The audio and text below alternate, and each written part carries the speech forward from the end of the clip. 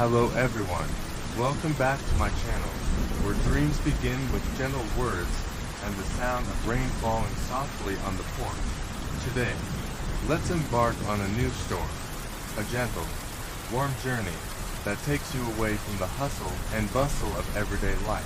I will tell you a story called Chronicles of Martin Hewitt. I had been working double tides for a month, at night on my morning paper, as usual, and in the morning on an evening paper as underscore locum tenens underscore for another man who was taking a holiday. This was an exhausting kind of work, although it only actually involved some 6 hours. Attendance a day, or less, at the 2 offices. I turned up at the headquarters of my own paper at 10 in the evening, and by the time I had seen the editor, selected a subject, written my leader, corrected the slips, chatted, smoked, and so on, and cleared off, it was very usually 1 o'clock. This meant bed at 2, or even 3, after supper at the club. This was all very well at ordinary periods, when any time in the morning would do for rising. But when I had to be up again soon after 7, and round at the evening paper office by 8, I naturally felt a little worn and disgusted with things by midday. After a sharp couple of hours, leader read scribbling and paragraphing, with attendance under, but the strain was over, and on the first day of comparative comfort I indulged in a midday breakfast, and the first undisgusted glance at a morning paper for a month. I felt rather interested in an inquest, begun the day before, on the body of a man whom I had known very slightly before I took to living in Chambers. His name was Gavin Kingscote, and he was an artist of a casual and desultory sort, having, I believe, some small private means of his own. As a matter of fact, he had boarded in the same house in which I had lodged myself for a while, but as I was at the time a late homer and a fairly early riser, taking no regular board in the house, we never became much acquainted. He had since, I understood, made some judicious stock exchange speculations, and had set up house in Finchley. Now the news was that he had been found one morning murdered in his smoking room, while the room itself, with others, was in a state of confusion. His pockets had been rifled, and his watch and chain were gone, with one or two other small articles of value. On the night of the tragedy, a friend had sat smoking with him in the room where the murder took place, and he had been the last person to see Mr. Kingscote alive, a jobbing gardener, who kept the garden in order by casual work from time to time, had been arrested in consequence of footprints exactly corresponding with his boots, having been found on the garden beds near the French window of the smoking room. I finished my breakfast and my paper, and Mrs. Clayton, the housekeeper, came to clear my table. She was sister of my late landlady of the house where Kingscote had lodged, and it was by this connection that I had found my chamber.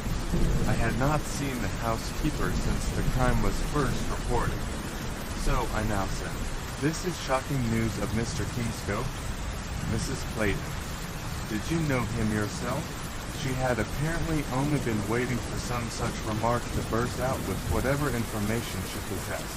"Yes, sir," she exclaimed, "shocking indeed. Poor young fellow. I see him often when I was at my sister's, and he was always a nice, quiet gentleman, so different from some. My sister, she's awful cut up, sir, I assure you. And what do you think happened, sir? Only last Tuesday, you remember Mr.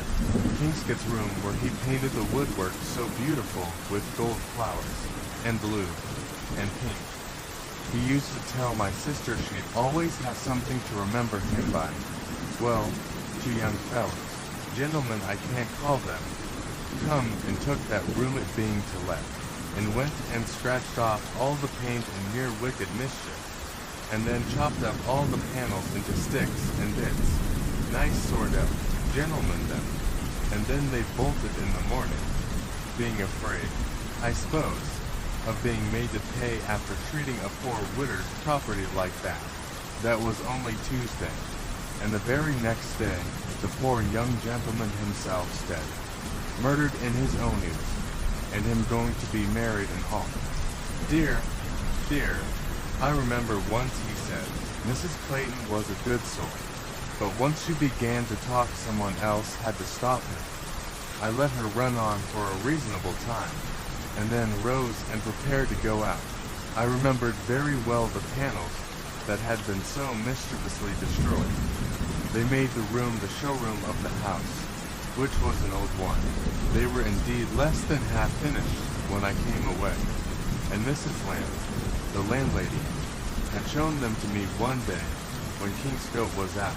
All the walls of the room were paneled and painted white, and Kingscote had put upon them an eccentric but charming decoration, obviously suggested by some of the work of Mr. Whistler.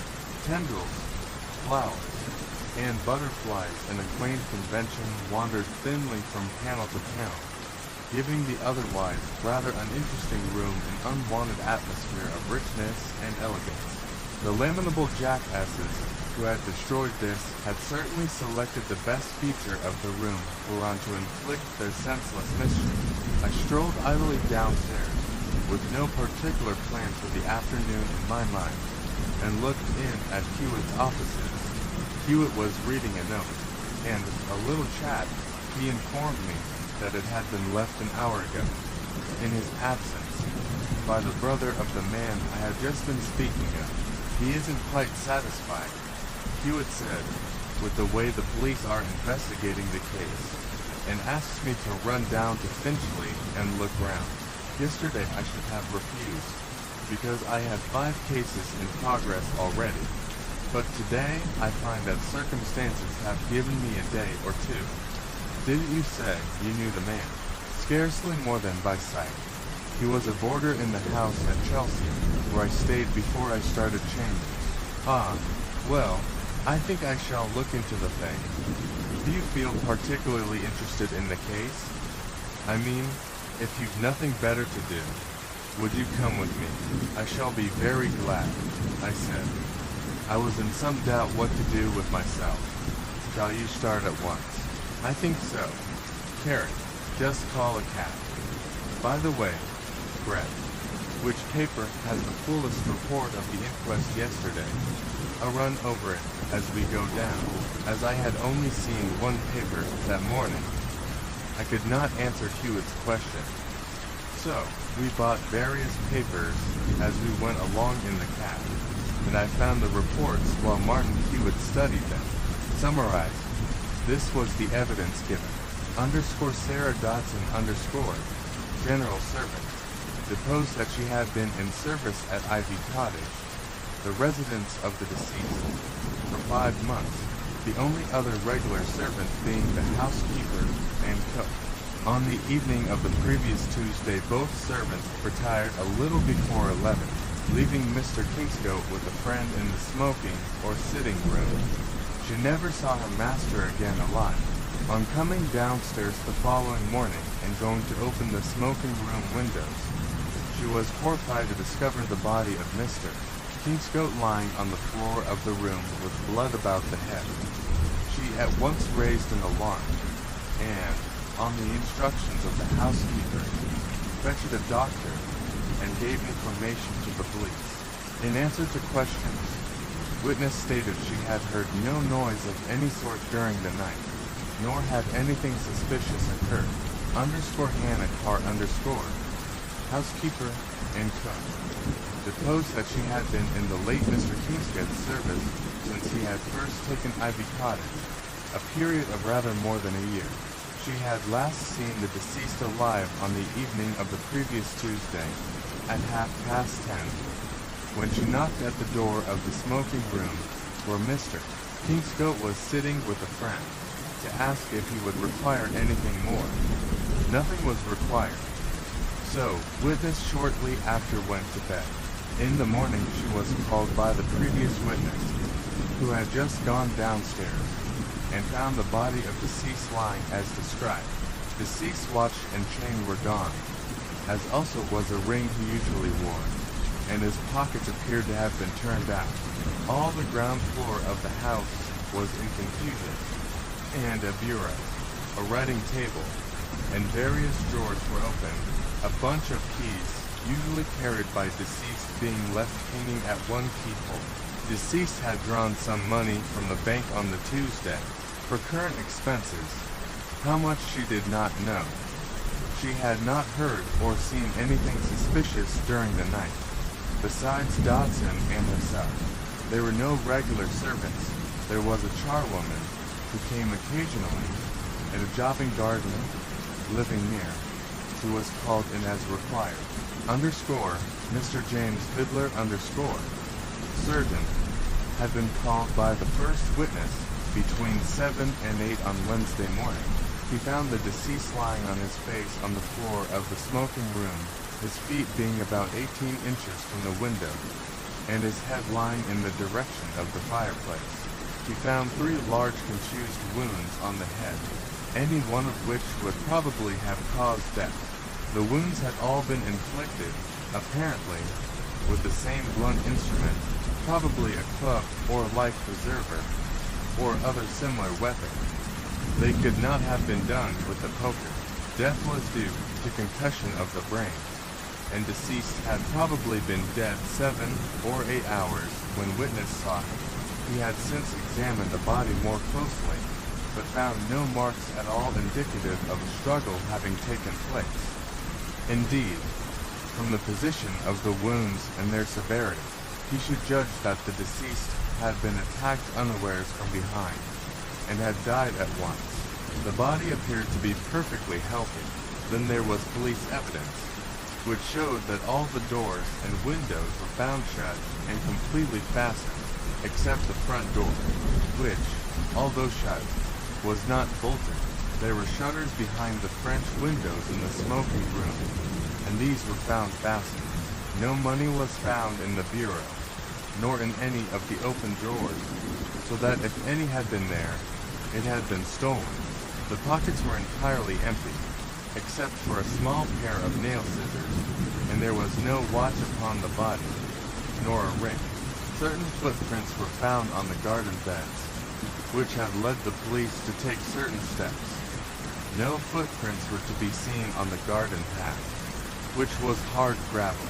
Mr. Alexander Campbell stockbroker, stated that he had known deceased for some few years, and had done business for him. He and Mr. Kingscote frequently called on one another, and on Tuesday evening they dined together at Ivy Cottage.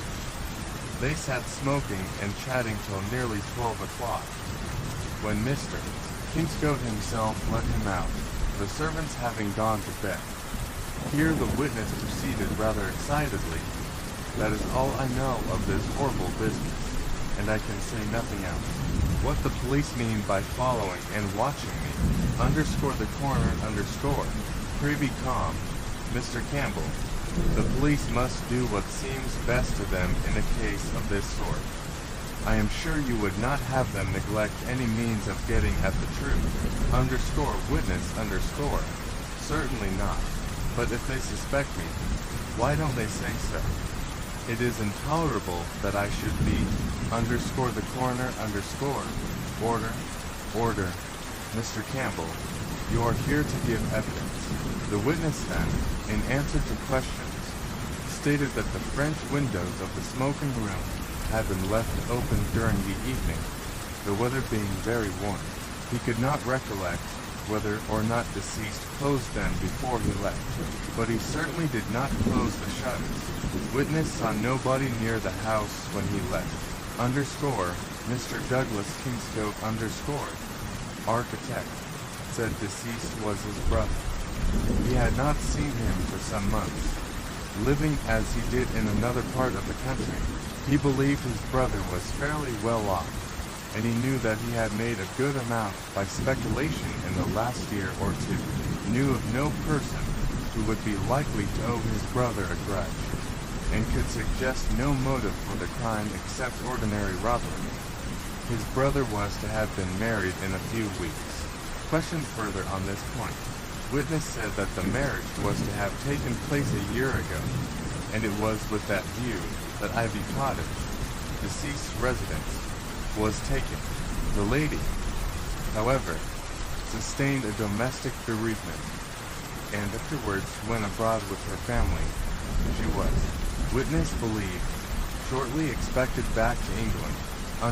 William Bates jobbing gardener, who was brought up in custody, was cautioned, but elected to give evidence. Witness, who appeared to be much agitated, admitted having been in the garden of Ivy Cottage at 4 in the morning, but said that he had only gone to attend to certain plants, and knew absolutely nothing of the murder. He however admitted that he had no order for work beyond what he had done the day before. Being further pressed, witness made various contradictory statements, and finally said that he had gone to take certain plants away. The inquest was then adjourned. This was the case as it stood, apparently not a case presenting any very striking feature, although there seemed to me to be doubtful peculiarities in many parts of it. I asked Hewitt what he thought. Quite impossible to think anything. My boy, just yet. Wait till we see the place. There are any number of possibilities. Kingscote's friend, Campbell, may have come in again, by way of the window, or he may not.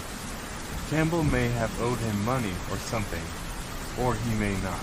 The anticipated wedding may have something to do with it. Or, again, that may not.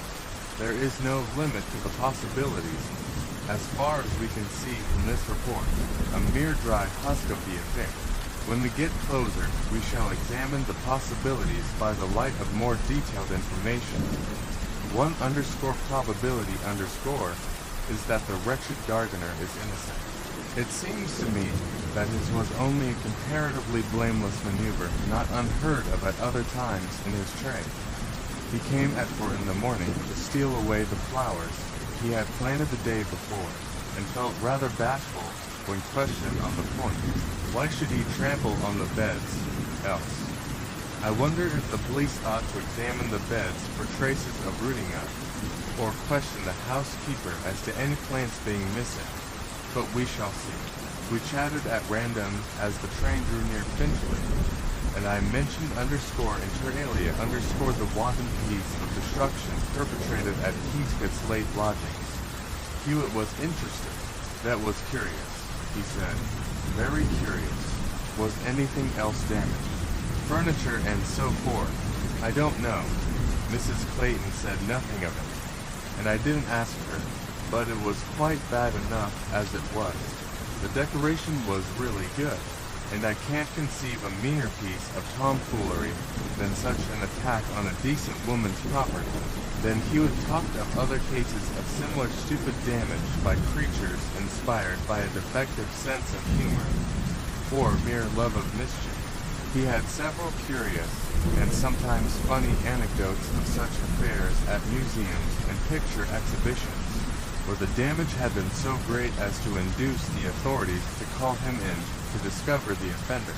The work was not always easy, chiefly from the mere absence of intelligible motive, nor, indeed, always successful. One of the anecdotes related to a case of malicious damage to a picture, the outcome of blind artistic jealousy, a case which had been hushed up by a large expenditure in compensation.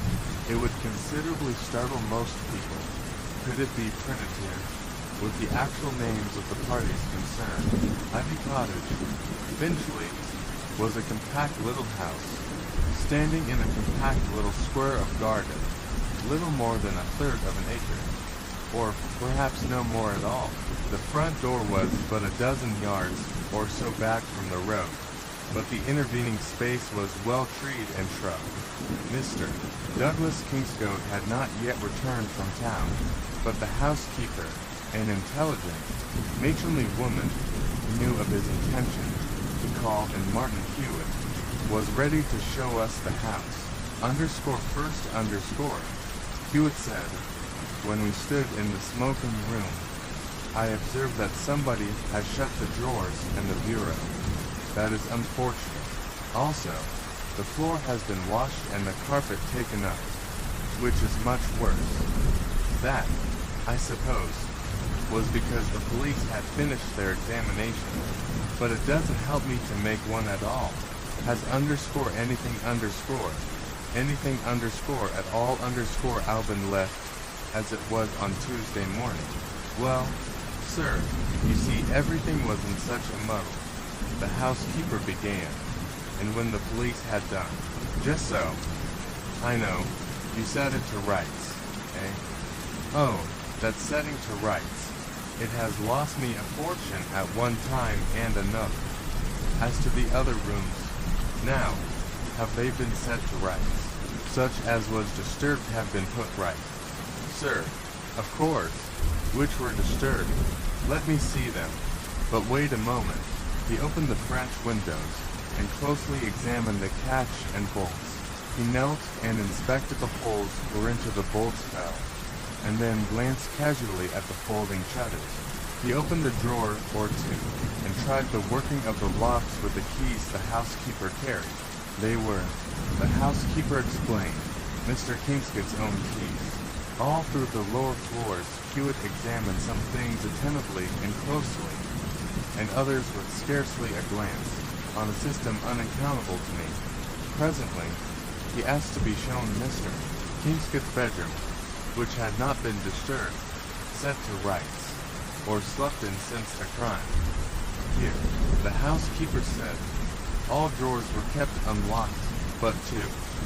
One in the wardrobe, and one in the dressing table, which Mr. Kingscote had always been careful to keep locked. Hewitt immediately pulled both drawers open without difficulty. Within, in addition to a few odds and ends, were papers. All the contents of these drawers had been turned over confusedly, while those of the unlocked drawers were in perfect order.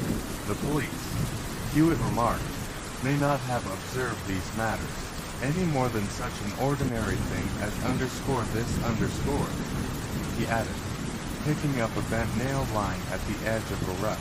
The housekeeper doubtless took the remark as a reference to the entire unimportance of a bent nail, but I noticed that Hewitt dropped the article quietly into his pocket. We came away. At the front gate, we met Mr. Douglas Kingscote, who had just returned from town. He introduced himself, and expressed surprise at our promptitude both of coming and going. You can't have got anything like a clue in this short time, Mr. Hewitt, and he asked. Well, no, Hewitt replied, with a certain dryness. Perhaps not, but I doubt whether a month's visit would have helped me to get anything very striking out of a washed floor and a house full of carefully cleaned up and set to rights rooms. Candidly, I don't think you can reasonably expect much of it. The police have a much better chance. They had the scene of the crime to examine. I have seen just such a few rooms as anyone might see in the first well-furnished house he might enter. The trail of the housemaid has overlaid all the others. I'm very sorry for that. The fact was, I expected rather more of the police. And, indeed, I wasn't here in time entirely to prevent the clearing up. But still, I thought your well-known powers, my dear sir, my well-known powers, are nothing but common sense assiduously applied and made quick by habit. That won't enable me to see the invisible. But can't we have the rooms put back into something of the state they were in? The cook will remember. No, no, that would be worse and worse. That would only be the housemaid's trail in turn overlaid by the cook's. You must leave things with me for a little. I think, then you don't give the case up? Mr. Kingscote asked anxiously. Oh, no, I don't give it up just yet. Do you know anything of your brother's private papers, as they were before his death? I never knew anything till after that. I have gone over them, but they are all very ordinary letters. Do you suspect a theft of papers? Martin Hewitt, with his hands on his stick behind him, looked sharply at the other, and shook his head. No, he said. I can't quite say that. We bade Mr. Douglas Kingscote good day, and walked towards the station. Great nuisance, that setting to rights, Hewitt observed, on the way. If the place had been left alone, the job might have been settled one way or another by this time. As it is, we shall have to run over to your old lodgings. My old lodgings, I repeated, amazed. Why my old lodgings? Hewitt turned to me with a chuckle and a wide smile. Because we can't see the broken panel work anywhere else, he said. Let's see. Chelsea, isn't it? Yes, Chelsea. But why? You don't suppose the people who defaced the panels also murdered the man who painted them? Well, Hewitt replied, with another smile, that would be carrying a practical joke rather far, wouldn't it? Even for the ordinary picture damages. You mean you don't underscore think they did it? Then, but what underscore you mean? My dear fellow, I don't mean anything but what I say. Come now. This is rather an interesting case, despite appearances, and if underscore interested me so much, in fact, that I really think I forgot to offer Mr. Douglas Kingscote my condolence on his bereavement. You see, a problem is a problem, whether of theft, assassination, intrigue, or anything else, and I only think of it as one. The work very often makes me forget merely human sympathies. Now, you have often been good enough to express a very flattering interest in my work, and you shall have an opportunity of exercising your own common sense in the way I am always having to exercise mine.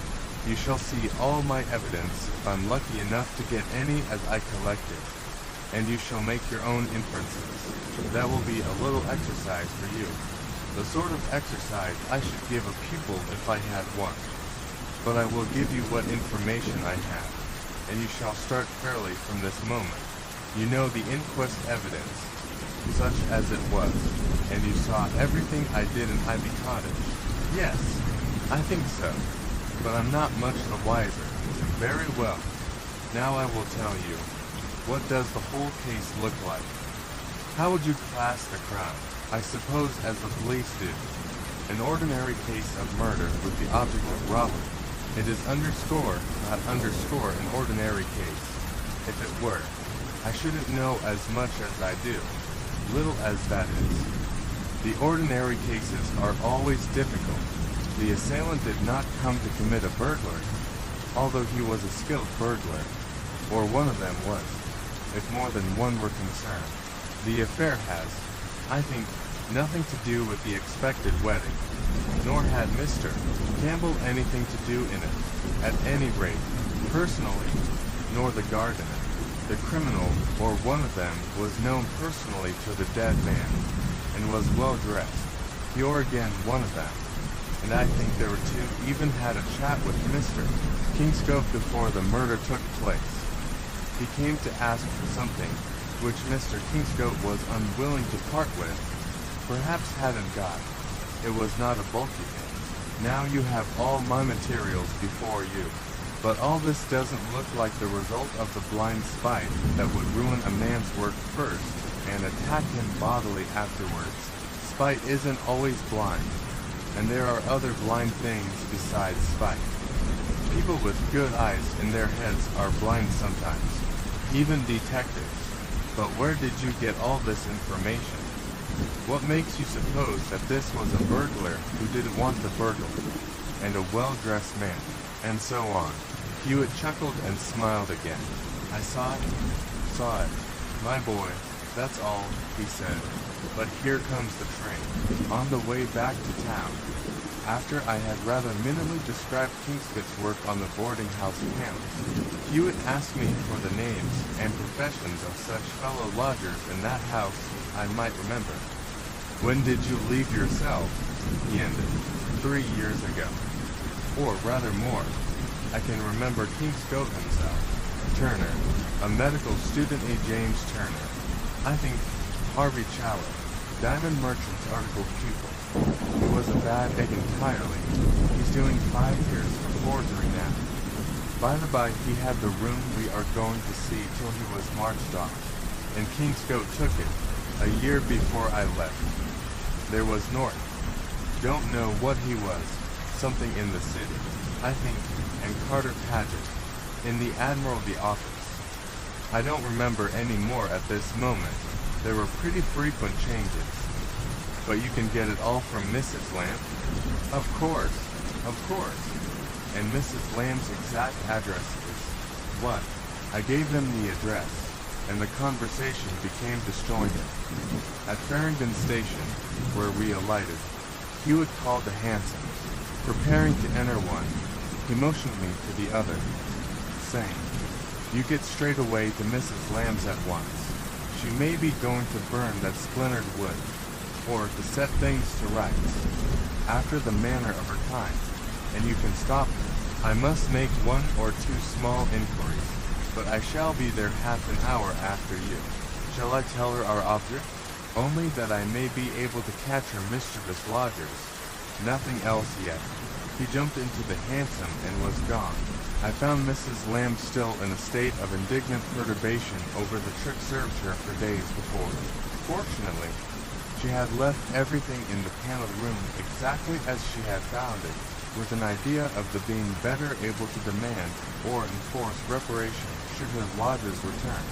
"The room's theirs, you see, sir," she said, "till the end of the week, since they paid in advance, and they may come back and offer to make amends, although I doubt it. As pleasant-spoken a young chap as you might wish, he seemed, him as come to take the rooms, my cousin, says he, is rather an invalid, having only just got over congestion of the lungs, and he won't be in London till this evening late. He's coming, up from Birmingham, he says, and I hope he won't catch a fresh cold on the way, although of course we've got him muffled up plain. He took the rooms, sir, like a gentleman, and mentioned several gentlemen's names I knew well, as had lodged here before, and then he put down on that there very table, sir, Mrs. Lamb indicated the exact spot with her hand, as though that made the whole thing much more wonderful. He put down on that very table a week's rent in advance, and says, "That's always the best sort of reference. Mrs. Lamb, I think, as kind-mannered as anything, and never aggled about the amount nor nothing. He only had a little black bag, but he said his cousin had all the luggage coming in the train, and as there was so much PR apps they wouldn't get it here till next day. Then he went out and came in with his cousin at 11 that night as Sarah let him in her own self, and in the morning they was gone. And this, poor Mrs. Lamb, plaintively indignant, stretched her arm towards the wrecked panel. If the gentleman, as you say, is coming on, sir, she pursued, can do anything to find him, I'll prosecute him, that I will, if it costs me £10. I spoke to the constable on the beat, but he only looked like a fool, and said if I knew where they were I might charge him with willful damage, or county court him. Of course I know I can do that if I knew where they were, but how can I find him? Mr. Jones, he said his name was, but how many Joneses is there in London? Sir, I couldn't imagine any answer to a question like this, but I condoled with Mrs. Lamb as well as I could. She afterwards went on to express herself much as her sister had done with regard to Kingscote's death, only as the destruction of her panels loomed larger in her mind. She dwelt primarily on that. It might almost seem, she said, that somebody had a deadly spite on the poor young gentleman, and went breaking up his painting one night, and murdering him the next. I examined the broken panels with some care, having half a notion to attempt to deduce something from them myself, if possible, but I could deduce nothing. The beading had been taken out, and the panels, which were thick in the center but beveled at the edges, had been removed and split up literally into thin firewood, which lay in a tumbled heap on the hearth and about the floor. Every panel in the room had been treated in the same way, and the result was a pretty large heap of sticks, with nothing whatever about them to distinguish them from other sticks, except the paint on one face, which I observed in many cases had been scratched and scraped away. The rug was drawn half across the hearth, and had evidently been used to deaden the sound of chopping. But mischief, wanton and stupid mischief, was all I could deduce from it all. Mr. Jones's cousin, it seemed, only Sarah had seen, as she admitted him in the evening, and then he was so heavily muffled that she could not distinguish his features, and would never be able to identify him. But as for the other one, Mrs. Lamb was ready to swear to him anywhere. Hewitt was long in coming, and internal symptoms of the approach of dinner time, we had had no lunch, had made themselves felt before a sharp ring at the doorbell foretold his arrival. "I have had to wait for answers to a telegram," he said in explanation, "but at any rate, I have the information I wanted. And these are the mysterious panels." "Are they?" Mrs. Lamb's true opinion of Martin Hewitt's behavior as it proceeded would have been amusing to know. She watched in amazement the antics of a man who purposed finding out who had been splitting sticks by dint of picking up each separate stick and staring at it. In the end, he collected a small handful of sticks by themselves and handed them to me, saying, "Just put these together on the table, Brett, and see what you make of them." I turned the pieces painted side up and fitted them together into a complete panel, joining up the painted design accurately. "It is an entire panel," I said. "Good. Now look at the sticks a little more closely, and tell me if you notice anything peculiar about them, any particular in which they differ from all the others." I looked to adjoining sticks. I said, "Have each a small semicircular cavity stuffed with what seems to be putty. Put together it would mean a small circular hole, perhaps a knot hole, half an inch or so in diameter, in the panel, filled in with putty, or whatever it is. Underscore not dash hole underscore," Hewitt asked with particular emphasis. "Well, no, not a knot hole, of course, because that would go right through, and this doesn't. It is probably less than half an inch deep from the front surface. Anything else? Look at the whole appearance of the wood itself. Color, for instance. It is certainly darker than the rest. So it is." He took the two pieces carrying the puttied hole, threw the rest on the heap, and addressed the landlady. "The Mr. Harvey Challet who occupied this room before Mr. Kingscote, and who got into trouble for forgery, was the Mr. Harvey Challet who was himself robbed of diamonds a few months before on a staircase, wasn't he?" "Yes, sir," Mrs. Lamb replied in some bewilderment. "He certainly was that, on his own office stairs, chloroform, just so, and when they marched him away because of the forgery, Mr. Kingscote changed into his rooms. Yes, and very glad I was. It was bad enough to have the disgrace brought into the house, without the trouble of trying to get people to take his very rooms. And I thought, yes, very awkward, very awkward." Hewitt interrupted rather impatiently. "The man who took the rooms on Monday. Now, you'd never seen him before, had you?" "No, sir." "Then is underscore anything like him?" Hewitt held a cabinet photograph before her. Why, long. "Yes, that's underscore him underscore." Hewitt dropped the photograph back into his breast pocket with a content thumb, and picked up his hat. "I think we may soon be able to find that young gentleman for you, Mrs. Lamb. He is not a very respectable young gentleman, and perhaps you are well rid of him, even as it is. Come, Brett," he added, "the day hasn't been wasted. After all." We made towards the nearest telegraph office. On the way I said, That puttied up hole in the piece of wood seems to have influenced you. Is it an important link? Well, yes, Hewitt answered, it is. But all those other pieces are important, too. But why? Because there are no holes in them. He looked quizzically at my wondering face, and laughed aloud. Come, he said. I won't puzzle you much longer. Here is the post office. I'll send my wife, and then we'll go and dine at Luzzati's. He sent his telegram, and we kept it to Luzzati's, among actors, journalists, and others who know town and like a good dinner. Luzzati's is well known. We went upstairs for the sake of quietness, and took a table standing alone in a recess just inside the door. We ordered our dinner, and then Hewitt began.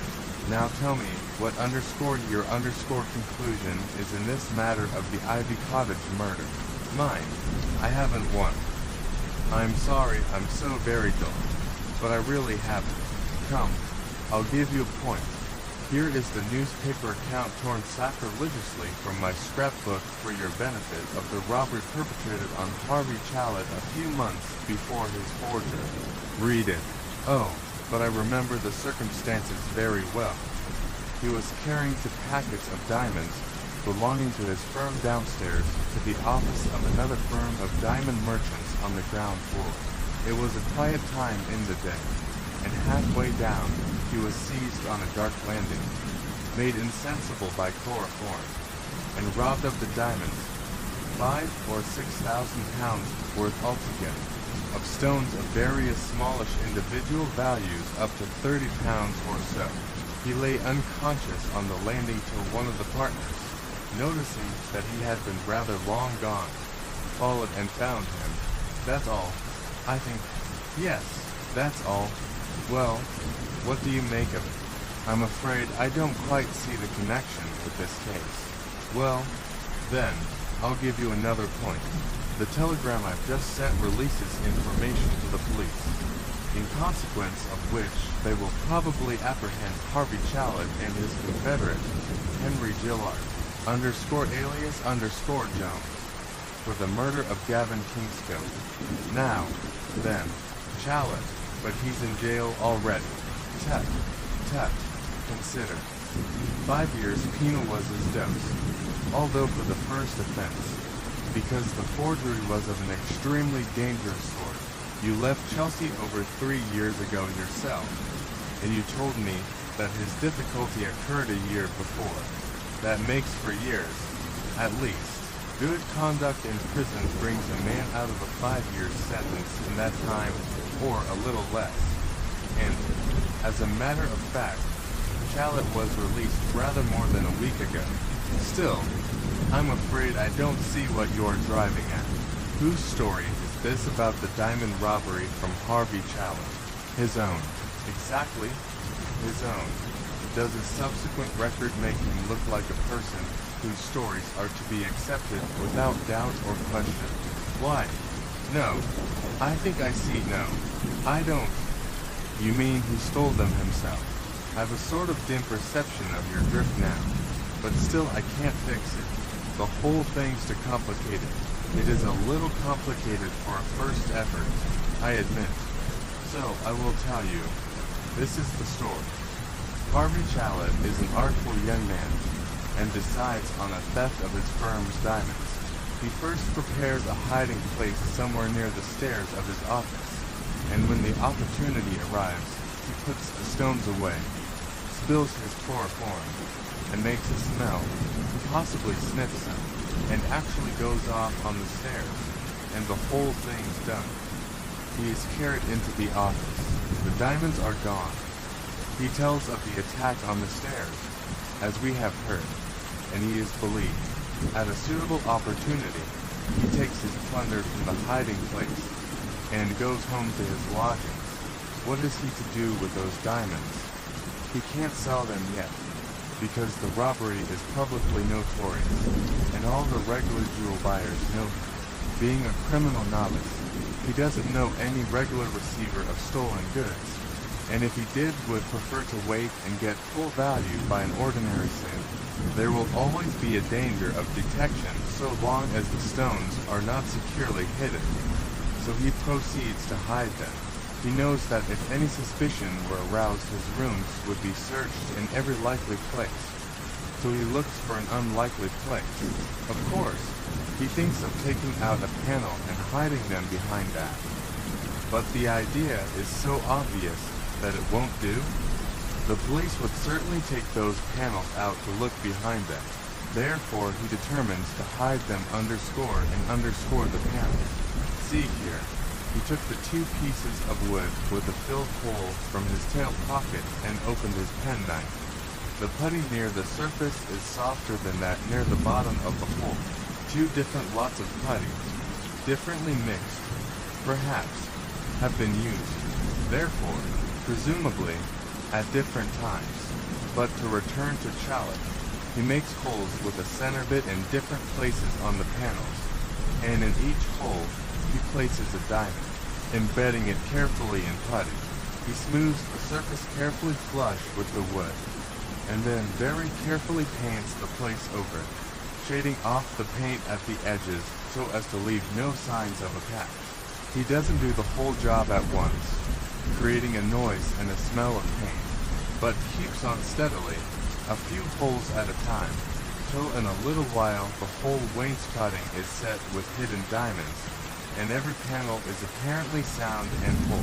But then there was only one such hole in the whole lot, just so, and that very circumstance tells us the whole truth. Let me tell the story first. I'll explain the clue after. The diamonds lie hidden for a few months. He grows impatient. He wants the money, and he can't see a way of getting it. At last he determines to make a bolt and go abroad to sell his plunder. He knows he will want money for expenses, and that he may not be able to get rid of his diamonds at once. He also expects that his suddenly going abroad while the robbery is still in people's minds will bring suspicion on him in any case. So, in for a penny, in for a pound, he commits a bold forgery, which, had it been successful, would have put him in funds and enabled him to leave the country with the stones. But the forgery is detected, and he is held to prison, leaving the diamonds in their wainscot setting. Now we come to Gavin Kingscote. He must have been a shrewd fellow, the sort of man that good detectives are made of. Also, he must have been pretty unscrupulous. He had his suspicions about the genuineness of the diamond robbery, and kept his eyes open. What indications he had to guide him, we don't know, but living in the same house, a sharp fellow on the lookout would probably see enough. At any rate, they led him to the belief that the diamonds were in the thief's room, but not among his movables, or they would have been found after the arrest. Here was his chance. Chalet was out of the way for years, and there was plenty of time to take the house to pieces if it were necessary. So he changed into Chalet's room. How long it took him to find the stones we shall never know. He probably tried many other places first, and, I expect, found the diamonds at last by pricking over the panels with a needle. Then came the problem of getting them out without attracting attention. He decided not to trust to the needle, which might possibly leave a stone or two undiscovered, but to split up each panel carefully into splinters, so as to leave no part unexamined. Therefore he took measurements, and had a number of panels made by a joiner of the exact size and pattern of those in the room, and announced to his landlady his intention of painting her panels with a pretty design. This to account for the wet paint, and even for the fact of a panel being out of the wall, should she chance to bounce into the room at an awkward moment. All very clever. Very. He was a smart man, no doubt. Well, he went to work, taking out a panel, substituting a new one, painting it over, and chopping up the old one on the quiet, getting rid of the splinters out of doors when the booty had been extracted. The decoration progressed, and the little heap of diamonds grew. Finally, He came to the last panel, but found that he had used all his new panels and hadn't one left for a substitute. It must have been at some time when it was difficult to get hold of the joiner. Bank holiday, perhaps, or Sunday, and he was impatient, so he scraped the paint off and went carefully over every part of the surface. Experience had taught him by this that all the holes were of the same sort, and found one diamond. He took it out, refilled the hole with putty, painted the old panel, and put it back. These are pieces of that old panel. The only old one of the lot. 9 men out of 10 would have got out of the house as soon as possible after the thing was done, but he was a cool hand and stayed. That made the whole thing look a deal more genuine than if he had unaccountably cleared out as soon as he had got his room nicely decorated. I expect the original capital for those stock exchange operations we heard of came out of those diamonds. He stayed as long as suited him, and left when he set up housekeeping with a view to his wedding. The rest of the story is pretty plain. You guess it, of course. Yes, I said. I think I can guess the rest, in a general sort of way, except as to 1 or 2 points. It's all plain, perfectly. See here. Chalet, in jail, determines to get those diamonds when he comes out. To do that without being suspected, it will be necessary to hire the room. But he knows that he won't be able to do that himself, because the landlady, of course, knows him, and won't have an ex-convict in the house. There is no help for it. He must have a confederate, and share the spoil. So he makes the acquaintance of another convict, who seems a likely man for the job, and whose sentence expires about the same time as his own. When they come out, he arranges the matter with this confederate, who is a well-mannered and pretty well-known housebreaker, and the latter calls at Mrs. Lamb's house to look for rooms. The very room itself happens to be to let, and of course it is taken. And Chalet, who is the invalid cousin, comes in at night muffled and unrecognizable. The decoration on the panel does not alarm them, because, of course, they suppose it to have been done on the old panels and over the old paint. Chalet tries the spots where diamonds were left. There are none. There is no putty even. Perhaps, think they, the panels have been shifted and interchanged in the painting. So they set to work and split them all up as we have seen, getting more desperate as they go on. Finally, they realize that they are done, and clear out, leaving Mrs. Lamb to mourn over their mischief. They know that King's Goat is the man who has forestalled them, because Gillard or Jones, in his chat with the landlady, has heard all about him and his painting of the panels. So the next night they set off for Finchley. They get into Kingscote's garden and watch him let Campbell out. While he is gone, Chalet quietly steps through the French window into the smoking room and waits for him, Gillard remaining outside. Kingscote returns, and Chalet accuses him of taking the stones. Kingscote is contemptuously doesn't care for Chalet, because he knows he is powerless, being the original thief himself. Besides, knows there is no evidence, since the diamonds are sold and dispersed long ago. Chalet offers to divide the plunder with him. Kingscote laughs and tells him to go. Probably threatens to throw him out. Chalet being the smaller man, Gillard, at the open window, hears this, steps in behind, and quietly knocks him on the head. The rest follows as a matter of course. They fasten the window and shutters to exclude observation, turn over all the drawers, etc., in case the jewels are there, go to the best bedroom and try there, and so on, failing and possibly being disturbed after a few hours' search by the noise of the acquisitive garden.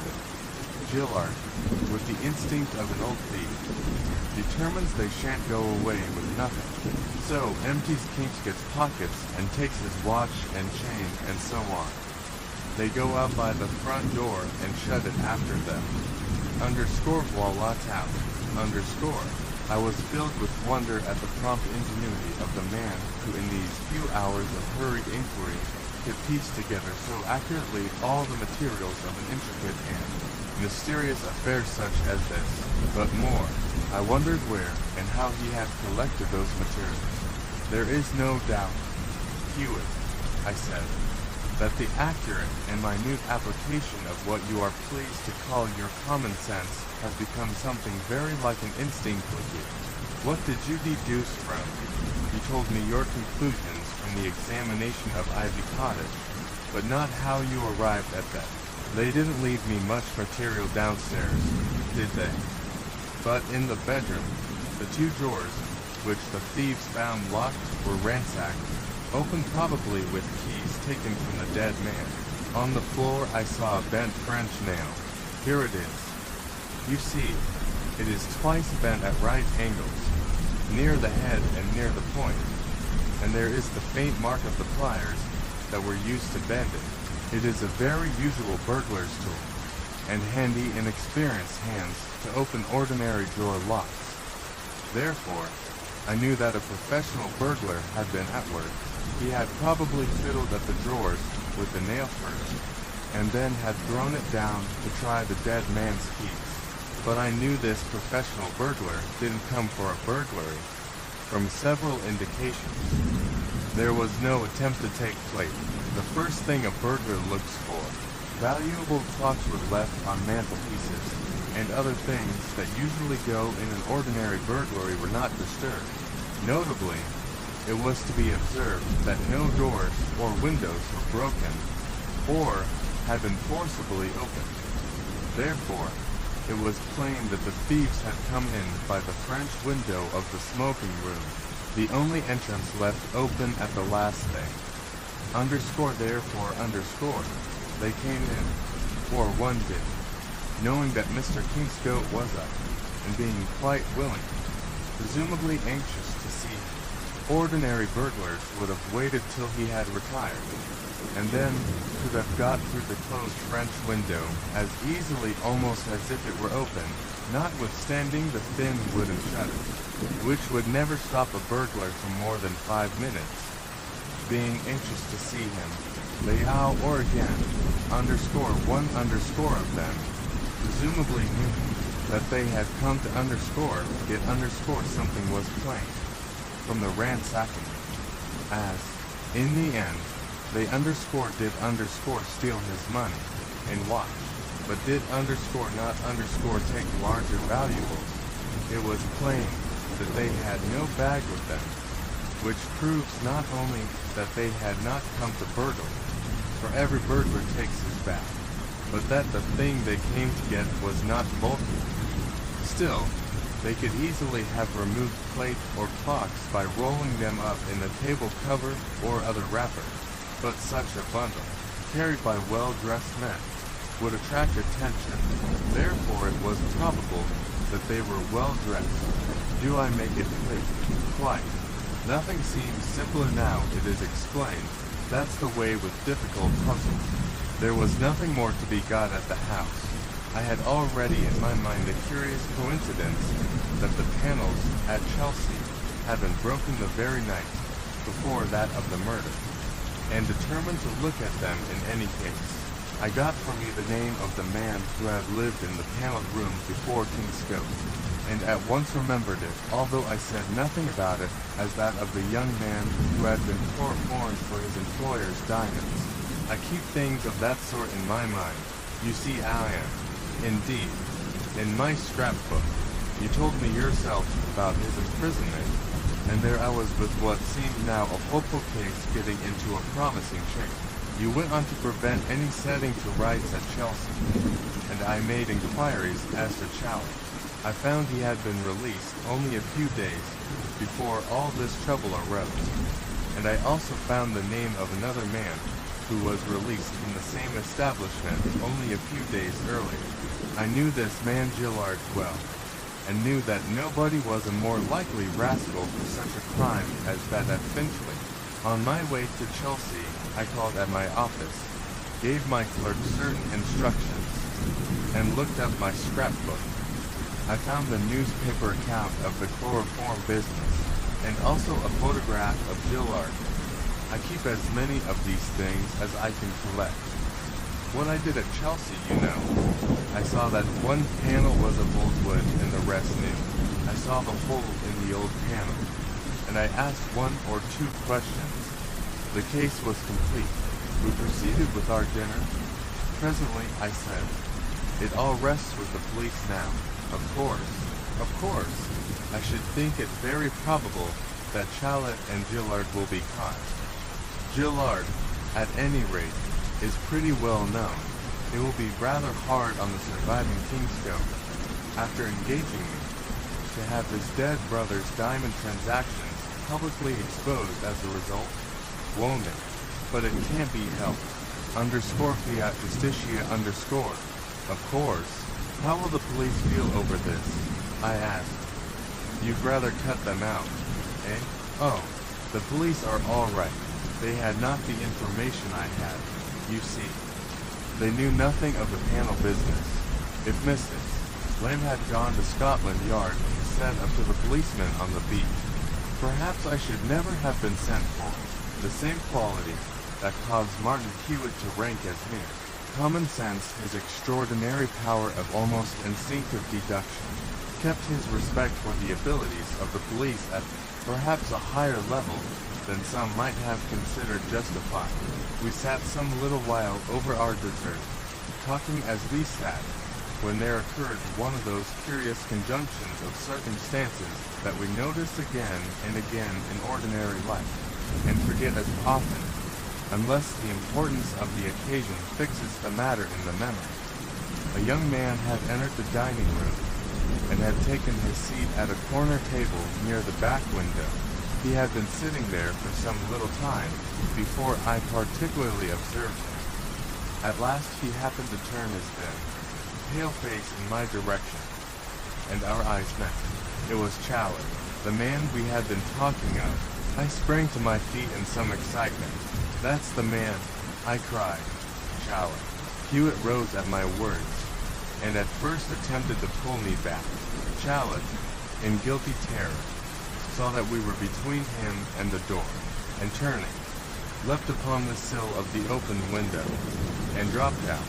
There was a fearful crash of broken glass below, and everybody rushed to the window. Hewitt drew me through the door, and we ran downstairs. "Pity you let out like that," he said, as he went. "If you'd kept quiet, we could have sent out for the police with no trouble.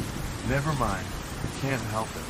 Below, Challet was lying in a broken heap in the midst of a crowd of waiters.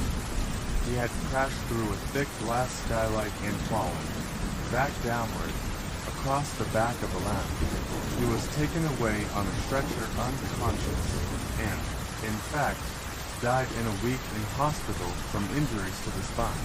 During his periods of consciousness, he made a detailed statement, bearing out the conclusions of Martin Hewitt with the most surprising exactness, down to the smallest particulars. He and Gillard had parted immediately after the crime, judging it safer not to be seen together. He had, he affirmed, endured agonies of fear and remorse in the few days since the fatal night at Finchley, and had even once or twice thought of giving himself up. When I so excitedly pointed him out, he knew at once that the game was up, and took the one desperate chance of escape that offered. But to the end, he persistently denied that he had himself committed the murder, or had even thought of it till he saw it accomplished. That had been wholly the work of Gillard, who, listening at the window and perceiving the drift of the conversation, suddenly beat down Kingscote from behind with a life preserver, and so Harvey Challet ended his life at the age of 26. Gillard was never taken. He doubtless left the country, and has probably since that time become known to the police under another name abroad. Perhaps he has even been hanged, and if he has been, there was no miscarriage of justice, no matter what the charge against him may have been. The underscore NICOBAR underscore bullion case. The whole voyage was an unpleasant one, and Captain Macquarie of the Anglo-Malay Company steamship underscore Nicobar underscore had at last some excuse for the ill temper that had made him notorious and unpopular in the company's marine staff.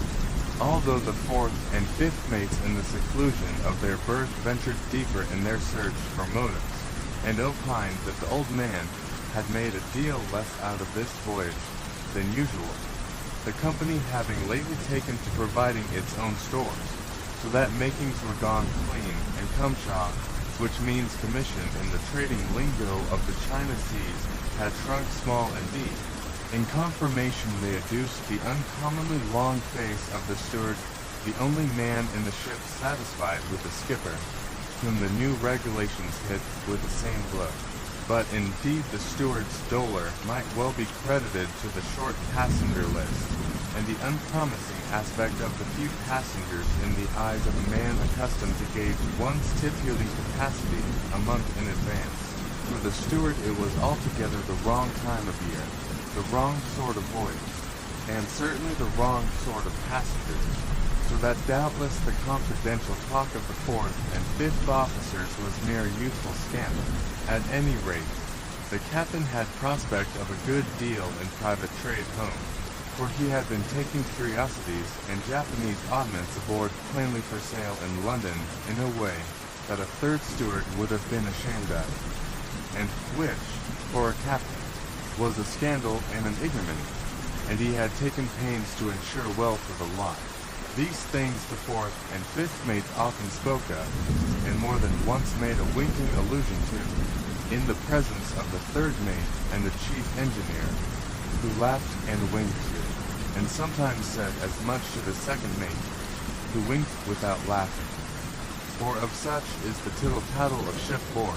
The underscore Nicobar underscore was bound home with few passengers, as I have said, a small general cargo, and gold bullion to the value of £200,000, the bullion to be landed at Plymouth. As usual, the presence of this bullion was a source of much conspicuous worrying on the part of the second officer, who had charge of the bullion room, for this was his first voyage on his promotion from third officer, and the charge of £200,000 worth of gold bars was a thing he had not been accustomed to. The placid first officer pointed out to him that this wasn't the first shipment of bullion the world had ever known, by a long way, nor the largest. Also that every usual precaution was taken, and the keys were in the captain's cabin, so that he might reasonably be as easy in his mind as the few thousand other second officers who had had charge of hatches and special cargo since the world began. But this did not comfort Brazier. He fidgeted about when off watch, considering and puzzling out the various means by which the bullion room might be got at, and fidgeted more when on watch, lest somebody might be at that moment putting into practice the ingenious dodges he had thought of. And he didn't keep his fears and speculations to himself. He bothered the first officer with them, and when the first officer escaped, he explained the whole thing at length to the third officer. "Can't think what the company's about," he said on one such occasion to the first mate, calling a tin pot bunker like that a bullion room. "Skittles," responded the first mate, and went on smoking. "Oh, that's all very well for you who aren't responsible," Brazier went on, "but I'm pretty sure something will happen someday. If not on this voyage, on some other. Talk about a strong room. Why, what's it made of? 3/8 boilerplate. Yes, 3/8 boilerplate at about as good as a sixpenny tin money box. Why, I'd get through that with my grandmother's scissors. All right, borrow 'em and get through. Underscore I underscore would if I had a grandmother. There it is down below there out of sight and hearing. Nice and handy for anybody who likes to put in a quiet hour at plate cutting from the cold bunker next door, always empty, because it's only a 7-ton bunker, not worth trimming. and the other side's against the steward's pantry. What's to prevent a man shipping as steward, getting quietly through while he's supposed to be bucketing about among his slops and his crockery, and strolling away with the plunder at the next port? And then there's the carpenter. He's always messing about somewhere below, with a bag full of tools. Nothing easier than for him to make a job in a quiet corner, and get through the plates. But then what's he to do with the stuff when he's got it? You can't take gold ashore by the hundredweight in your boots. Do with it. Why, dump it, of course. Dump it overboard in a quiet port and mark the spot. Come to that, he could desert clean at Port Said. What easier place? And take all he wanted. You know what Port Said's like. Then there are the firemen. Oh, anybody can do it. And Brazier moved off to take another peep under the hatchway. The door of the bullion room was fastened by one central patent lock and two padlocks, one above and one below the other lock. A day or two after the conversation recorded above, Brazier was carefully examining and trying the lower of the padlocks with the key, when a voice immediately behind him asked sharply, "Well, sir, and what are you up to with that padlock?" Brazier started violently and looked round. It was Captain Macri. I'm afraid these are the same sort of padlocks as those in the carpenter's stores, the second mate replied, in a hurry of explanation. I was just trying. That's all. I'm afraid the key's fit. Just to let the carpenter take care of his own stores, will you, Mr. Brazier? There's a Chubb's lock there as well as the padlocks, and the key of that's in my cabin, and I'll take care it doesn't go out of it without my knowledge. So, perhaps you'd best leave off experiments till you're asked to make them, for your own sake. That's enough now, the captain added, as Brazier appeared to be ready to reply, and he turned on his heel and made for the steward's quarters. Brazier stared after him gratefully. Wonder what you want down here, he muttered under his breath. Seems to me one doesn't often see a skipper as thick with the steward as that. And he turned off growling towards the deck above. Came to find like that steward's pantry stuck against the side of the bullion room, he said later in the day to the first officer. And what does a steward want with a lot of boilermaker's tools aboard? You know he's got them, in the name of the prophet. Rats, answered the first mate, who was of a less fussy disposition. What a fatiguing creature you are, Brazier. Don't you know the man's a boiler-maker by regular trade, and has only taken to stewardship for the last year or two? That sort of man who doesn't like parting with his tools, and as he's a widower, with no home ashore, of course he has to carry all his traps aboard. Do shut up, and take your proper rest like a Christian. Here, I'll give you a cigar. It's all right a Burman. Stick it in your mouth, and keep your jaw tight on it. But there was no soothing the second officer. Still, he prowled about the after or lock deck, and talked at large of his anxiety for the contents of the bullion room. Once again, a few days later, as he approached the iron door, he was startled by the appearance of the captain coming. This time, from the steward's pantry. He fancied he had heard tapping. Brazier explained, and had come to investigate, but the captain turned him back with even less ceremony than before. Swearing he would give charge of the bullion room to another officer, Brazier persisted in his eccentricities. On the first deck, the second officer was met by the carpenter, a quiet, sleek, soft-spoken man, who asked him for the padlock and key he had borrowed from the stores during the week. But Brazier put him off, promising to send it back later, and the carpenter trotted away to a job he happened to have, singularly enough, in the hold, just under the after or lock deck, and below the floor of the bullion room. As I have said, The voyage was in no way a pleasant one. Everywhere the weather was at its worst, and scarce was Gibraltar passed before the Lascars were shivering in their cotton trousers, and the CD boys were buttoning tight such old tweed jackets as they might muster from their scanty kits. It was January. In the bay the weather was tremendous, and the Nicobar banged and shook and pitched distractedly across in a howling world of thunderous green sea, washed within and without, above and below. Then, in the chops, as night fell, something went, and there was no more steerage way, nor, indeed, anything else but an aimless wallowing. The screw had broken. The high sea had abated in some degree, but it was still bad. Such sail as the steamer carried, inadequate enough, was set, and shift was made somehow to whirring along to Plymouth, or to Falmouth if occasion better served, by that means, and so the Nicobar beat across the channel on a rather better, though anything but smooth, sea, in a black night, made thicker by a storm of sleet, which turned gradually to snow as the hours advanced.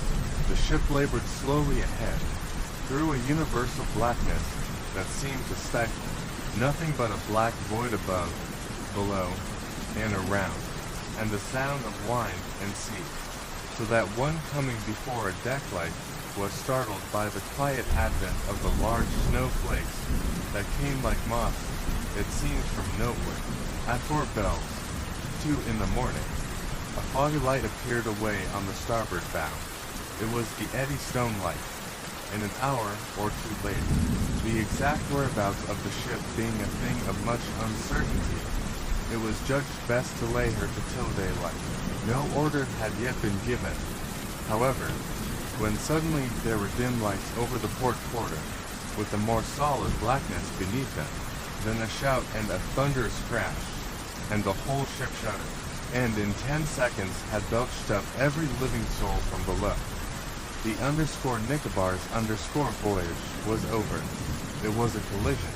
The stranger backed off into the dark, and the two vessels drifted apart, though not till some from the Nicobar had jumped aboard the other. Captain Machrai's presence of mind was wonderful, and never for a moment did he lose out command of every soul on board.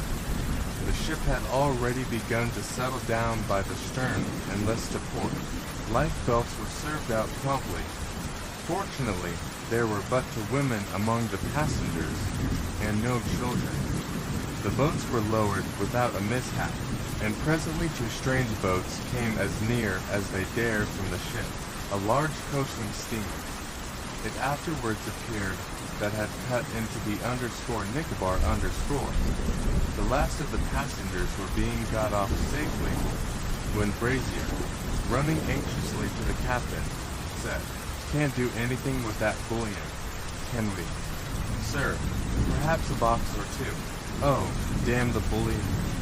shouted Captain Macri. "Look after the boat, sir, and get the passengers off. The insurance companies can find the bullion for themselves." But Brazier had vanished at the skipper's first sentence. The skipper turned aside to the steward as the crew and engine room staff made for the remaining boats, and the 2 spoke quietly together. Presently the steward turned away as if to execute an order, and the skipper continued in a louder tone, "Though the light was stuffed, and we can but drop em, at worst. But be slippy. She won't last 10 minutes. She lasted nearly a quarter of an hour. By that time, however, everybody was clear of her, and the captain in the last boat was only just near enough to see the last of her lights as she went down. 2. The day broke in a sulky gray, and there lay the Nicobar in 10 fathoms, not a mile from the shore, her topmasts forlornly visible above the boisterous water. The sea was rough all that day, but the snow had ceased, and during the night the weather calmed considerably. Next day Lloyd's agent was steaming about in a launch for Plymouth, and soon a salvage company's tug came up and lathe to buy the emerging mass. There was every chance of raising the ship as far as could be seen, and a diver went down from the salvage tug to measure the breach made in the Nicobar's side, in order that the necessary oak planking or sheeting might be got ready for covering the hull, preparatory to pumping and raising. This was done in a very short time, and the necessary telegrams having been sent, the tug remained in its place through the night, and prepared for the sending down of several divers on the morrow to get out the bullion to commencement. Just at this time, Martin Hewitt happened to be engaged on a case of some importance and delicacy on behalf of Lloyd's committee, and was staying for a few days at Plymouth. He heard the story of the wreck, of course, and speaking casually with Lloyd's agent as to the salvage work just beginning, he was told the name of the salvage company's representative on the tug, Mr. Percy Merrick, a name he immediately recognized as that of an old acquaintance of his own, so that on the day when the divers were at work in the bullion room of the sunken Nicobar, Hewitt gave himself a holiday, and went aboard the tug about noon. Here he found Merrick, a big, pleasant man of 38 or so. He was very glad to see Hewitt, but was a great deal puzzled as to the results of the morning's work on the wreck. The cases of gold bars were missing. There was £200,000 worth of bullion on board, he said. That's plain and certain. It was packed in 40 cases, each of £5,000 value, but now there are only 38 cases. Tar gone clearly. I wonder what's happened. I suppose your men don't know anything about it? Asked Hewitt. No, they're all right. You see, it's impossible for them to bring anything up without its being observed, especially as they have to be unscrewed from their diving dresses here on deck. Besides, bless you, I was down with them. Oh, do you dive yourself? Then, well, I put the dress on sometimes, you know, for any such special occasion as this. I went down this morning. There was no difficulty in getting about on the vessel below, and I found the keys of the bullion room, and this where the captain said I would, in his cabin. But the locks were useless, of course, after being a couple of days in salt water. So, we just burgled the door with crowbars, and then we saw that we might have done it a bit more easily from outside, for that coasting steamer cut clean into the bunker next the bullion room, and ripped open the sheet of boilerplate dividing them. The two missing cases couldn't have dropped out that way. Of course. Oh, no. We looked, of course, but it would have been impossible. The vessel has a list the other way, to starboard, and the piled cases didn't reach as high as the torn part. Well, as I said, we burgled the door, and there they were, 38 sealed bullion cases, neither more nor less, and they're down below in the after cabin at this moment. Come and see. 38 they were. Pine cases bound with hoop iron and sealed at every joint, each case about 18 inches by a foot, and 6 inches deep. They were corded together, 2 and 2, apparently for convenience of transport. Did you cord them like this yourself? Asked Hewitt. No, that's how we found them. We just hooked them on a block and tackle, the pair at a time, and they hauled them up here aboard the tug. What have you done about the missing two? Anything. Wired off to headquarters, of course, at once. And I've sent for Captain Macri. He's still in the neighborhood. I believe he and Brazier, the second officer, who had charge of the bullion room. They may possibly know something. Anyway, _1_things plain. There were 40 cases at the beginning of the voyage, and now there are only 38. There was a pause, and then Merrick added, by the by, Hewitt, this is rather your line, isn't it? You ought to look up these 2 cases. Hewitt laughed. All right, he said. I'll begin this minute if you'll commission me. Well, Merrick replied slowly, of course I can't do that without authority from headquarters. But if you've nothing to do for an hour or so, there is no harm in putting on your considering cap, is there? Although, of course, there's nothing to go upon as yet. But you might listen to what Macri and Brazier have to say. Of course, I don't know. But, as it's a £10, question, probably it might pay you. And if you see your way to anything I'd wire and get you commissioned at once. There was a tap at the door and Captain Macri entered. Mr. Merrick, he said interrogatively, looking from one to another. That's myself, sir, answered Merrick. I'm Captain Macri, of the Nicobar _ You sent for me, I believe. Something wrong with the bullion, I'm told. Isn't it? Merrick explained matters fully. I thought perhaps you might be able to help us, Captain Macri. Perhaps I have been wrongly informed as to the number of cases that should have been there. No, there were 40 right enough. I think though, perhaps I might be able to give you a sort of hint. And Captain Macri looked hard at Hewitt. This is Mr. Hewitt, Captain Macri. Merrick interposed. You may speak as freely as you please before him. In fact, he's sort of working on the business, so to speak. Well, Macri said, if that's so, speaking between ourselves, I should advise you to turn your attention to Brazier.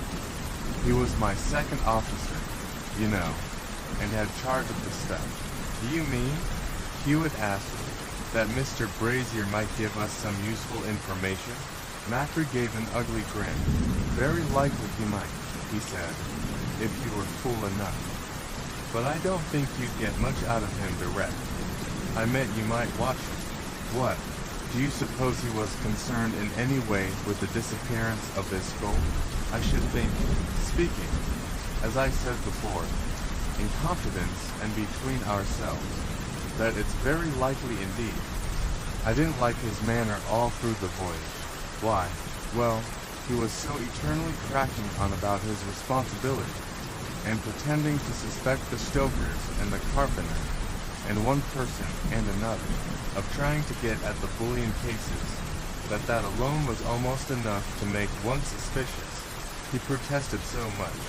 You see, he was so conscientious and diligent himself, and all the rest of it.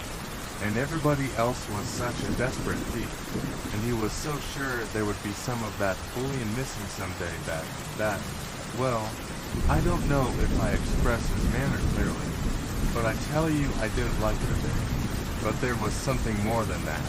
He was eternally smelling about the place, and peeping in at the steward's pantry, which adjoins the bullion room on one side, you know, and nosing about in the bunker on the other side. And once I actually caught him fitting keys to the padlocks, keys he borrowed from the carpenter's stores. And every time his excuse was that he fancied he heard somebody else trying to get into the gold, or something of that sort. Every time I caught him below on the orlop deck, that was his excuse. Happened to have heard something, or suspected something, or somebody every time. Whether or not I succeed in conveying my impressions to you, gentlemen, I can assure you that I regarded his whole manner and actions as very suspicious throughout the voyage, and I made up my mind I wouldn't forget it if by chance anything did turn out wrong. Well, it has, and now I've told you what I've observed. It's for you to see if it will lead you anywhere. Just so, Hewitt answered. But let me fully understand, Captain Macri. You say that Mr. Brazier had charge of the bullion room, but that he was trying keys on it from the carpenter's stores. Where were the legitimate keys then? In my cabin, they were only handed out when I knew what they were wanted for. There was a Chubb's lock between the two padlocks, but a duplicate wouldn't have been hard for Brazier to get. He could easily have taken a wax impression of my key when he used it at the port where we took the bullion aboard. Well, and suppose he had taken these boxes, where do you think he would keep them? Macri shrugged his shoulders and smiled. Impossible to say, he replied. He might have hidden them somewhere on board, though I don't think that's likely. He'd have had a deuce of a job to land them at Plymouth, and would have had to leave them somewhere while he came unto London. Bullion is always landed at Plymouth, you know, and if any were found to be missing, then the ship would be overhauled at once, every inch of her, so that he'd have to get his plunder ashore somehow before the rest of the gold was unloaded. Almost impossible. Of course, if he's done that, it's somewhere below there now, but that isn't likely. He'd be much more likely to have dumped it or dropped it overboard at some well-known spot in a foreign port, where he could go later on and get it, so that you've a deal of scope for search, you see. Any were underwater from here to Yokohama, and Captain Macri laughed. Soon afterward, he left, and as he was leaving, a man knocked at the cabin door and looked in to say that Mr. Brazier was on board. "You'll be able to have a go at him now," said the captain. "Good day. There's the steward of the Nicobar there too." "Sir," said the man after the captain had gone.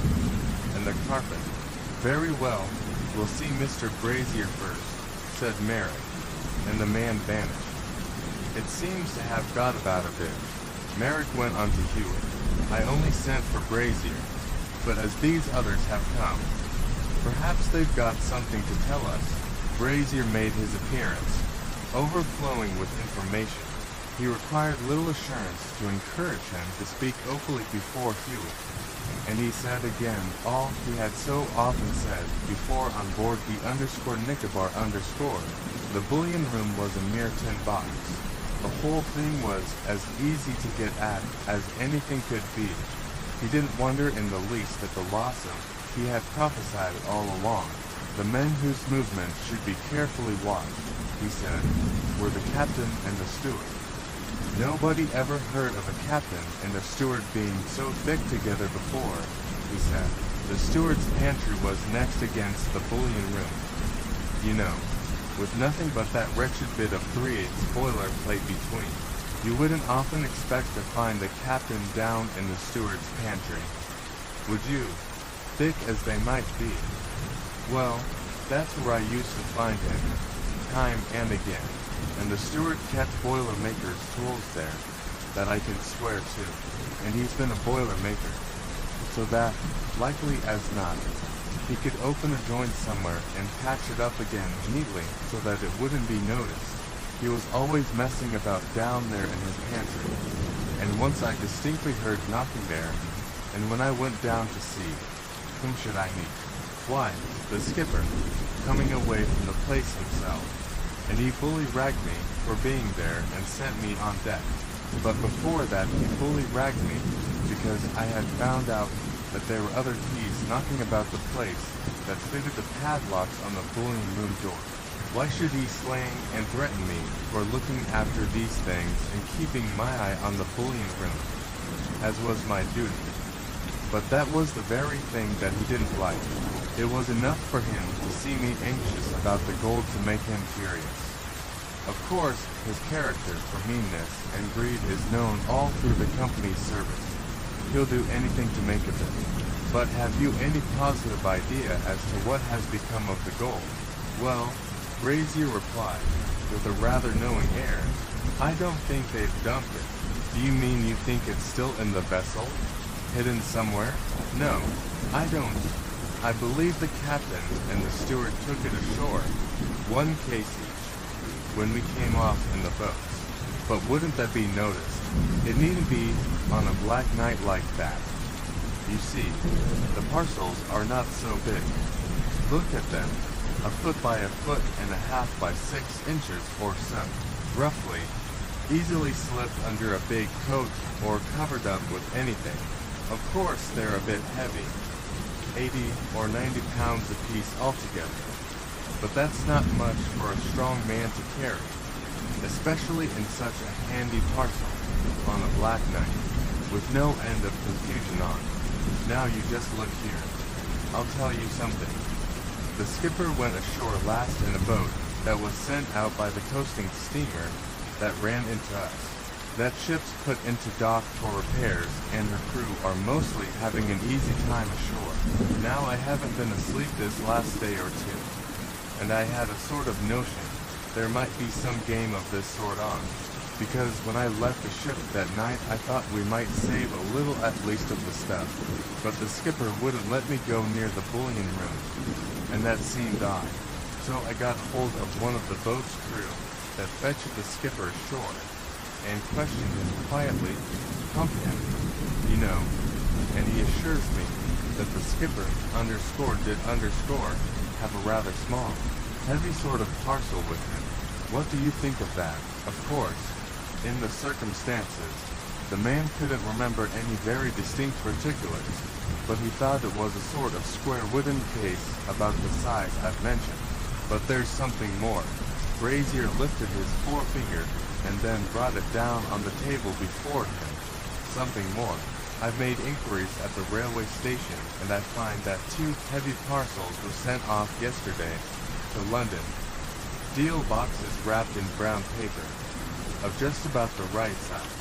And the paper got torn before the things were sent off, and the clerk could see that the boxes inside were fastened with hoop iron, like those. And the second officer pointed triumphantly to the boxes piled at one side of the cabin. Well done, said Hewitt. You're quite a smart detective. Did you find out who brought the parcels, and who they were addressed to? No, I couldn't get quite as far as that. Of course the clerk didn't know the names of the senders, and not knowing me, wouldn't tell me exactly where the parcels were going. But I got quite chummy with him after a bit, and I'm going to meet him presently. He has the afternoon off, and we're going for a stroll. I'll find something more, I'll bet you. Certainly, replied Hewitt. Find all you can, it may be very important. If you get any valuable information, you'll let us know at once. Of course, anything else. Now, no, I don't think so. But I think what I've told you is pretty well enough for the present. I'll let you know some more soon. Brazier went, and Norton, the steward of the old ship, was brought into the cabin. He was a sharp-eyed, rather cadaverous-looking man, and he spoke with sepulchral politeness. He had heard, he said, that there was something wrong with the chests of bullion, and came on board to give any information he could. It wasn't much, he went on to say, but the smallest thing might help. If he might speak strictly confidentially, he would suggest that observation be kept on Wickens, the carpenter. Norton didn't want to be uncharitable, but his pantry happened to be next the bullion room, and he had heard Wickens at work for a very long time, just below, on the underside of the floor of the bullion room. It seemed to him, although, of course, the underscore might have been mistaken. Still, it was very odd that the carpenter always seemed to have a job just at that spot.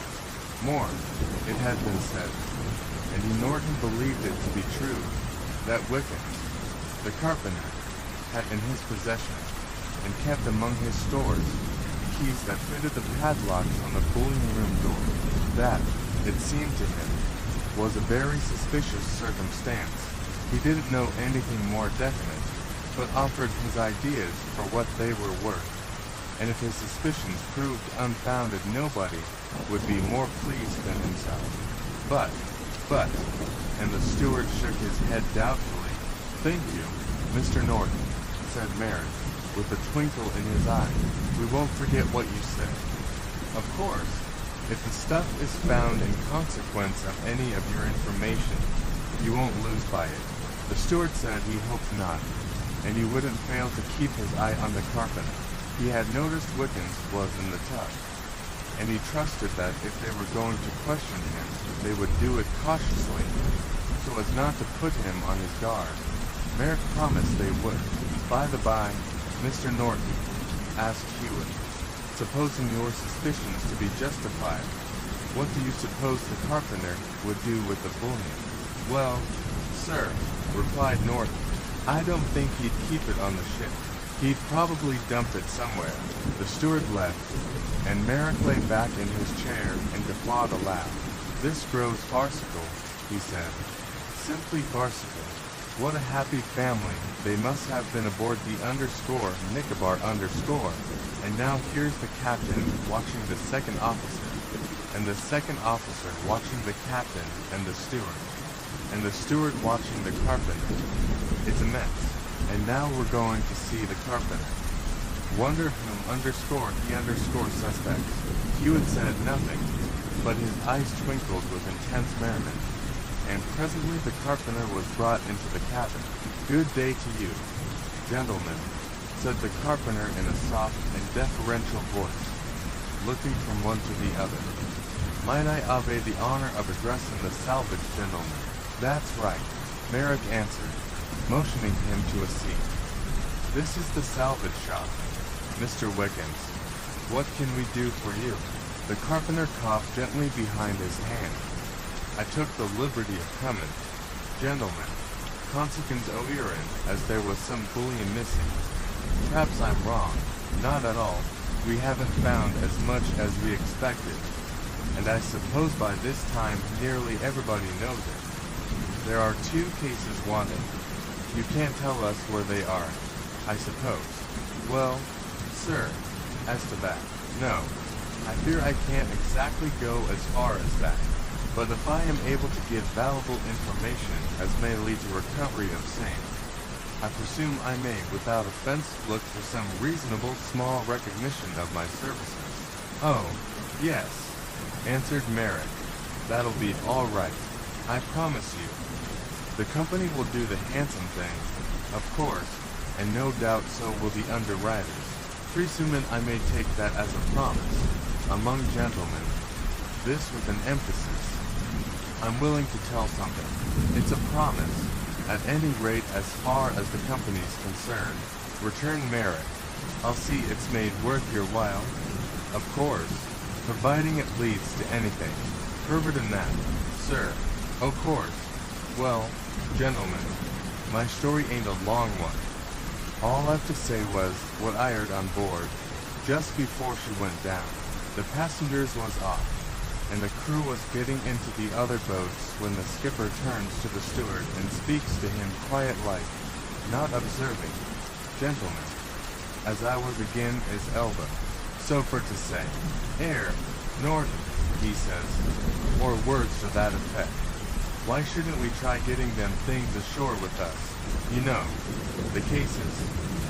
I've a notion we're pretty close inshore,' he says, 'and there's nothing of a sea now. You take one, anyway, and I'll try the other,' he says, 'but don't make a flourish.' Then he says, louder, hostile the steward going, 'On, they're the likeless stuff, and at worst we can but drop them. But look sharp,' he says. So then I gets into the nearest boat, and that's all I heard." "That was all?" asked Hewitt, watching the man's face sharply. "All?" the carpenter answered with some surprise. "Yes, that was all, but I think it's pretty well enough, don't you? It's plain enough what was meant. Him and the steward was to take the cases, one apiece, on the quiet, and they was the likeless stuff aboard, as he said himself. And now there's the cases bullion missing. Ain't that enough?" The carpenter was not satisfied till an exact note had been made of the captain's words. Then, after Merrick's promise on behalf of the company had been renewed, Wiggins took himself off. "Well," said Merrick, grinning across the table at Hewitt, "this is a queer go, isn't it? What that man says makes the skipper's case look pretty fishy, doesn't it? What he says, and what Brazier says, taken together, makes a pretty strong case. I should say makes the thing a certainty. But what a business. It's likely to be a bit serious to someone, but it's a rare joke in a way. Wonder if Brazier will find out anything more." Pity the skipper and steward didn't agree as to whom they should pretend to suspect. That's a mistake on their part. Not at all, Hewitt replied. underscore if underscore they are conspiring, and know what they're about. They will avoid seeming to be both in a tale. The bullion is in bars, I understand. Yes, 5 bars in each case. Wait, I believe 16 pounds to a bar. Let me see, Hewitt went on, as he looked at his watch. It is now nearly 2 o'clock. I must think over these things if I am to do anything in the case. In the meantime, if it could be managed, I should like enormously to have a turn underwater in a diving dress. I have always had a curiosity to see under the sea. Could it be managed now? Well, Merrick responded, there's not much fun in it, I can assure you. And it's none the pleasanter in this weather. You'd better have a try later in the year if you really want to. Unless you think you can learn anything about this business by smelling about on the underscore Nicobar underscore down below. Hewitt raised his eyebrows and pursed his lips. I underscore might underscore spot something, he said. One never knows. And if I do anything in a case, I always make it a rule to see and hear everything that can possibly be seen or heard. Important or not, clues lie where least expected. But beyond that, probably I may never have another chance of a little experience in a diving dress. So, if it can be managed, I'd be glad. Very well, you shall go, if you say so. And since it's your first venture, I'll come down with you myself. The men are all ashore, I think, or most of them, come along. Hewitt was put in woolens and then in India rubbers. A leaden-soled boot of 20 pounds weight was strapped on each foot, and weights were hung on his back and chest. That's the dress that Gullin usually has, Merrick remarked. He's a very smart fellow. We usually send him first to make measurements and so on. An excellent man, but a bit fond of the diver's lotion. What's that? Asked Hewitt. Oh, you shall try some if you like, afterwards.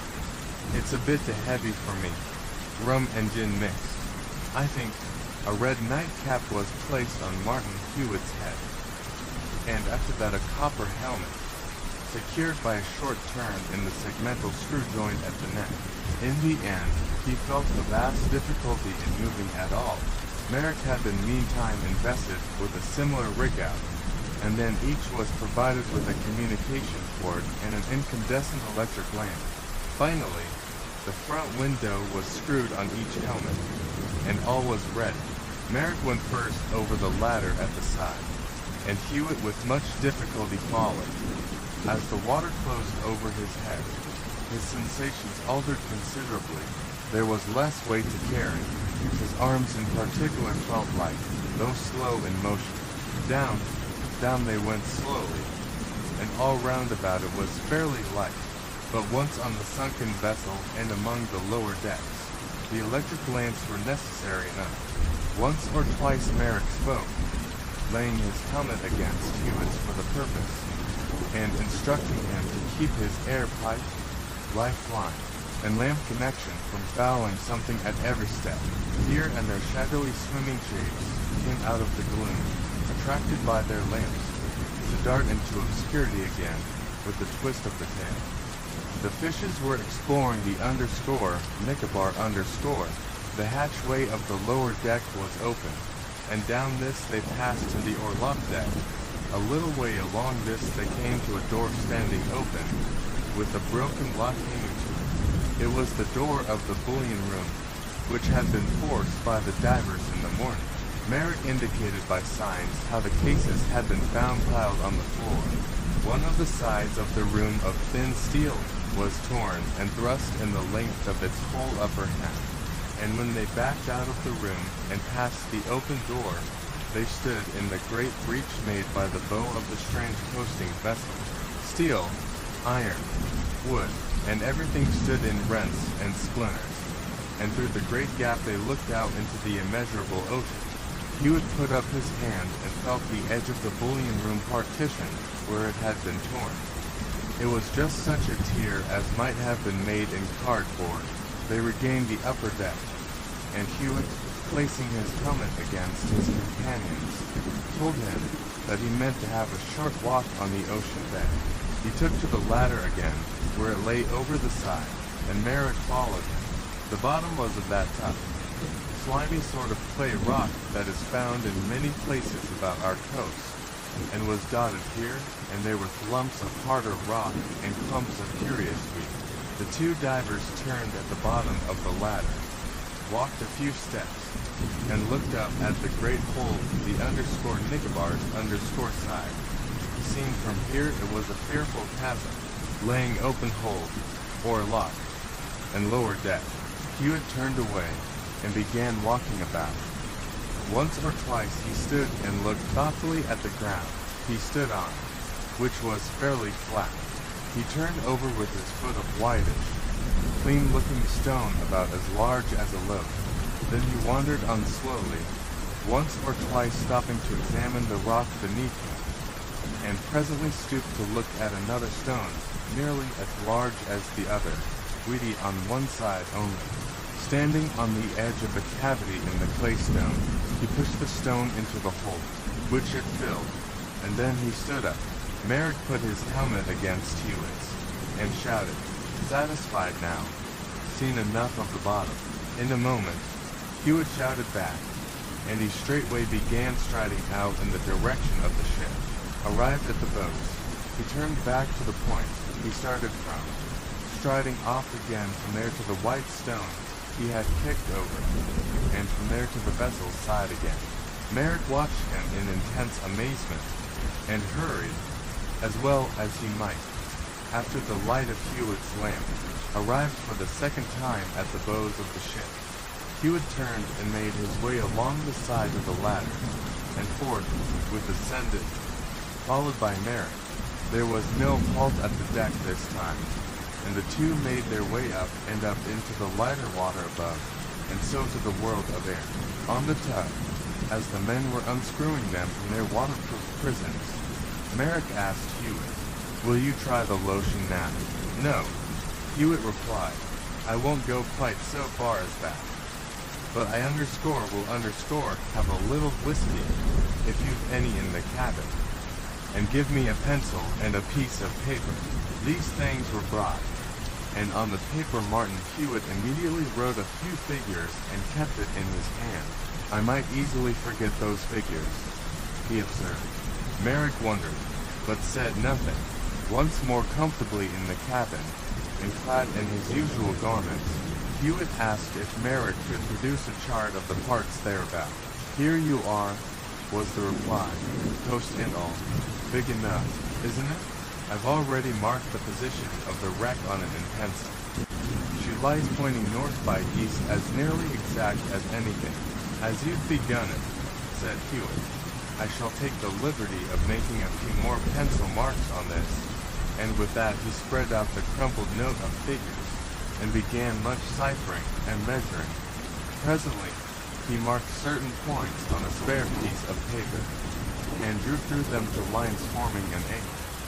This angle he transferred to the chart, and, placing a ruler over one leg of the angle, lengthened it out till it met the coastline. There we are, he said musingly, and the nearest village to that is La Stella indeed, the only coast village in that neighborhood. He rose. Bring me the sharpest-eyed person on board, he said. That is, if he were here all day yesterday. But what's up? What's all this mathematical business over? Going to find that bullion by rule of 3. Hewitt laughed. Yes, perhaps, he said. But where's your sharp lookout? I want somebody who can tell me everything that was visible from the deck of this tug all day yesterday. Well, really I believe the very sharpest chap is the boy. He's most annoyingly observant sometimes. I'll send for him. He came me a bright, snub-nosed, impudent-looking young ruffian. See here, my boy, said Merrick, polish up your wits and tell this gentleman what he asks. Yesterday, said Hewitt. No doubt you saw various pieces of wreckage floating about. Yes, sir. What were they? Hatch gratings mostly, not and much else. There's some knocking about now. I saw them. Now, remember, did you see a hatched grating floating yesterday that was different from the others? A painted one. For instance, those out there now are not painted. You know. Yes, sir. I see a little white unpainted, bobbing about away beyond the foremast of the _Nicobar_. You're sure of that? Certain sure. Sir, it was the only painted thing floating. And today it's washed away somewhere. So, I noticed. You're a smart lad. Here's a shilling for you.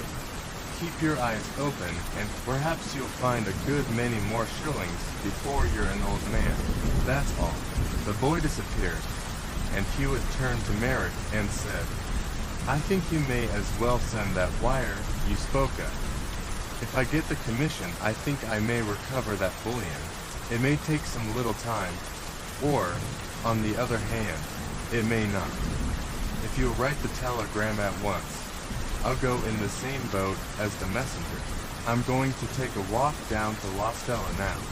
It's only 2 or 3 miles along the coast, but it will soon be getting dark. But what sort of a clue have you got? I didn't. Never mind, replied Hewitt, with a chuckle. Officially, you know, I've no right to a clue just yet. I'm not commissioned. When I am, I'll tell you everything. Hewitt was scarcely ashore when he was seized by the excited brazier. Here you are, he said. I was coming aboard the tug again. I've got more news. You remember I said I was going out with that railway clerk this afternoon, and meant pumping him. Well, I've done it and rushed away. Don't know what he'll think of. As we were going along, we saw Norman, the steward, on the other side of the way, and the clerk recognized him as one of the men who brought the cases to be sent off. The other was the skipper. I've no doubt, from his description. I played him artfully, you know, and then he let out that both the cases were addressed to Macri at his address in London. He looked up the entry. He said, after I left when I first questioned him, feeling curious. That's about enough, I think, eh? I'm off to London now. I believe Macri is going tonight. I'll have him. Keep it dark. And the zealous second officer dashed off without waiting for a reply. Hewitt looked after him with an amused smile, and turned off towards La Stella. 3. It was about 11 the next morning when Merrick received the following note, brought by a boatman. Dear Merrick, am I commissioned? If not, don't trouble. But if I am, be just outside La Stella, at the turning before you come to the smack end, at 2 o'clock. Bring with you a light cart, a policeman, or 2, perhaps will be better, and a man with a spade. There will probably be a little cabbage digging. Are you fond of the sport? Yours, Martin Hewitt. P.S. Keep all your men aboard _. Bring the spade artist from the town. Merrick was off in a boat at once. His principals had replied to his telegram after Hewitt's departure the day before, giving him a free hand to do whatever seemed best. With some little difficulty, he got the policeman, and with none at all, he got a light cart and a jobbing man with a spade. Together they drove off to the meeting place. It was before the time, but Martin Hewitt was there, waiting. You're quick, he said, but the sooner the better. I gave you the earliest appointment I thought you could keep, considering what you had to do. Have you got the stuff? Then, Merrick asked anxiously, No, not exactly yet, but I've got this, and Hewitt held up the point of his walking stick. Protruding half an inch or so from it was the sharp end of a small gimlet, and in the groove thereof was a little whitewood, such as commonly remains after a gimlet has been used. Why, what's that? Never mind. Let us move along. I'll walk. I think we're about at the end of the job. It's been a fairly lucky one, and quite simple, but I'll explain after. Just beyond the smack end, Hewitt halted the cart, and all got down. They looped the horse's reins round a hedge stake and proceeded the small remaining distance on foot, with the policeman behind, to avoid a premature scare. They turned up a lane behind a few small and rather dirty cottages facing the sea, each with its patch of kitchen garden behind. Hewitt led the way to the second garden, pushed open the small wicket gate and walked boldly in, followed by the others. Cabbages covered most of the patch, and seemed pretty healthy in their situation, with the exception of half a dozen, singularly enough, all together in a group. These were dripping, yellow, and wilted, and towards these Hewitt straightway walked. "Dig up those wilted cabbages," he said to the jobbing man. "They're really useless now. You'll probably find something else 6 inches down or so." The man struck his spade into the soft earth, wherein it stopped suddenly with a thud. But at this moment a gaunt, slatternly woman, with a black eye, a handkerchief over her head, and her skirt pinned up in front, observing the invasion from the back door of the cottage, rushed out like a maniac and attacked the party valiantly with a broom. She upset the jobbing man over his spade, knocked off one policeman's helmet, lunged into the other's face with her broom, and was making her second attempt to hit Hewitt, who had died, when Merritt caught her firmly by the elbows from behind, pressed them together, and held her. She screamed, and people came from other cottages and looked on. "Peter, Peter," the woman screamed. "Tummy, kid. Davy, there come." A grimy child came to the cottage door, and seeing the woman thus held, and strangers in the garden, set up a piteous howl. Meantime the digger had uncovered the wooden boxes, each 18 inches long or so, bound with hoop iron and sealed. One had been torn partly open at the top, and the broken wood roughly replaced. When this was lifted, bars of yellow metal were visible within. The woman still screamed vehemently, and struggled.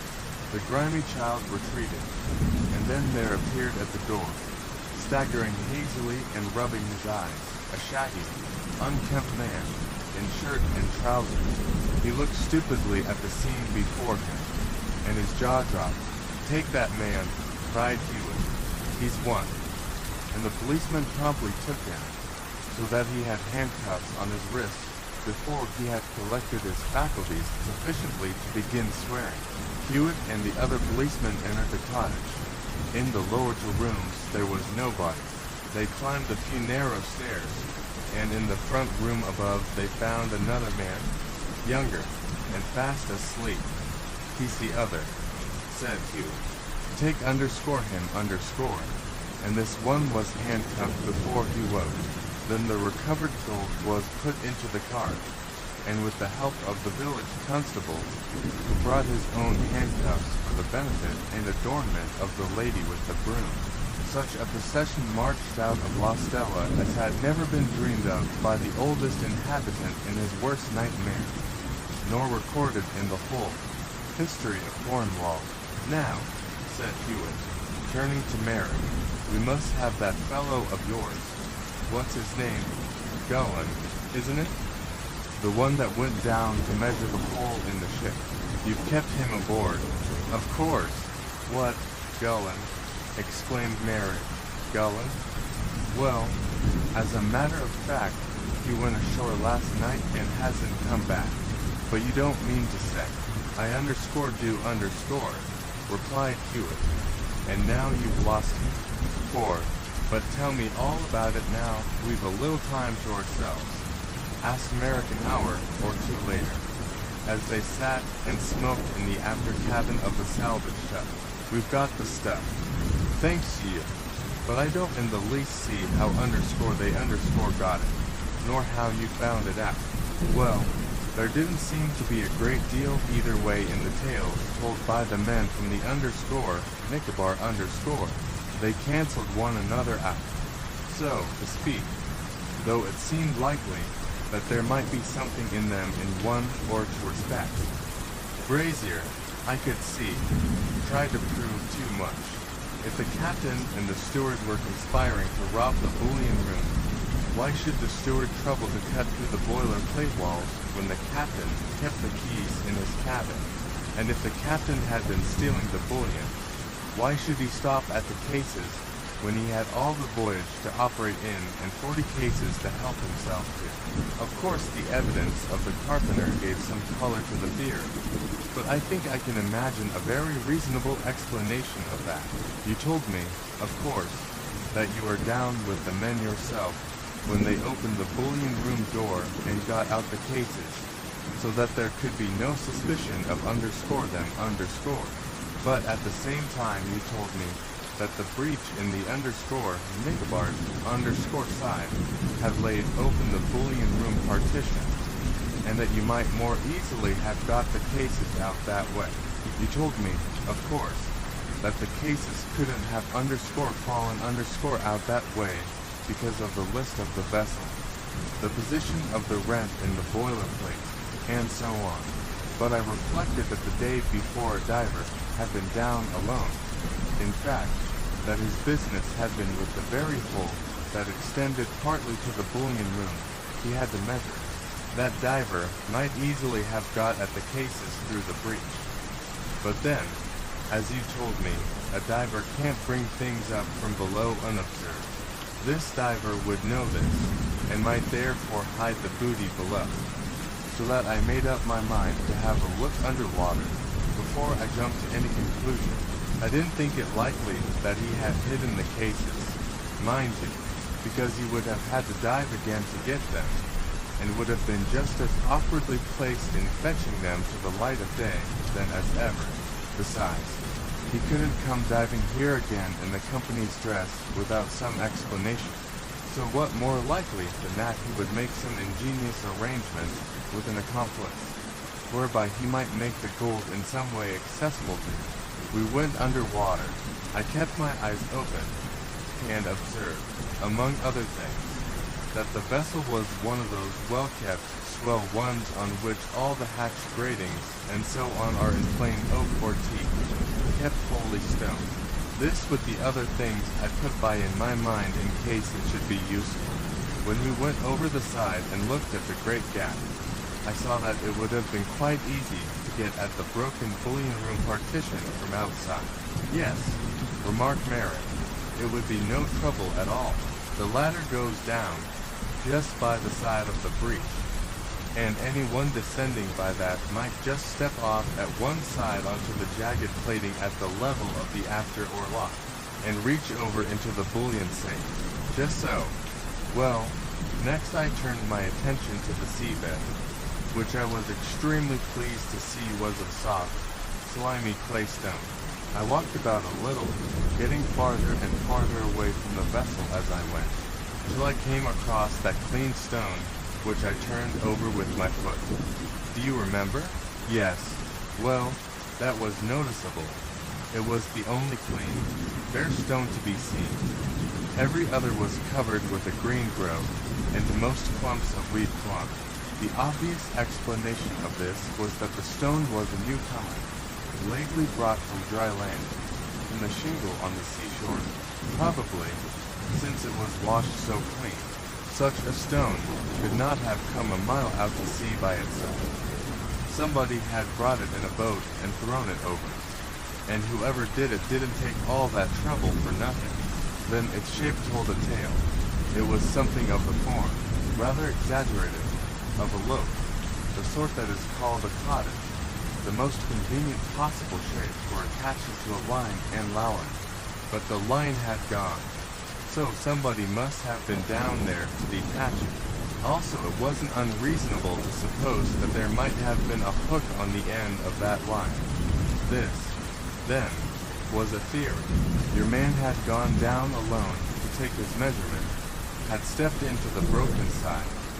As you have explained, he could, reached into the bullion room, and lifted the two cases. Probably he unfastened the cord, and brought them out one at a time for convenience in carrying. Then he carried the cases, one at a time, as I have said, over to that white stone, which lay there sunk with the hook and line attached by previous arrangement with some confederate. He detached the rope from the stone. It was probably fixed by an attached piece of cord, tightened round the stone with what you call a timber hitch. Easily loosened, replaced the cord round the two cases, passed the hook under the cord, and left it to be pulled up from above. But then, it could not have been pulled up there in broad daylight. Under your very noses, the Confederates would wait till night. That meant that the other end of the rope was attached to some floating object, so that it might be readily recovered. The whole arrangement was set one night to be carried away the next. But why didn't Gullen take more than 2 cases? He couldn't afford to waste the time, in the first place. Each case removed meant another journey to and from the vessel, and you were waiting above for his measurements. Then he was probably doubtful as to weight. Too much at once wouldn't easily be drawn up, and might upset a small boat. Well, so much for the white stone, but there was more. Close by the stone I noticed, although I think you didn't, a mark in the clay stone. It was a triangular depression, or pit, sharp at the bottom, just the hole that would be made by the sharp impact of the square corner of a heavy box. It shod with iron, as the bullion cases are. This was one important thing. It seemed to indicate that the boxes had not been lifted directly up from the seabed, but had been dragged sideways, at all events at first, so that a sharp corner had turned over and dug into the clay stone. I walked a little farther and found more indications. Slight scratches, small stones displaced, and so on, that convinced me of this, and also pointed out the direction in which the cases had been dragged. I followed the direction, and presently arrived at another stone, rather smaller than the clean one.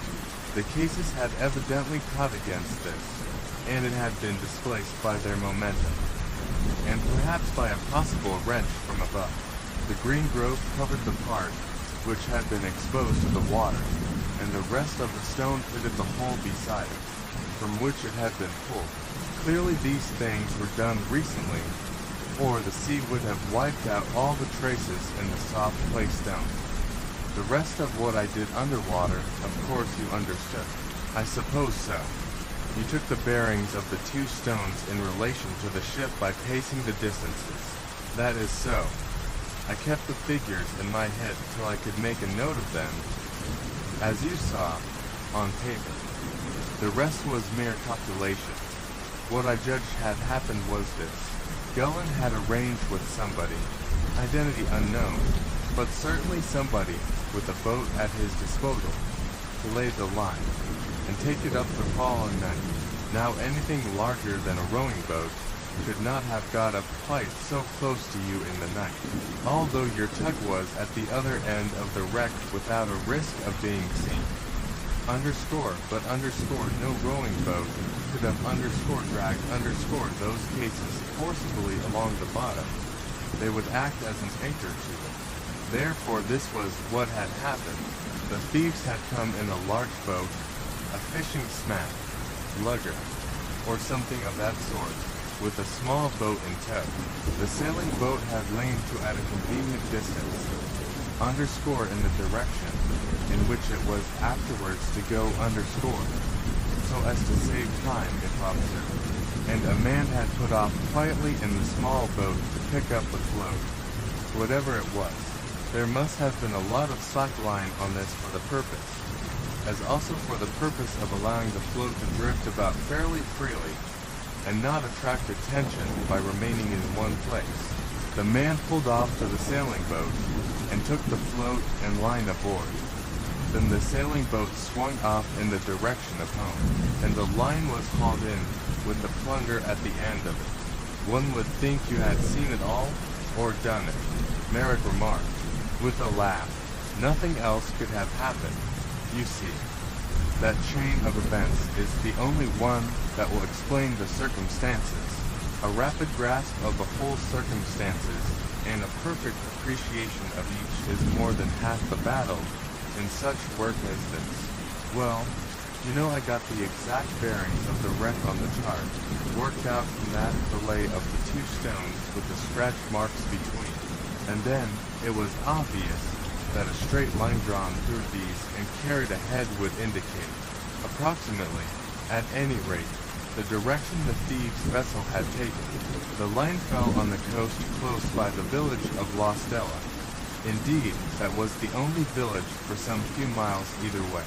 The indication was not certain, but it was likely, and the only one available. Therefore it must be followed up. And what about the painted hatch? How did you guess that? Well, I saw there were hatch gratings belonging to the _Nicobar_ floating about, and it seemed probable that the thieves would use for a float something similar to the other wreckage in the vicinity. So as not to attract attention, nothing would be more likely than a hatch grating. But then, in small vessels, such as fishing luggers and so on, fittings are almost always painted. They can't afford to be such wholly stony swells as those on the _Nicobar_. So I judged the grating might be painted, and this would possibly have been noticed by some sharp person. I made the shot, and hit. The boy remembered the wide grating, which had gone, washed away, as he thought. That was useful to me, as you shall see. I made off toward La Stella. The tide was low and it was getting dusk when I arrived. A number of boats and smacks were lying anchored on the beach, but there were few people to be seen. I began looking out for smacks with white painted fittings in them. There are not so many of these among fishing vessels. Brown or red is more likely, or sheer colorless dirt over paint unrecognizable. There were only two that I saw last night. The first might have been the one I wanted, but there was nothing to show it. The second was the one. She was half-decked and had a small white painted hatch. I shifted the hatch and found a long line, attached to the grating at one end and carrying a hook at the other. They had neglected to unfasten their apparatus, perhaps had an idea that there might be a chance of using it again in a few days. I went to the transom and read the inscription, _Rebecca_, Peter and David Garfield, La Stella. Then my business was to find the Garfields. I wandered about the village for some little time, and presently got hold of a boy. I made a simple excuse for asking about the Garfields. Wanted to go for a sail tomorrow. The boy, with many grins, confided to me that both of the Garfields were on the booze. I should find them at the smack end, where they had been all day, drunk as fiddlers. This seemed a likely sort of thing after the haul they had made. I went to the smack end, determined to claim old friendship with the Garfields, although I didn't know Peter from David. There they were, one sleepy drunk, and the other loving and crying drunk. I got as friendly as possible with them under the circumstances, and at closing time stood another gallon of beer and carried it home for them. While they carried each other, I took care to have a good look round in the cottage. I even helped Peter's old woman, the lady with the broomer, to carry them up to bed, but nowhere could I see anything that looked like a bullion case or a hiding place for one. So I came away, determined to renew my acquaintance in the morning, and to carry it on as long as might be necessary. Also to look at the garden in the daylight for signs of bearing. With that view I fixed that little gimlet in my walking stick. As you saw, this morning I was at La Stella before 10, and took a look at the Garfields' cabbages. It seemed odd that half a dozen, all in a clump together, looked withered and limp, as though they had been dug up hastily, the roots broken, perhaps, and then replanted. And altogether these particular cabbages had a dissipated, leaning different ways look, as though they had been on the loose with the Garfields. So, seeing a grubby child near the back door of the cottage, I went towards him, walking rather unsteadily, so as, if I were observed, to favor the delusion that I was not yet quite got over last night's diversion. "Hello, my B-boy," I said. "Hello, Lyle B-boy, look here." And I plunged my hand into my trousers pocket and brought it out full of small change. Then, making a great business of selecting him a penny, I managed to spill it all over the dissipated cabbages. It was easy then, in stooping to pick up the change, to lean heavily on my stick and drive it through the looser. As I had expected, there was a box below, so I gouged away with my walking stick while I collected my coppers, and finally swaggered off, after a few civil words with the old woman, carrying with me evident proof that it was whitewood recently buried there. The rest you saw for yourself. I think you and I may congratulate each other on having dodged that broom. It hit all the others. What I'm wild about, said Merrick, is having let that scoundrel go and get off. He's an artful chap, without a doubt. He saw us go over the side, you know. And after you had gone, he came into the cabin for some instructions. Your pencil notes and the chart were on the table, and no doubt he put two and two together, which was more than I could, not knowing what had happened, and concluded to make himself safe for a bit. He had no leave that night. He just pulled away on the quiet. Why didn't you give me the tip to keep him? That wouldn't have done. In the first place, there was no legal evidence to warrant his arrest, and ordering him to keep aboard would have aroused his suspicions. I didn't know at the time how many days, or weeks, it would take me to find the bullion, if I ever found it, and in that time Gullin might have communicated in some way with his accomplices, and so spoiled the whole thing. Yes, certainly he seems to have been fairly smart in his way. He knew he would probably be sent down first, as usual, alone to make measurements, and conceived his plan and made his arrangements forthwith. But now what I want to know is what about all those _Nicobar_ people watching and suspecting one another? More especially, what about the cases the captain and the steward are said to have fetched ashore? Hewitt laughed. Well, he said, as to that, the presence of the bullion seems to have bred all sorts of mutual suspicion on board the ship. Brazier was over-fussy, and his continual chatter started it probably, so that it spreads like an infection. As to the captain and the steward, of course I don't know anything but that their rescued cases were not bullion cases. Probably they were doing a little private trading. It's generally the case when captain and steward seem unduly friendly for their relative positions, and perhaps the cases contain something specially valuable, vases or bronzes from Japan, for instance, possibly the most valuable things of the size they had aboard. Then, if they had insured their things, Captain Macri, who has the reputation of a sharp and not very scrupulous man, might possibly think it rather a stroke of business to get the goods, and the insurance money too, which would lead him to keep his parcels as quiet as possible. But that's as it may be. The case was much as Hewitt had surmised. The zealous Brazier, posting to London in hot haste after Macri, spent some days in Washington. At last the captain and the steward with their 2 boxes took a cab and went to Bond Street, with Brazier in another cab behind them. The 2 entered a shop, the window of which was set out with rare curiosities and much old silver and gold. Brazier could restrain himself no longer. He grabbed a passing policeman and rushed with him into the shop.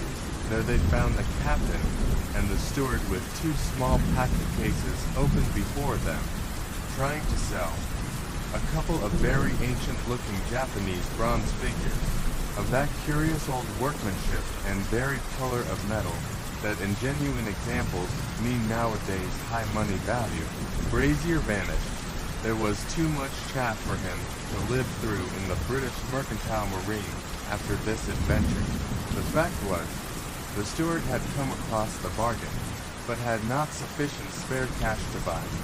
so he called in the aid of the captain, and they speculated in the bronzes as partners. There was much anxious inspection of the prizes on the way home, and much discussion as to the proper price to ask. Finally, it was said, they got 300 pounds for the pair. Now and again, Hewitt meets Merrick still. Sometimes Merrick says, "Now, I wonder after all whether or not some of those _Nicobar_men who were continually dodging suspiciously about that bullion room did underscore mean having a dash at the gold if there were a chance." And Hewitt replies, "I wonder. The Holford case, at one time, in common, perhaps, with most people, I took a sort of languid, amateur interest in questions of psychology, and was impelled thereby to plunge into the pages of the many curious and rather abstruse books which attempt to deal with phenomena of mind, soul, and sense, three things of the real nature of which, I am convinced, no man will ever learn more than we know at present, which is nothing. From these I strayed into the many volumes of Transactions of the Psychical Research Society, with an occasional by excursion into mental telepathy and theosophy, the last, a thing whereof my Philistine intelligence obstinately refused to make head or tail. It was while these things were occupying part of my attention that I chanced to ask Hewitt whether, in the course of his divers odd and out-of-the-way experiences, he had met with any such weird adventures as were detailed in such profusion in the books of authenticated spooks, doppelgangers, poltergeists, clairvoyants, and so forth. Well, Hewitt answered, with reflection, I haven't been such a wallower in the uncanny as some of the worthy people who talk at large in those books of yours, and, as a matter of fact, my little adventures, curious as some of them may seem, have been on the whole of the most solid and matter-of-fact description. One or two things have happened that perhaps your psychical people might be interested in, but they've mostly been found to be capable of a disappointingly simple explanation. One case of some genuine psychological interest, however, I have had, although there's nothing even in that, which isn't a matter of well-known scientific possibility. And he proceeded to tell me the story that I have set down here, as well as I can, from recollection. I think I have already said, in another place, that Hewitt's professional start as a private investigator dated from his connection with the famous case of Bartley Bartley and others, in which his then principals, Messrs. Crellin, Hunt and Crellin, chiefly through his exertions established their extremely high reputation as solicitors. It was 10 years or so after this case that Mr. Crellin Sr., the head of the firm, retired into private life, and by an odd chance Hewitt's first meeting with him after that event was occasioned by another difficulty. These were the terms of the telegram that brought Hewitt again into personal relations with his old principal. Can you run down at once on a matter of private business? I will be at Guildford to meet 11:35 from Waterloo. If later or prevented, please wire. Crellin, the day and the state of Hewitt's engagement suited, and there was full half an hour to catch the train, taking, therefore, the small traveling bag that always stood ready packed in case of any sudden excursion that presented the possibility of a night from home. He got early to Waterloo, and by 12:30 was alighting at Guildford Station. Mr. Crellin, a hale, white-haired old gentleman, wearing gold-rimmed spectacles, was waiting with a covered carriage. How d'ye do, Mr. Hewitt? How d'ye do? The old gentleman exclaimed as soon as they met, grasping Hewitt's hand, and hurrying him toward the carriage. I'm glad you've come, very glad. It isn't raining, and you might have preferred something more open, but I brought the broom, because I want to talk privately. I've been vegetating to such an extent for the last few years down here, that any little occurrence out of the ordinary excites me. And I'm sure I couldn't have kept quiet till we had got indoors. It's been bad enough, keeping the thing to myself. Already, the door shut, and the broom started. Mr. Crellin laid his hand on Hewitt's knee. "I hope," he said, "I haven't dragged you away from any important business." "No," Hewitt replied. "You have chosen a most excellent time. Indeed, I did think of making a small holiday today. But your telegram—" "Yes. Do you know, I was almost ashamed of having sent it after it had gone. Because, after all, the matter is, probably, really a very simple sort of affair that you can't possibly help me in. A few years ago I should have thought nothing of it, nothing at all. But as I have told you, I've got into such a vegetable state of mind since I retired and have nothing to do that a little thing upsets me. And I haven't mental energy enough to make up my mind to go to dinner sometimes. But you're an old friend, and I'm sure you'll forgive my dragging you all down here on a matter that will, perhaps, seem ridiculously simple to you, a man in the thick of active business. If I hadn't known you so well, I wouldn't have had the impudence to bother you. But never mind all that, I'll tell you. Do you ever remember my speaking of an intimate friend? A Mr. Holford? No. Well, it's a long time ago, and perhaps I never happened to mention it. He was a most excellent man, old fellow, like me, you know, 2 or 3 years older. As a matter of fact, we were chums many years ago. In fact, we lodged in the same house when I was an articled clerk, and he was a student at Guy's. He retired from the medical profession early, having come into a fortune, and came down here to live at the house we're going to. As a matter of fact, Wedbury Hall. When I retired, I came down and took up my quarters not far off, and we were a very excellent pair of old chums till last Monday, the day before yesterday, when my poor old friend died. He was pretty well in years, 73, and a man can't live forever. But I assure you it has upset me terribly, made a greater fool of me than ever, in fact, just when I ought to have my wits about me. The reason I particularly want my wits just now, and the reason I have requisitioned yours, is this, that I can't find poor old Holford's will. I drew it up for him years ago, and by it I was appointed his sole executor. I am perfectly convinced that he cannot have destroyed it, because he told me everything concerning his affairs. I have always been his only advisor, in fact, and I'm sure he would have consulted me as to any change in his testamentary intentions before he made it. Moreover, there are reasons why I know he could not have wished to die intestate, which are, queried Hewitt as Mr. Crellin paused in his statement, which are these. Holford was a widower, with no children of his own. His wife, who has been dead nearly 15 years now, was a most excellent woman, a model wife, and would have been a model mother if she had been one at all.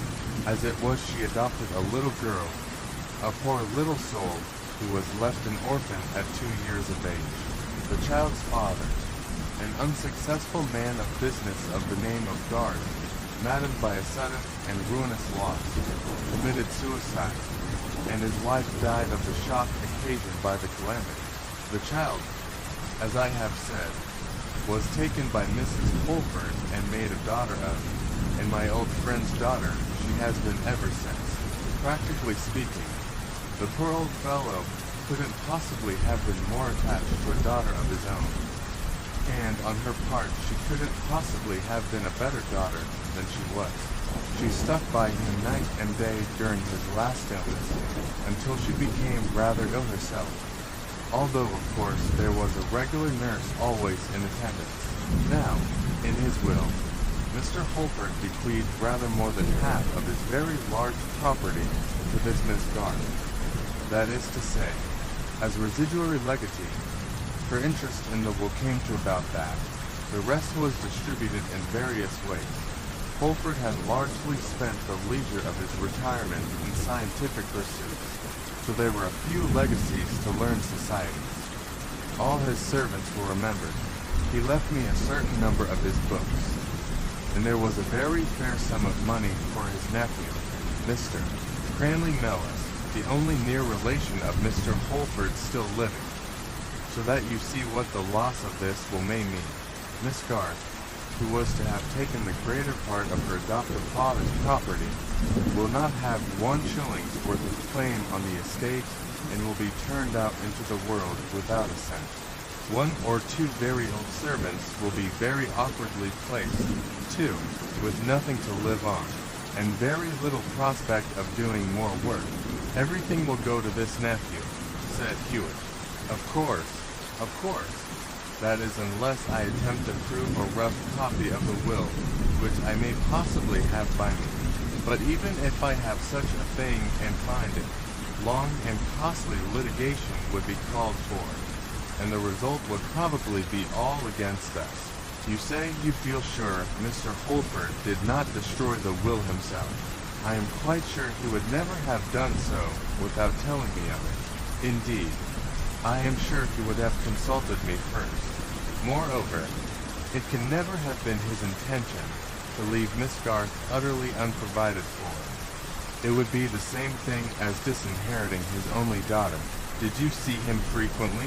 There's scarcely been a day when I haven't seen him since I have lived down here. During his illness, it lasted a month. I saw him every day, and he said nothing of destroying his will, nothing at all, on the contrary.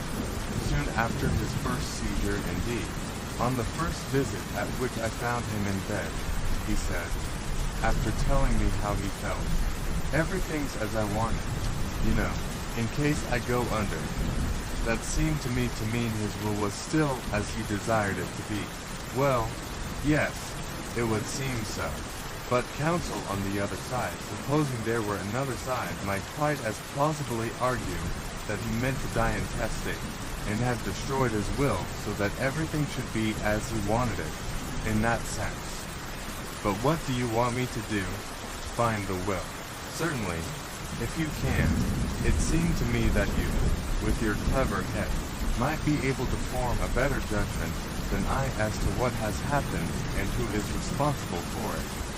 Because if the will underscore has been taken away, someone has taken it. It seems probable. Have you told any one of your difficulty? Not a soul. I came over as soon as I could after Mr. Holford's death, and Miss Garth gave me all the keys, because, as executor, the case being a peculiar one, I wished to see that all was in order, and, as you know, the estate is legally vested in the executor from the death of the testator, so that I was responsible for everything. Although, of course, if there is no will, I'm not executor. But I thought it best to keep the difficulty to myself until I saw you. Quite right. Is this Woodbury Hall? The broom had passed a lodge gate, and approached, by a wide drive, a fine old red brick mansion, carrying the heavy stone dressings and copings distinctive of early 18th century domestic architecture. Yes, said Mr. Crellin. This is the place. We will go straight to the study, I think, and then I can explain details. The study told the tale of the late Mr. Holford's habits and interests. It was half a library, half a scientific laboratory, pathological curiosities in spirits, a retort or two, test tubes on the writing table, and a fossilized lizard mounted in a case, balanced the many shelves and cases of books disposed about the walls. In a recess between 2 bookcases stood a heavy, old-fashioned mahogany bureau. Now it was in that bureau, Mr. Crellin explained, indicating it with his finger, that Mr. Holford kept every document that was in the smallest degree important or valuable. I have seen him at it 100 times, and he always maintained it was as secure as any iron safe. That may not have been altogether the fact, but the bureau is certainly a tremendously heavy and strong one. feel it. Hewitt took down the front and pulled out a drawer that Mr. Krellin unlocked for the purpose. Solid Spanish mahogany an inch thick. Was his verdict heavy, hard, and seasoned, not the sort of thing you can buy nowadays. Locks. Chubb's patent. Early pattern. But not easily to be picked by anything short of a blast of gunpowder. If there are no marks on this bureau, it hasn't been tampered with. Well, Mr. Krellin pursued. As I say, that underscore was where Mr. Holford kept his will. I have often seen it when we have been here together. And this was the drawer, the top on the right, that he kept it in. The will was a mere single sheet of foolscap, and was kept, folded of course, in a blue envelope. When did you yourself last actually see the will? I saw it in my friend's hand 2 days before he took to his bed. He merely lifted it in his hand to get at something else in the drawer, replaced it, and locked the drawer again. Of course there are other drawers, bureaus, and so on, about the place. You have examined them carefully. I take it, I've turned out every possible receptacle for that will in the house. I positively assure you. And there isn't a trace of it. You've thought of secret drawers, I suppose. Yes. There are 2 in the bureau, which I always knew of. Here they are, Mr. Krellin pressed his thumb against the partition of the pigeonholes at the back of the bureau, and a strip of mahogany flew out from below, revealing 2 shallow drawers with small ivory catches in lieu of knobs. Nothing there at all. And this other, as I have said, was the drawer where the will was kept. The other papers kept in the same drawer are here as usual. Did anybody else know where Mr. Holford kept his will? Everybody in the house, I should think. He was a frank, above-board sort of man. His adopted daughter knew, and the butler knew. And there was absolutely no reason why all the other servants shouldn't know. Probably they did. First, said Hewitt, we will make quite sure there are no more secret drawers about this bureau. Lock the door in case anybody comes. Hewitt took out every drawer of the bureau, and examined every part of each before he laid it aside. Then he produced a small pair of silver calipers and an ivory pocket tool, and went over every inch of the heavy framework, measuring, comparing, tapping, adding, and subtracting dimensions. In the end, he rose to his feet satisfied. There is most certainly nothing concealed there, he said. The drawers were put back, and Mr. Krellin suggested lunch. At Hewitt's suggestion, it was brought to the study. So far, Hewitt said, we arrive at this. Either Mr. Holford has destroyed his will, or he has most effectually concealed it, or somebody has stolen it. The first of these possibilities you don't favor.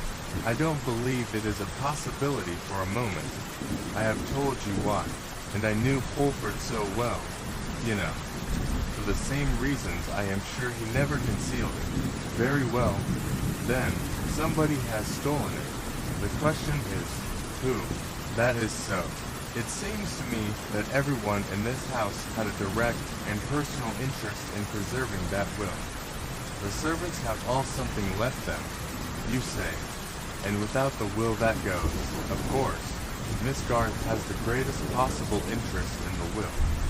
The only person I have heard of as yet who would benefit by its loss or destruction would be the nephew, Mr. Mellis. There are no other relatives, you say, who would benefit by intestacy. Not one. Well, what do you think yourself? Now, have you any suspicions? Mr. Krellin shrugged his shoulders. I've no more right to suspicions than you have, I suppose, he said. Of course, if there are to be suspicions, they can only point one way. Mr.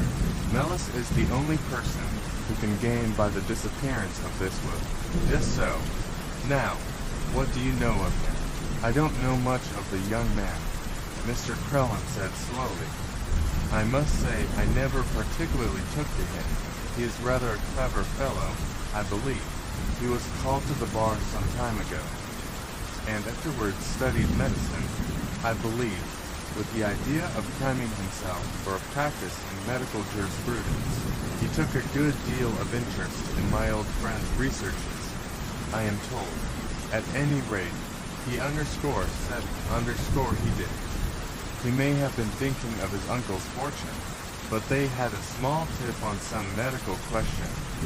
I don't know exactly what it was, but Mr.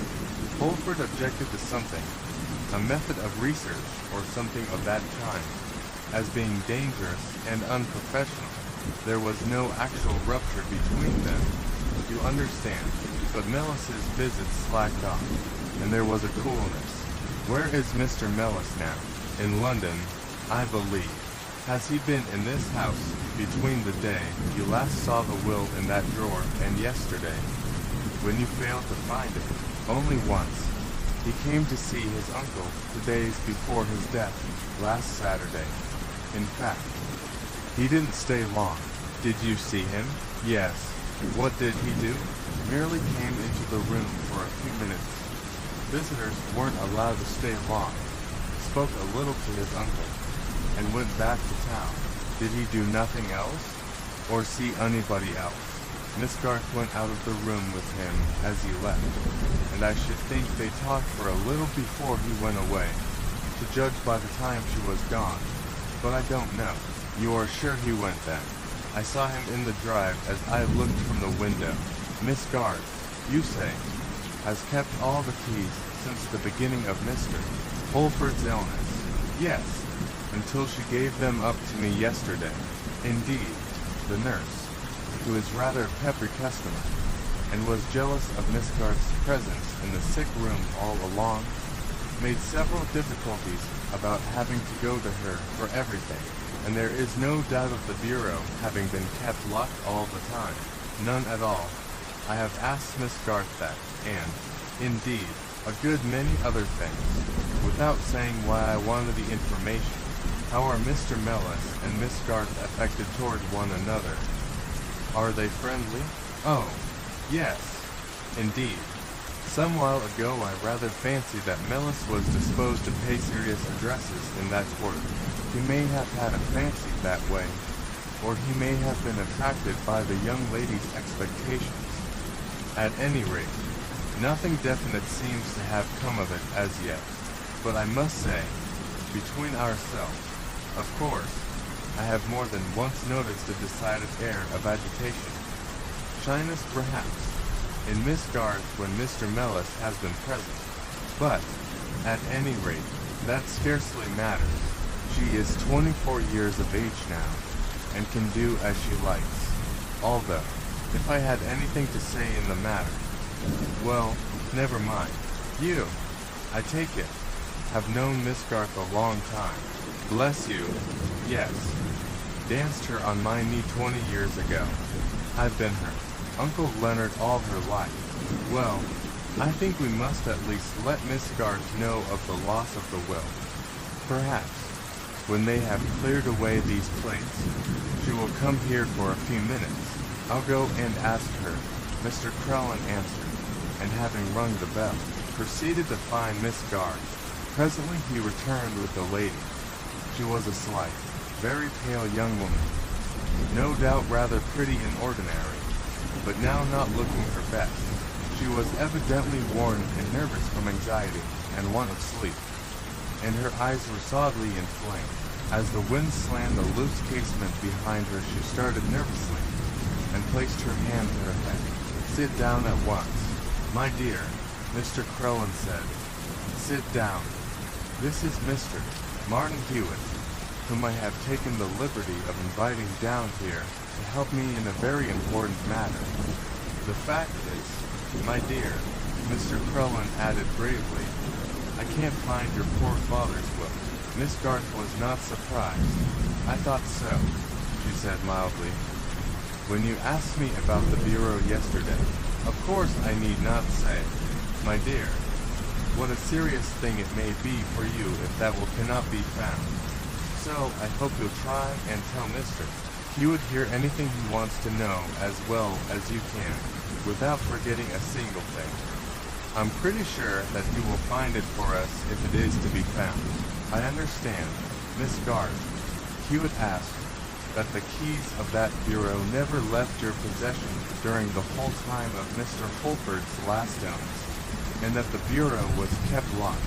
Yes, that is so. Did you ever have occasion to go to the bureau yourself? No, I have not touched it. Then you can answer for it. I presume that the bureau was never unlocked by anyone from the time Mr. Holford placed the keys in your hands till you gave them to Mr. Crowley. Yes, I am sure of that. Very good. Now, is there any place on the whole premises that you can suggest where this may possibly be hidden? There is no place that Mr. Crelland doesn't know of, I'm sure. It is an old house, I observed. Hewitt pursued.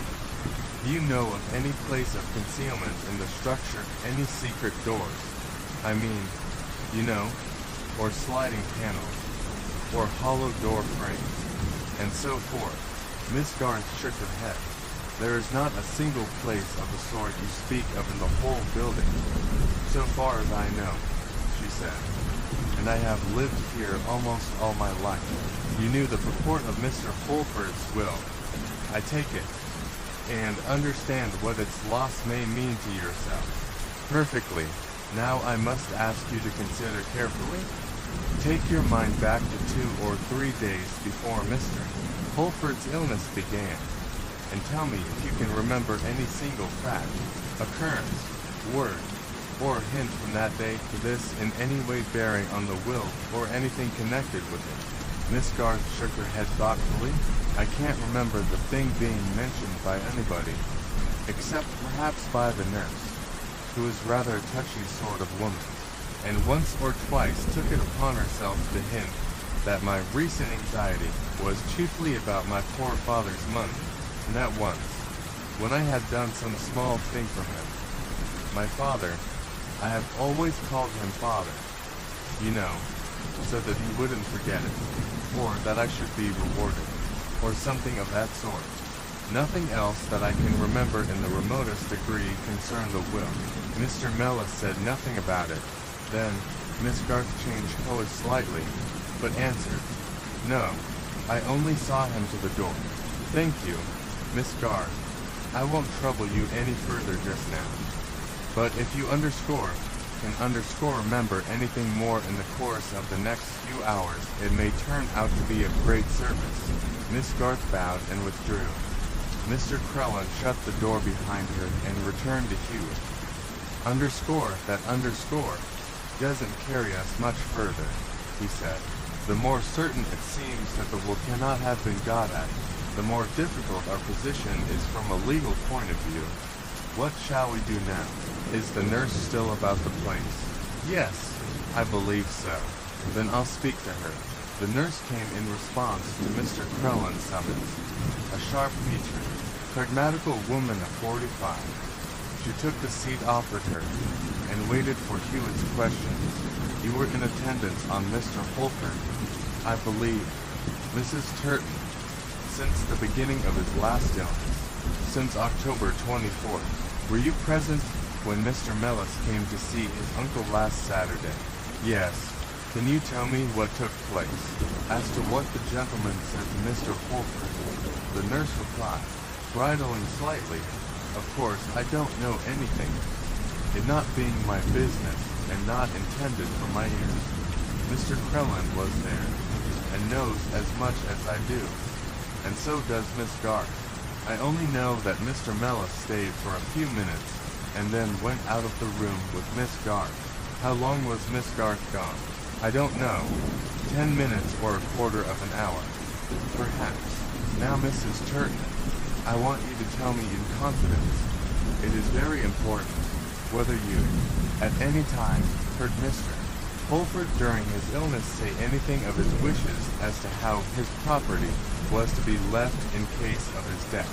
The nurse started and looked keenly from Hewitt to Mr. Crelland and back again. Is it the will you mean?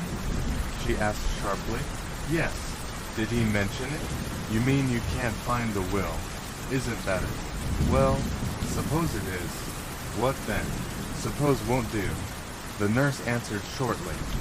I know something about the will, and I believe you can't find it. I'm sure, Mrs. Turton, that if you know anything about the will, you will tell Mr. Crellin in the interests of right and justice. And who's to protect me against the spite of those I shall offend if I tell you? Mr. Crellin interposed.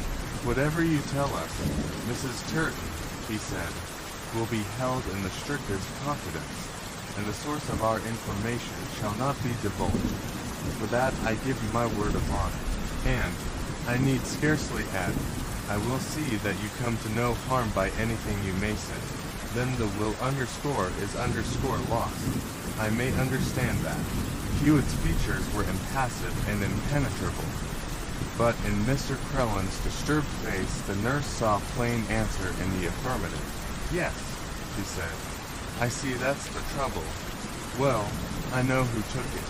Then who was it? Miss Garth. Miss Garth.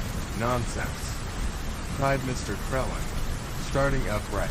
Nonsense. It may be nonsense, the nurse replied slowly, with a monotonous emphasis on each word. It may be nonsense, but it's a fact. I saw her take it. Mr. Crellin simply gasped. Hewitt drew his chair a little nearer. If you saw her take it, he said gently, closely watching the woman's face the while, then, of course, there's no doubt. I tell you I saw her take it, the nurse repeated. What was in it, and what her game was in taking it, I don't know. But it was in that bureau, wasn't it? Yes, probably. In the right-hand top drawer. Yes. A white paper in a blue envelope. Yes.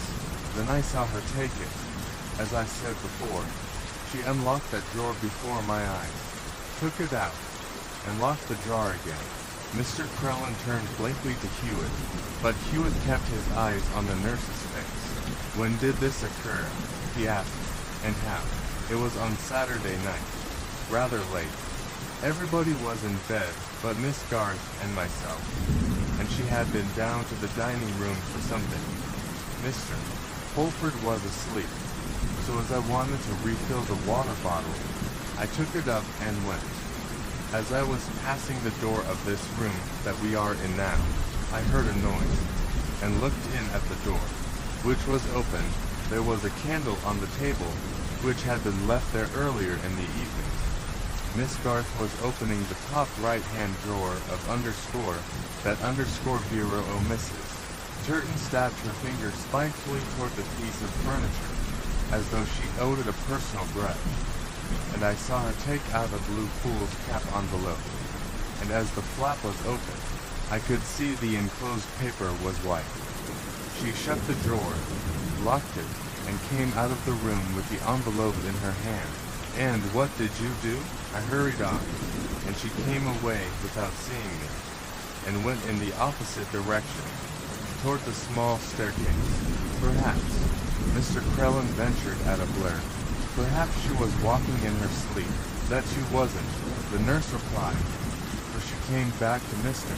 Holford's room almost as soon as I returned there, and asked some questions about the medicine, which was nothing new, for I must say she was very fond of interfering in things that were part of my business. That is quite certain. I suppose, Hewitt remarked, that she could not have been asleep. Quite certain. She talked for about a quarter of an hour, and wanted to kiss Mr. Holford, which might have wakened him before she went to bed. In fact, I may say we had a disagreement. Hewitt did not take his steady gaze from the nurse's face for some seconds after she had finished speaking. Then he only said, "Thank you, Mrs. Turton. I need scarcely assure you, after what Mr. Crellin has said, that your confidence shall not be betrayed. I think that is all. Unless you have more to tell us." Mrs. Turton bowed and rose. "There is nothing more," she said, and left the room. As soon as she had gone, "Is Mrs. Turton at all interested in the will?" Hewitt asked. "No, there is nothing for her. She is a newcomer, you see." "Perhaps," Mr. Crellin went on, struck by an idea. She may be jealous, or something. She seems a spiteful woman, and really, I can't believe her story for a moment. Why? Well, you see, it's absurd. Why should Miss Garth go to all this secret trouble to do herself an injury, to make a beggar of herself? And besides, she's not in the habit of telling barefaced lies.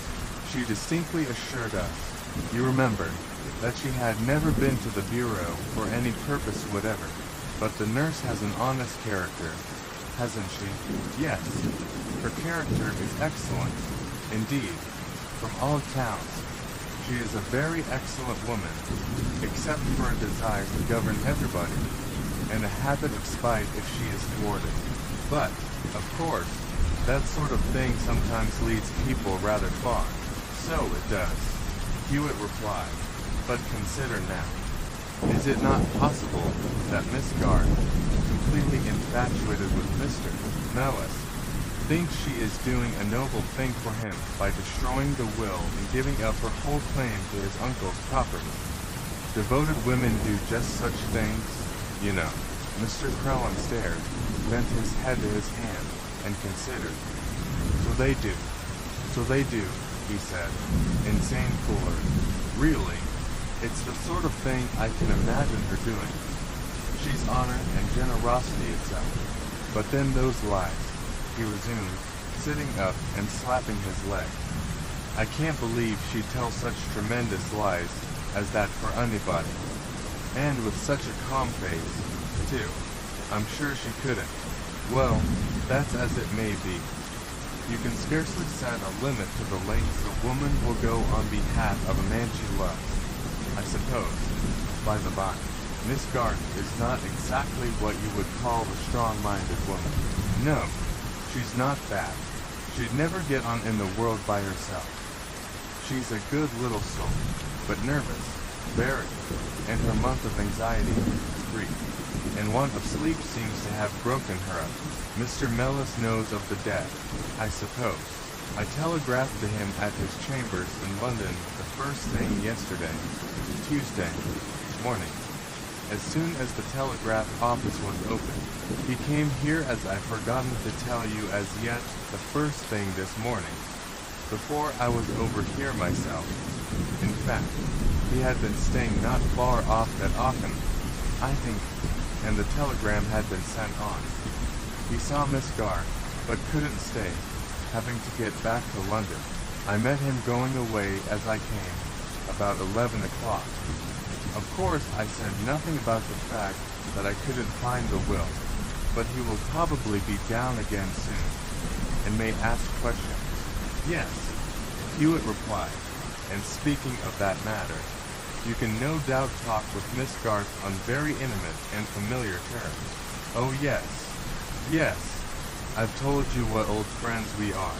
I wish you could manage, at some favorable opportunity today, to speak to her alone, and without referring to the will in any way, get to know, as circumspectly and delicately as you can, how she stands in regard to Mr. Mellis, whether he is an accepted lover, or likely to be one. You know, whatever answer you may get, you may judge, I expect, by her manner how things really are. Very good. I'll seize the first chance. Meanwhile, what to do? Nothing, I'm afraid, except perhaps to examine other pieces of furniture as closely as we have examined this bureau. Other bureaus, desks, tables, and chests were examined fruitlessly. It was not until after dinner that Mr. Crellin saw a favorable opportunity of sounding Miss Garth as he had promised. Half an hour later, he came to Hewitt in the study, more puzzled than ever. There's no engagement between them, he reported, secret or open, nor ever has been. It seems, from what I can make out, going to work as diplomatically as possible, that Mellis did propose to her, or something very near it, a time ago, and was point-blank refused. Altogether, Miss Garth's sentiment for him appears to be rather disliked than otherwise. That rather knocks a hole in the theory of self-sacrifice, doesn't it? Hewitt remarked, I shall have to think over this, and sleep on it. It's possible that it may be necessary tomorrow for you to tax Miss Garth, point blank, with having taken away the will. Still, I hope not. I hope not, too, Mr. Crellin said, rather dubious as to the result of such an experiment. She has been quite upset enough already, and, by the by, she didn't seem any the better or more composed after Mel's visit this morning. Still, the will was gone.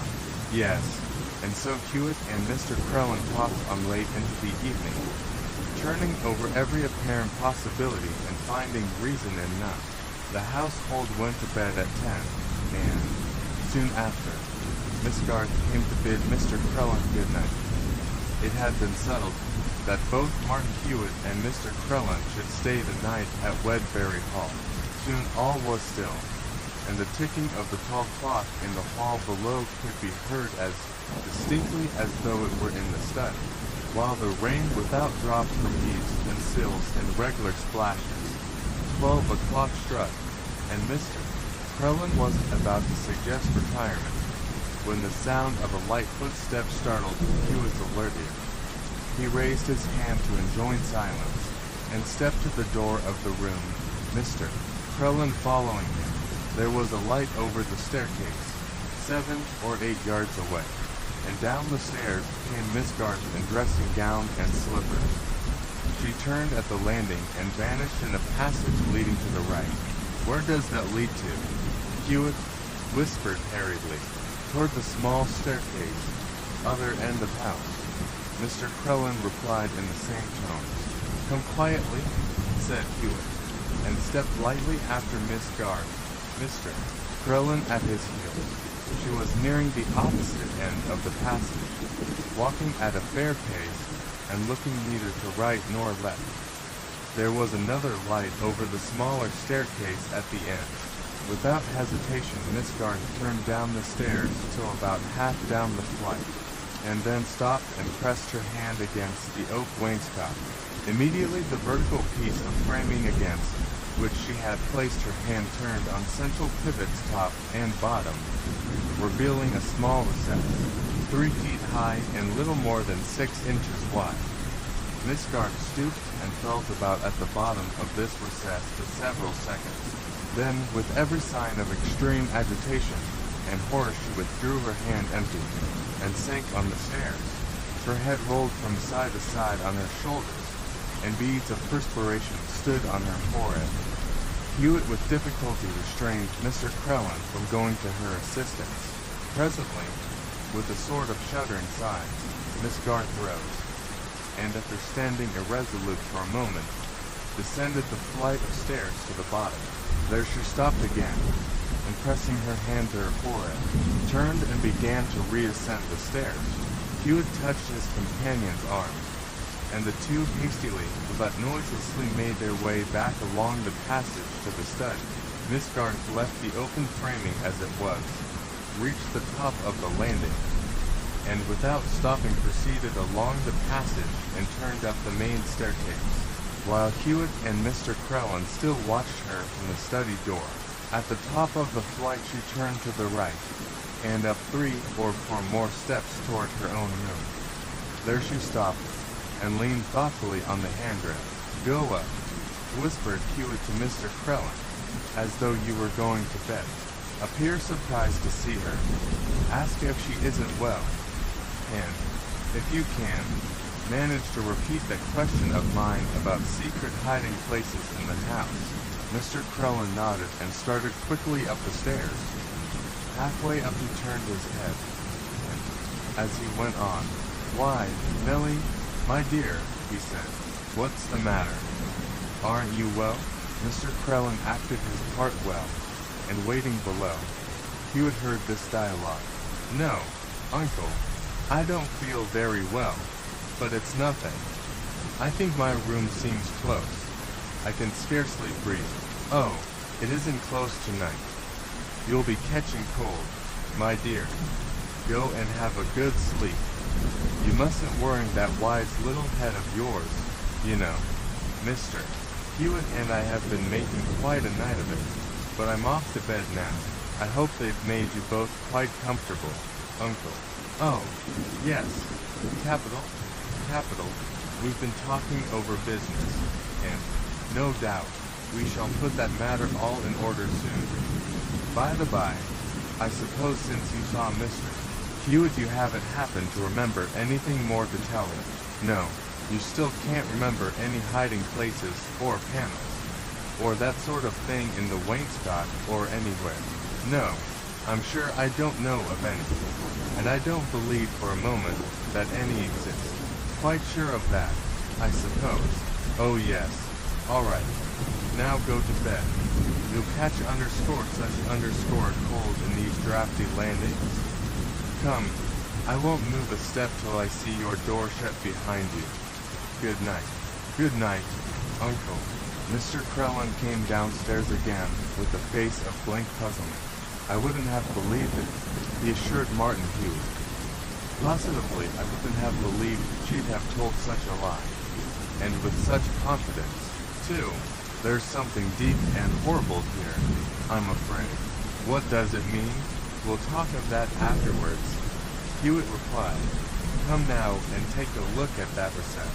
They went, quietly still, the small staircase, and there, with a candle, closely examined the recess. It was a mere box, 3 feet high, a foot or a little more deep, and 6 or 7 inches wide. The piece of oak framing pivoted to the stair at the bottom and to a horizontal piece of framing at the top, stood edge forward, dividing the opening down the center. There was nothing whatever in the recess. Hewitt ascertained that there was no catch, the plank simply remaining shut by virtue of fitting tightly, so that nothing but pressure on the proper part was requisite to open it. He had closed the plank and turned to speak to Mr. Crellin, when another interruption occurred. On each floor, the 2 staircases were joined by passages, and the ground floor passage, from the foot of the flight they were on, led to the entrance hall, distinct amid the loud clicking of the hall clock. Hewitt now heard a sound, as of a person's foot shifting on a stone step. Mr. Crellin heard it too, and each glanced at the other. Then Hewitt, shading the candle with his hand, led the way to the hall, though they listened for several seconds, almost an hour, it seemed, and then the noise was repeated. There was no doubt of it. It was at the other side of the front door.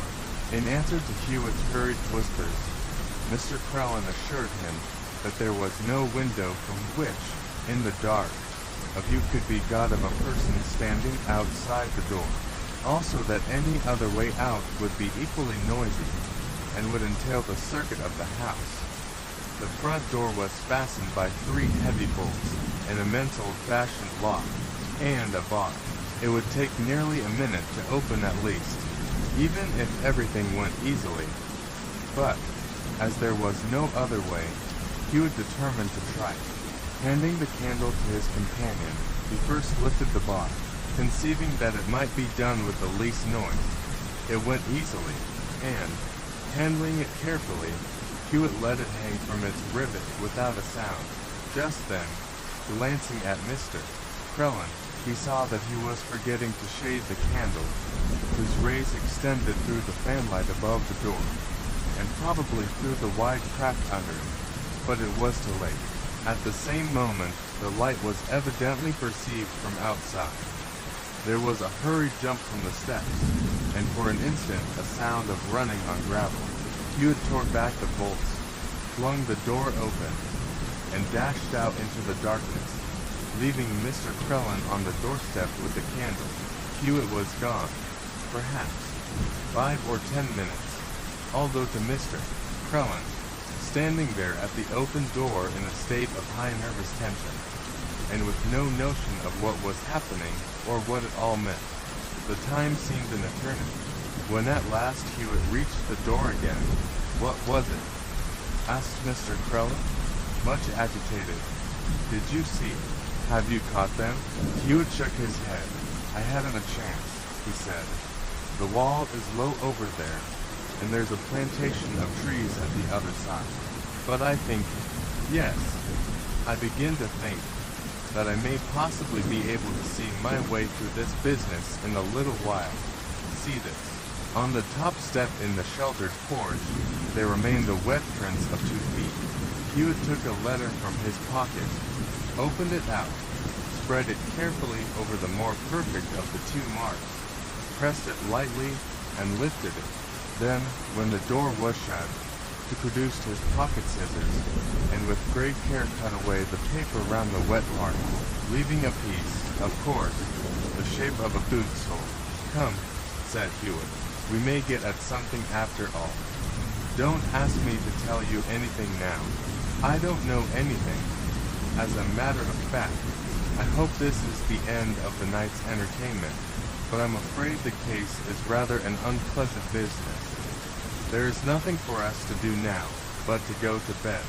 I suppose there's a handy man kept about the place. Yes, he's gardener and carpenter and carpet beater, and so on. Good.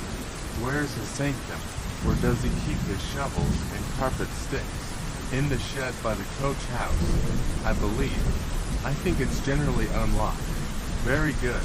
We've earned a night's rest, and now we'll have it. The next morning, after breakfast, Hewitt took Mr. Crellin into the study. Can you manage, he said, to send Miss Garth out for a walk this morning with somebody? I can send her out for a ride with the groom, unless she thinks it wouldn't be the thing to go riding so soon after her bereavement. Never mind, that will do. Send her at once, and see that she goes. Call it doctor's orders. Say she must go for her health's sake, anything. Mr. Crellin departed, used his influence, and in half an hour Miss Garth had gone. I was up pretty early this morning, Hewitt remarked on Mr. Crellin's return to the study, and, among other things, I sent a telegram to London. Unless my eyes deceive me, a boy with a peak cap, a telegraph boy, in fact, is coming up the drive this moment. Yes, he is. It is probably my answer. In a few minutes a telegram was brought in. Hewitt read it and then asked, your friend Mr. Mellis, I understand, was going straight to town yesterday morning.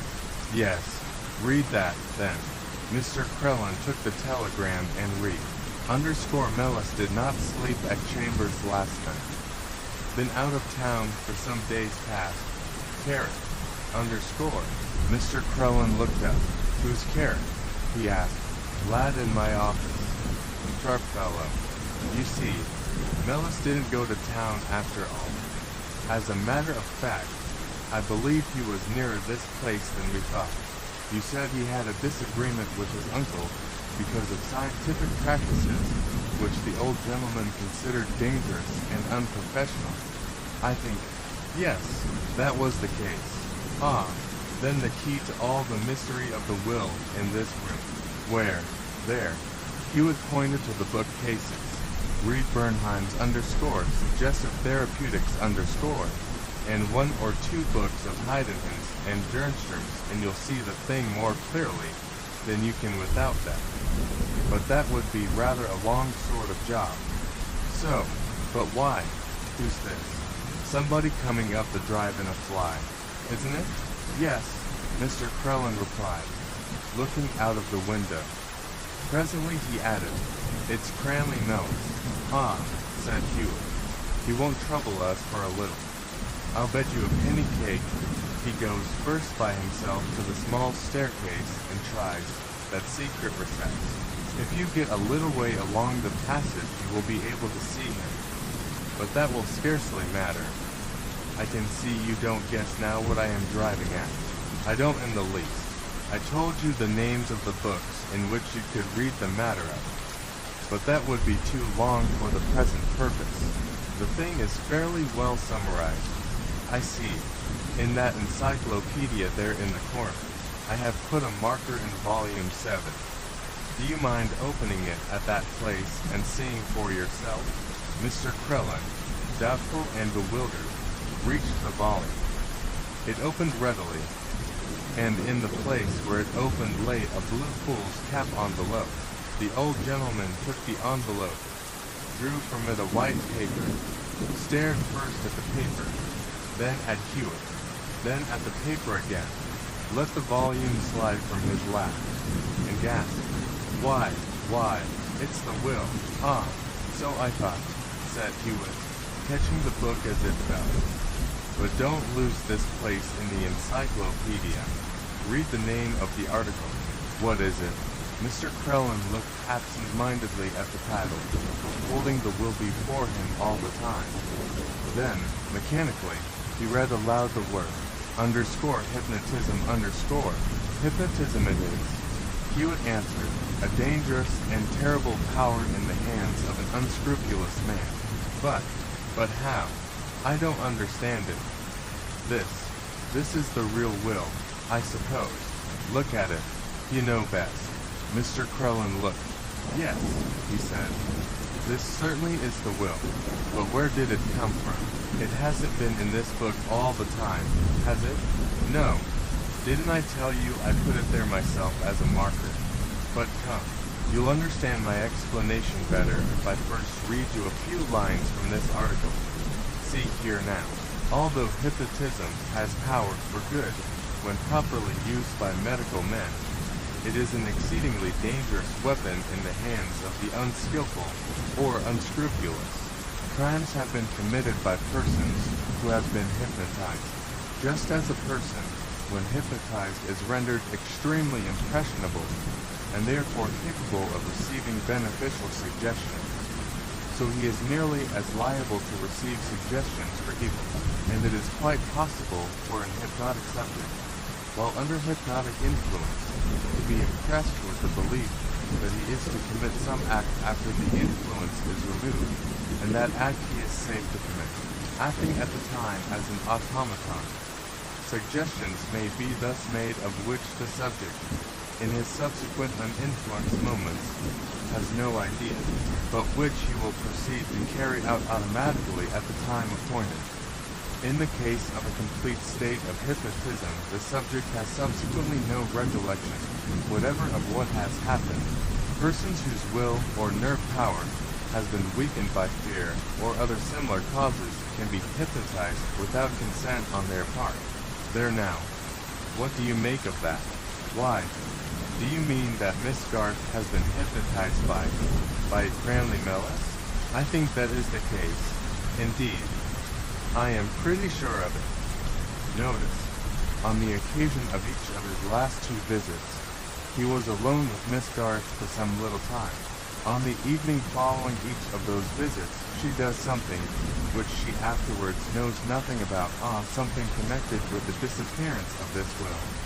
The only thing standing between Mr. Mellis and the whole of his uncle's property, who could have been in a weaker nervous state than Miss Garth has been lately. Remember, too, on the visit of last Saturday, while Miss Garth says she only shows Mellis to the door, both you and the nurse speak of their being gone some little time.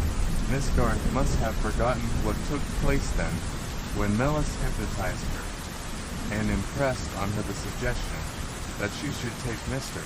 Holford's that night, long after he and Mellis had gone, and when he could not be suspected of knowing anything of further, that she should, at that time when her movements would be less likely to be observed, secrete that will in a place of hiding known only to himself.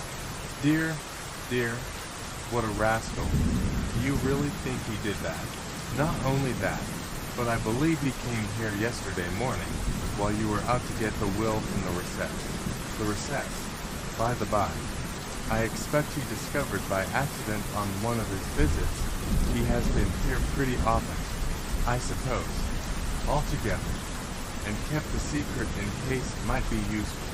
Yesterday, not finding the will there, he hypnotized Miss Garth once again, and conveyed the suggestion that, at midnight last night, she should take the will from wherever she had put it and pass it to him under the front door. What? Do you mean it was he you chased across the grounds last night? That is a thing I am pretty certain of. If we had Mr. Mellis's food here, we could make sure by comparing it with a piece of paper I cut out, as you will remember, in the entrance hall, as we have the will, though that will scarcely be necessary. What he will do now, I expect, will be to go to the recess again on the vague chance of the will being there now. After all, assuming that his second dose of mesmerism has somehow miscarried, if Miss Garth were here, he might try his tricks again. And that is why I got you to send her out. And where did you find the will? Now you come to practical details. You will remember that I asked about the handy Mansell house. Well, I paid it a visit at 6 o'clock this morning, and found therein some very excellent carpenter's tools in a chest. I took a selection of them to the small staircase, and took out the tread of a stair, the one that the pivoted framing plank rested on, and you found the will there. The will, as I rather expected when I examined the recess last night, had slipped down a rather wide crack at the end of the stair timber, which, you know, formed, so to speak, the floor of the recess. The fact was, the stair treads didn't quite reach as far as the back of the recess. The opening wasn't very distinct to see, but I soon felt it with my fingers. When Miss Garth, in her hypnotic condition on Saturday night, dropped the will into the recess, it shot straight to the back corner and fell down the slit. That was why Mellis found it empty, and why Miss Garth also found it empty on returning there last night under hypnotic influence. You observed her terrible state of nervous agitation when she failed to carry out the command that haunted her. It was frightful. Something like what happens to a suddenly awakened somnambulist, perhaps. Anyway, that is all over. I found the will under the end of the stair tread, and here it is. If you will come to the small staircase, now you shall see where the paper slipped out of sight. Perhaps we shall meet Mr. Mellis. He's a scoundrel, said Mr. Crellin. It's a pity we can't punish him. That's impossible, of course. Where's your proof? And if you had any, I'm not sure that a hypnotist is responsible at law for what his subject does. Even if he were, moving a will from one part of the house to another is scarcely a legal crime. The explanation have given you accounts entirely for the disturbed manner of Miss Garth in the presence of Mellis. She merely felt an indefinite sense of his power over her. Indeed, there is all the possibility that, finding her an easy subject, he had already practiced his influence by way of experiment. A hypnotist, as you will see in the books, has always an easier task with a person he has hypnotized before. As Hewitt had guessed, in the corridor they met Mr. Mellis. He was a thin, dark man of about 35, with large, bony features, and a slight stoop. Mr. Crellin glared at him ferociously. Well, sir, and what do you want? He asked. Mr. Mellis looked surprised. Really, that's a very extraordinary remark, Mr. Crellin, he said. This is my late uncle's house. I might, with at least as much reason, ask you what you want. I'm here, sir, as Mr. Holford's executor, appointed by will. Yes, and is the will in existence? Well, the fact is, we couldn't find it. Then, what do you mean? Sir, by calling yourself an executor with no will to warrant you. Interrupted Mellis. Get out of this house. If there's no will, I administrate. But there underscore is underscore a will, roared Mr. Crellin, shaking it in his face. There is a will. I didn't say we hadn't found it yet, did I? There underscore is underscore a will. And here it is in spite of all your diabolical tricks, with your scoundrelly hypnotism and secret pulls, and the rest of it. Get out of this place, sir, or I'll have you thrown out of the window. Mr. Mellis shrugged his shoulders with an appearance of perfect indifference.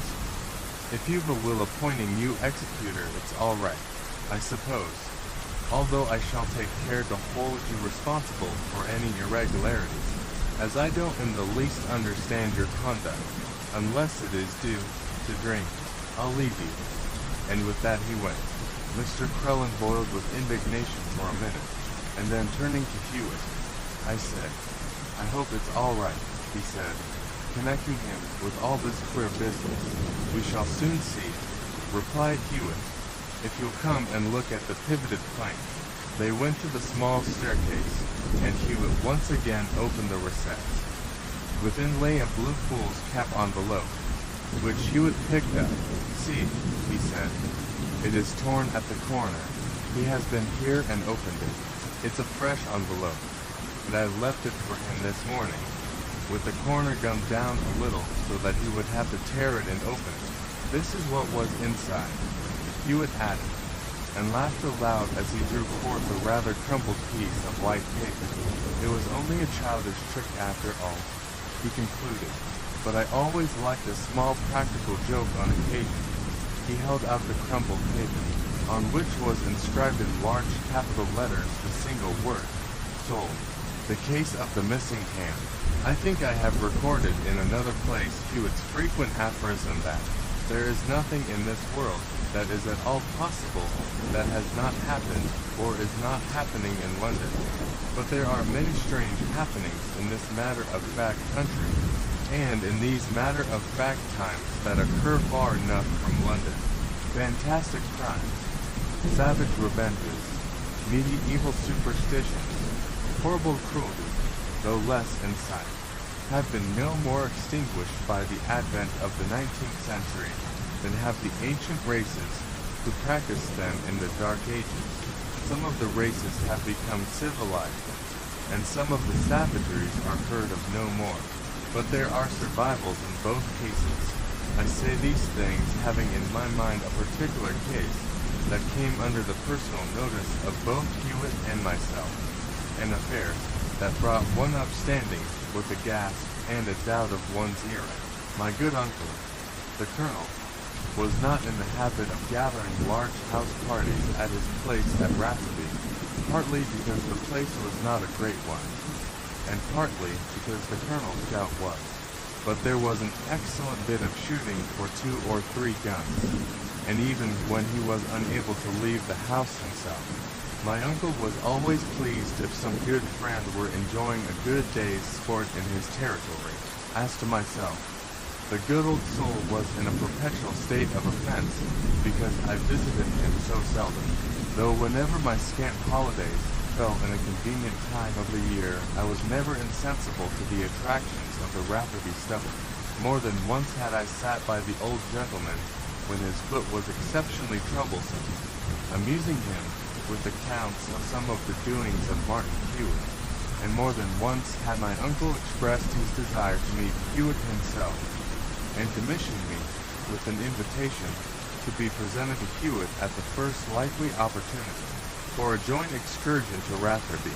At length I persuaded Hewitt to take a fortnight's rest, coincident with a little vacation of my own, and we got down to Rafferty within a few days past September the 1st. And before a gun had been fired at the Colonel's bit of shooting, the Colonel himself we found confined to the house with his foot on the familiar rest, and though ourselves were the only guests, we managed to do pretty well together. It was during this short holiday that the case I have mentioned arose, when first I began to record some of the more interesting of Hewitt's operations. I think I explained that such cases as I myself had not witnessed I should set down in impersonal narrative form, without intruding myself. The present case, so far as Hewitt's work was concerned, I saw, but there were circumstances which led up to it that we only fully learned afterwards. These circumstances, however, I shall put in their proper place. At the beginning, the Fosters were a fairly old Rafferty family, of whom Mr. John Foster had died by an accident at the age of about 40, leaving a wife 12 years younger than himself and 3 children, 2 boys and 1 girl, who was the youngest. The boys grew up strong, healthy, out-of-door young ruffians, with all the tastes of sportsmen, and all the qualities, good and bad, natural to lads of fairly well-disposed character, allowed a great deal too much of their own way from them in the beginning. Their only real bad quality was an unfortunate knack of bearing malice, and a certain savage vindictiveness towards such persons as they chose to consider their enemies. With the louts of the village, they were at unceasing war, and, indeed, once got into serious trouble for peppering the butcher's son, who certainly was a great blackguard with sparrow shot. At the usual time, they went to Oxford together, and were fraternally sent down together in their second year, after enjoying a spell of rustication in their first. The offense was never specifically mentioned about Rafferty, but was rumored of as something particularly outrageous. It was at this time, 16 years or thereabout after the death of their father, that Henry and Robert Foster first saw and disliked Mr. Jonas Snappy, a director of penny banks and small insurance offices. He visited Ranworth the Fosters' home a great deal more than the brothers thought necessary, and, indeed, it was not for lack of rudeness on their part that Mr. Snappy failed to understand.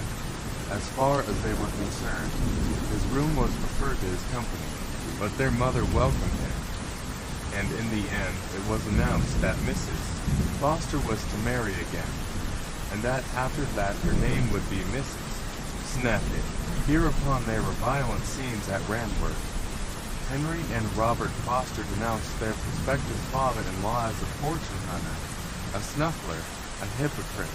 They did not stop at broad hints as to the honesty of his penny banks and insurance offices, and the house straightway became a house of bitter strife. The marriage took place, and it was not long before Mr. Snappy's real character became generally obvious. For months he was a model, if somewhat sanctimonious husband, and his influence over his wife was complete. Then he discovered that her property had been strictly secured by her first husband's will, and that, willing as she might be, she was unable to raise money for her new husband's benefit, and was quite powerless to pass to him any of her property by deed of gift. Hereupon the man's nature showed itself. Foolish woman as Mrs. Snappy might be, she was a loving, indeed, an infatuated wife. But Snappy repaid her devotion by vulgar derision, never hesitating to state plainly that he had married her for his own profit, and that he considered himself swindled in the result. More, he even proceeded to blows and other practical brutality of a sort only divisible by a mean and ugly nature. This treatment, at first secret, became open, and in the midst of it, Mr. Snappy's penny banks and insurance offices came to a grievous smash all at once, and everybody wondered how Mr. Snappy kept out of jail. Keep out of jail he did, however, for he had taken care to remain on the safe side of the law, though some of his co-directors learned the taste of penal servitude. But he was beggar, and lived, as it were, a mere pensioner in his wife's house. Here his brutality increased to a frightful extent, till his wife, already broken in health in consequence, went in constant fear of her life, and Miss Foster passed a life of weeping misery.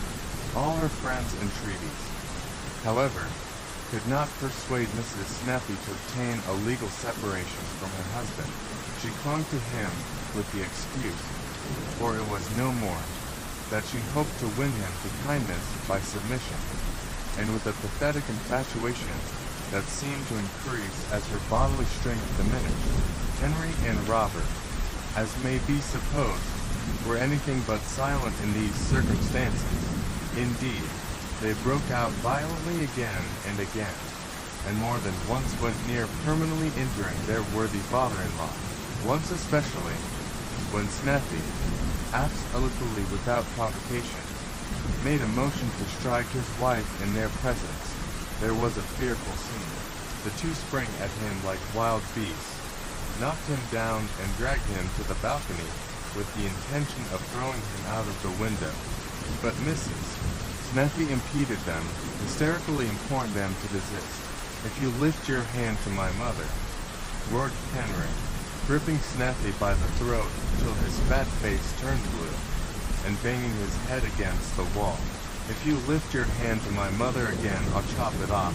I will. I'll chop it off and drive it down your throat. We'll do worse," said Robert, white and frantic with passion. "We'll hang you to the door. You're a proved liar and thief, and you're worse than a common murderer. I'd hang you to the front door for tuppence."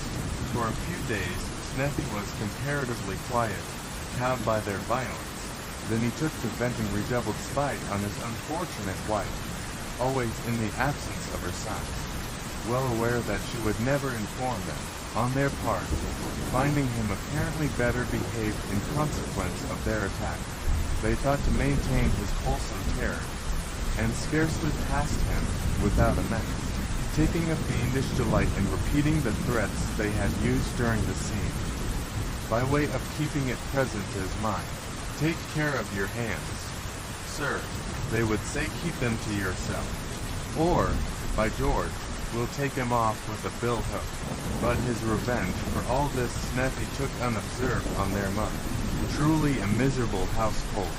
Soon, however, the brothers left home, and went to London by way of looking for a profession. Henry began a belated study of medicine, and Robert made a pretense of reading for the bar. Indeed, their departure was as much as anything a consequence of the earnest entreaty of their sister, who saw that their presence at home was an exasperation to Snuffy, and aggravated her mother's secret sufferings. They went, therefore, but at Ranworth things became worse. Little was allowed to be known outside the house, but it was broadly said that Mr. Snuffy's behavior had now become outrageous beyond description. Servants left faster than new ones could be found, and gave their late employer the character of a raving maniac. Once, indeed, he committed himself in the village, attacking with his walking stick an inoffensive tradesman who had accidentally brushed against him, and immediately running home. This assault had to be compounded for by a payment of £50. And then Henry and Robert Foster received a most urgent letter from their sister requesting their immediate presence at home. They went at once, of course, and the servant's account of what occurred was this. When the brothers arrived, Mr. Snuffy had just left the house. The brothers were shut up with their mother and sister for about a quarter of an hour, and then left them and came out to the stable yard together. The coachman, he was a new man, who had only arrived the day before, overheard a little of their talk as they stood by the door. Mr. Henry said that the thing must be done, and at once. "There are two of us, so that it ought to be easy enough." And afterwards Mr. Robert said, "You know best how to go about it, as a doctor." After which Mr. Henry came towards the coachman and asked him in what direction Mr. Snuffy had gone. The coachman replied that it was in the direction of Ratherby Wood, by the winding footpath that led through it. But, as he spoke, he distinctly, with the corner of his eye, saw the other brother take a halter from a hook by the stable door and put it into his coat pocket. So far for the earlier events, for as I learned later bit by bit. It was on the day of the arrival of the brothers Foster at their old home, and, indeed, little more than 2 hours after the incident last set down, that news of Mr. Snuffy came to Colonel Brett's place, where Hewitt and I were sitting and chatting with the colonel. The news was that Mr. Snuffy had committed suicide, had been found hanging, in fact, to a tree in Ratherby Wood, just by the side of the footpath. Hewitt and I had, of course, at this time never heard of Snuffy, and the colonel told us what little he knew. He had never spoken to the man, he said. Indeed, nobody in the place outside Ranworth would have anything to do with him. He's certainly been an unholy scoundrel over those poor people's banks, said my uncle. And if what they say is true, he's been about as bad as possible to his wretched wife. He must have been pretty miserable, too, with all his scoundrelism, for he was a completely ruined man, without a chance of retrieving his position, and detested by everybody. Indeed, some of his recent doings, if what I have heard is to be relied on, have been very much those of a madman. So that, on the whole, I'm not much surprised. Suicide's about the only crime, I suppose, that he has never experimented with till now. And, indeed, it's rather a service to the world at large. His only service, I expect. The colonel sent a man to make further inquiries, and presently this man returned with the news that now it was said that Mr. Sneppy had not committed suicide, but had been murdered.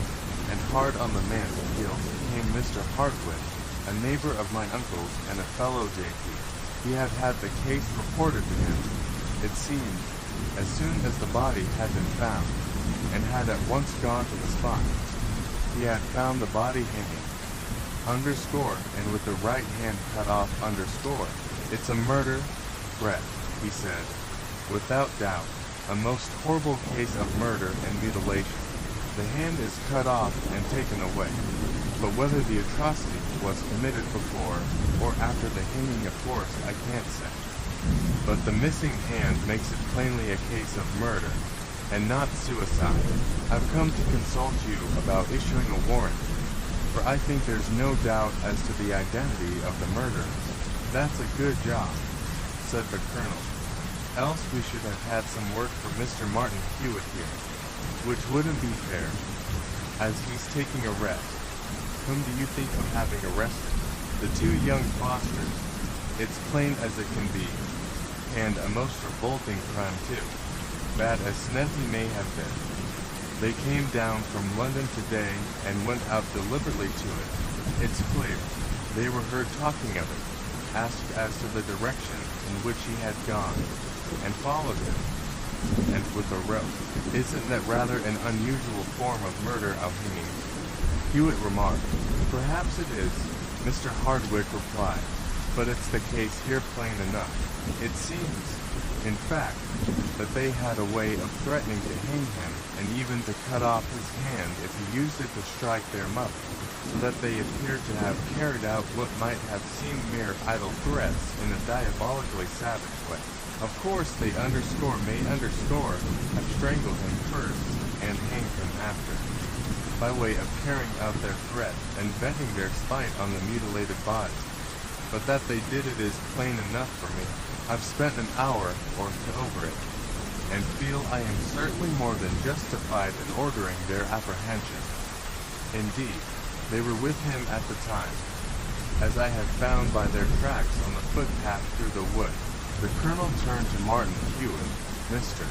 Hardwick, you must know, he said, is by way of being an amateur in your particular line, and a very good amateur, too, I should say, judging by a case or two I have known in this county. Hewitt bowed, and laughingly expressed a fear lest Mr. Hardwick should come to London and supplant him altogether. This seems a curious case, he added. If you don't mind, I think I should like to take a glance at the tracks and whatever other traces there may be, just by way of keeping my hand in. Certainly, Mr. Hardwick replied, brightening. I should of all things like to have Mr. Hewitt's opinions on the observations I have made, just for my own gratification. As to his opinion, there can be no room for doubt. The thing is plain. With many promises not to be late for dinner, we left my uncle and walked with Mr. Hardwick in the direction of Rafterby Wood. It was an unfrequented part, he told us, and by particular care he had managed. He hoped to prevent the rumor spreading to the village here, so that we might hope to find the trails not yet overlaid. It was a man of his own, he said, who, making a short cut through the wood, had come upon the body hanging, and had run immediately to inform him. With this man he had gone back, cut down the body, and made his observations. He had followed the trail backward to Ranworth, and there had found the new coachman, who had once been in his own service. From him he had learned the doings of the brothers Foster as they left the place, and from him he had ascertained that they had not then returned. Then, leaving his man by the body, he had come straight to my uncle's. Presently, we came on the footpath leading from Ranworth across the field to Rafferty Wood. It was a mere trail of bare earth worn by successive feet amid the grass. It was damp, and we all stooped and examined the footmarks that were to be seen on it. They all pointed one way towards the wood in the distance. Fortunately, it's not a greatly frequented path. Mr. Hardwick said, "You see, there are the marks of 3 pairs of feet only." And as first Snappy, and then both of the brothers came this way, these footmarks must be theirs. Which are Snappy's is plain. They are these large flat ones. If you notice, they are all distinctly visible in the center of the track, showing plainly that they belong to the man who walked alone, which was Snappy of the others. The marks of the underscore outside underscore feet, the left on the left side and the right on the right, are often not visible. Clearly, they belong to 2 men walking side by side, and more often than not treading with their outer feet on the grass at the side, and where these happen to drop on the same spot as the marks in the middle, they cover them. Plainly they are the footmarks of Henry and Robert Foster, made as they followed Snappy. Don't you agree with me, Mr. Hewitt? Oh yes, that's very plain. You have a better pair of eyes than most people, Mr. Hardwick, and a good idea of using them, too. We will go into the wood now. As a matter of fact, I can pretty clearly distinguish most of the other footmarks, those on the grass, but that's a matter of much training.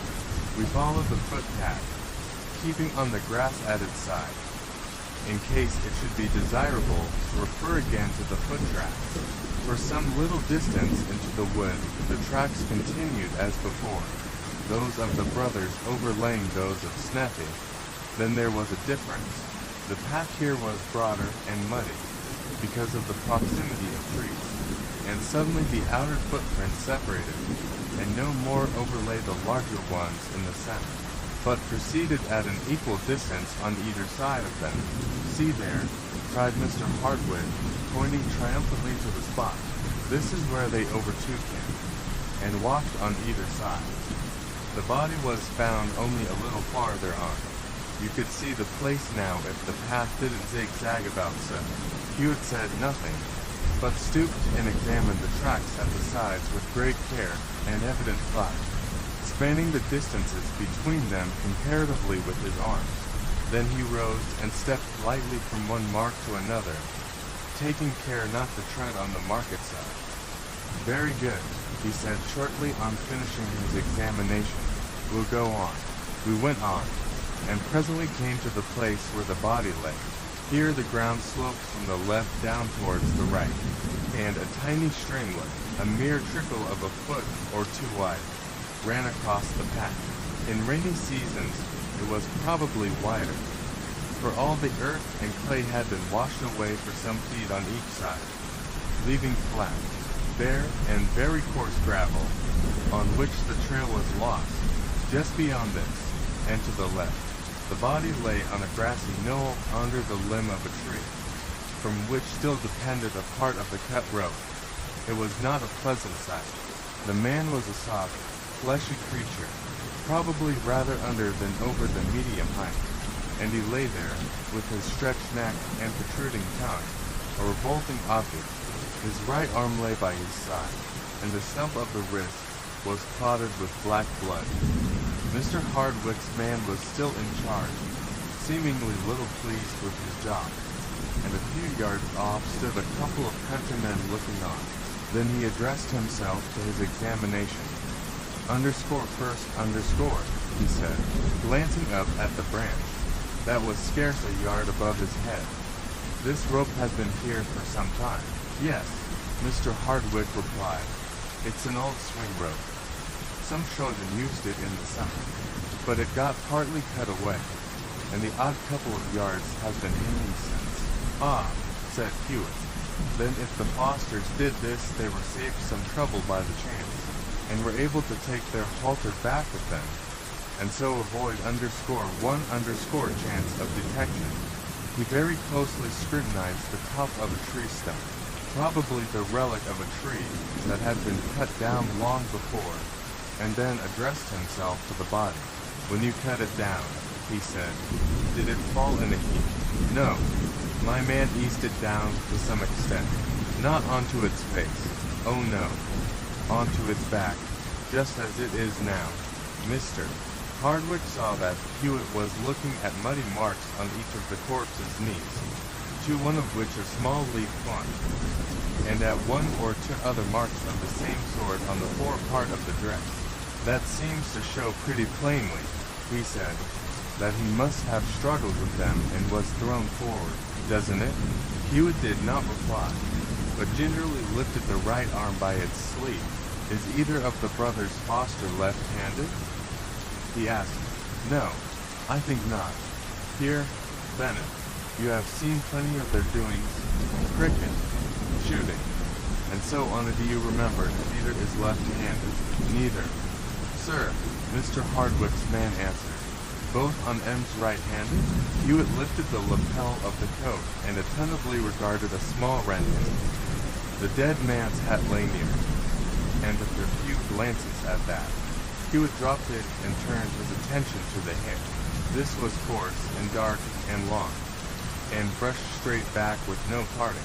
This doesn't look very symmetrical, does it? Hewitt remarked, pointing to the locks over the right ear. They were shorter just there than on the other side, and apparently very clumsily cut, whereas in every other part the hair appeared to be rather well and carefully trimmed. Mr. Hardwick said nothing, but fidgeted a little, as though he considered that valuable time was being wasted over irrelevant trivialities. Presently, however, he spoke. There's very little to be learned from the body, is there? He said. I think I'm quite justified in ordering their arrest. Indeed, I've wasted too much time already. Hewitt was groping about among some bushes behind the tree from which the corpse had been taken. When he answered, he said, I don't think I should do anything of the sort just now, Mr. Hardwick. As a matter of fact, I fancy this word with an emphasis, that the brothers Foster may not have seen this man Snappy at all today. Not seen him. Why, my dear sir, there's no question of it. It's certain, absolutely, the evidence is positive.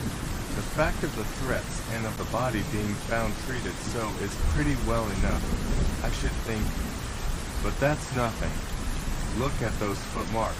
They've walked along with him, one each side, without a possible doubt. Plainly they were the last people with him, in any case. And you don't mean to ask anybody to believe that the dead man, even if he hanged himself, cut off his own hand first. Even if you do, where's the hand? And even putting aside all these considerations, each a complete case in itself, the Fosters must at least have seen the body as they came past, and yet nothing has been heard of them yet. Why did they spread the alarm? They went straight away in the opposite direction from home. There are their footmarks, which you've not seen yet, beyond the gravel. Hewitt stepped over to where the patch of clean gravel ceased, at the opposite side to that from which we had approached the brook. And there, sure enough, were the now familiar footmarks of the brothers, leading away from the scene of Snappy's end. Yes, Hewitt said, I see them. Of course, Mr. Hardwick, you'll do what seems right in your own eyes.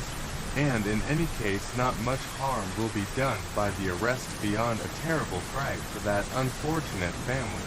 Nevertheless, if you care for my impression, it is, as I have said, that the Fosters have not seen Snappy today.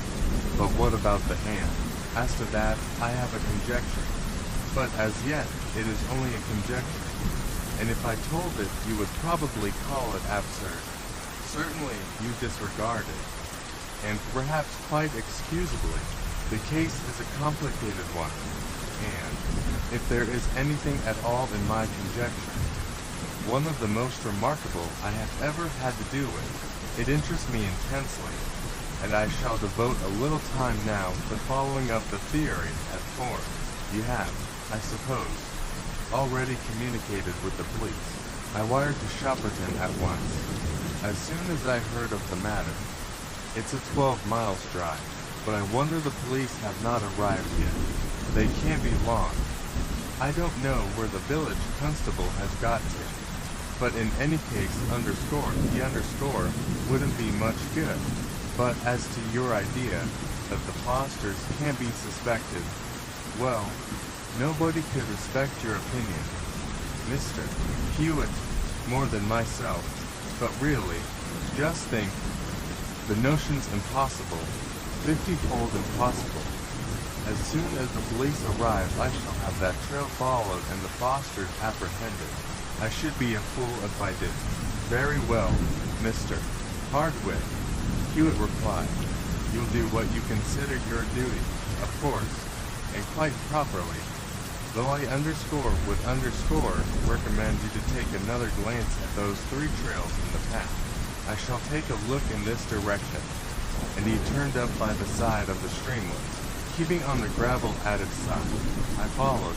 We climbed the rising ground, and presently, among the trees, came to the place where the little rill emerged from the broken ground in the highest part of the wood.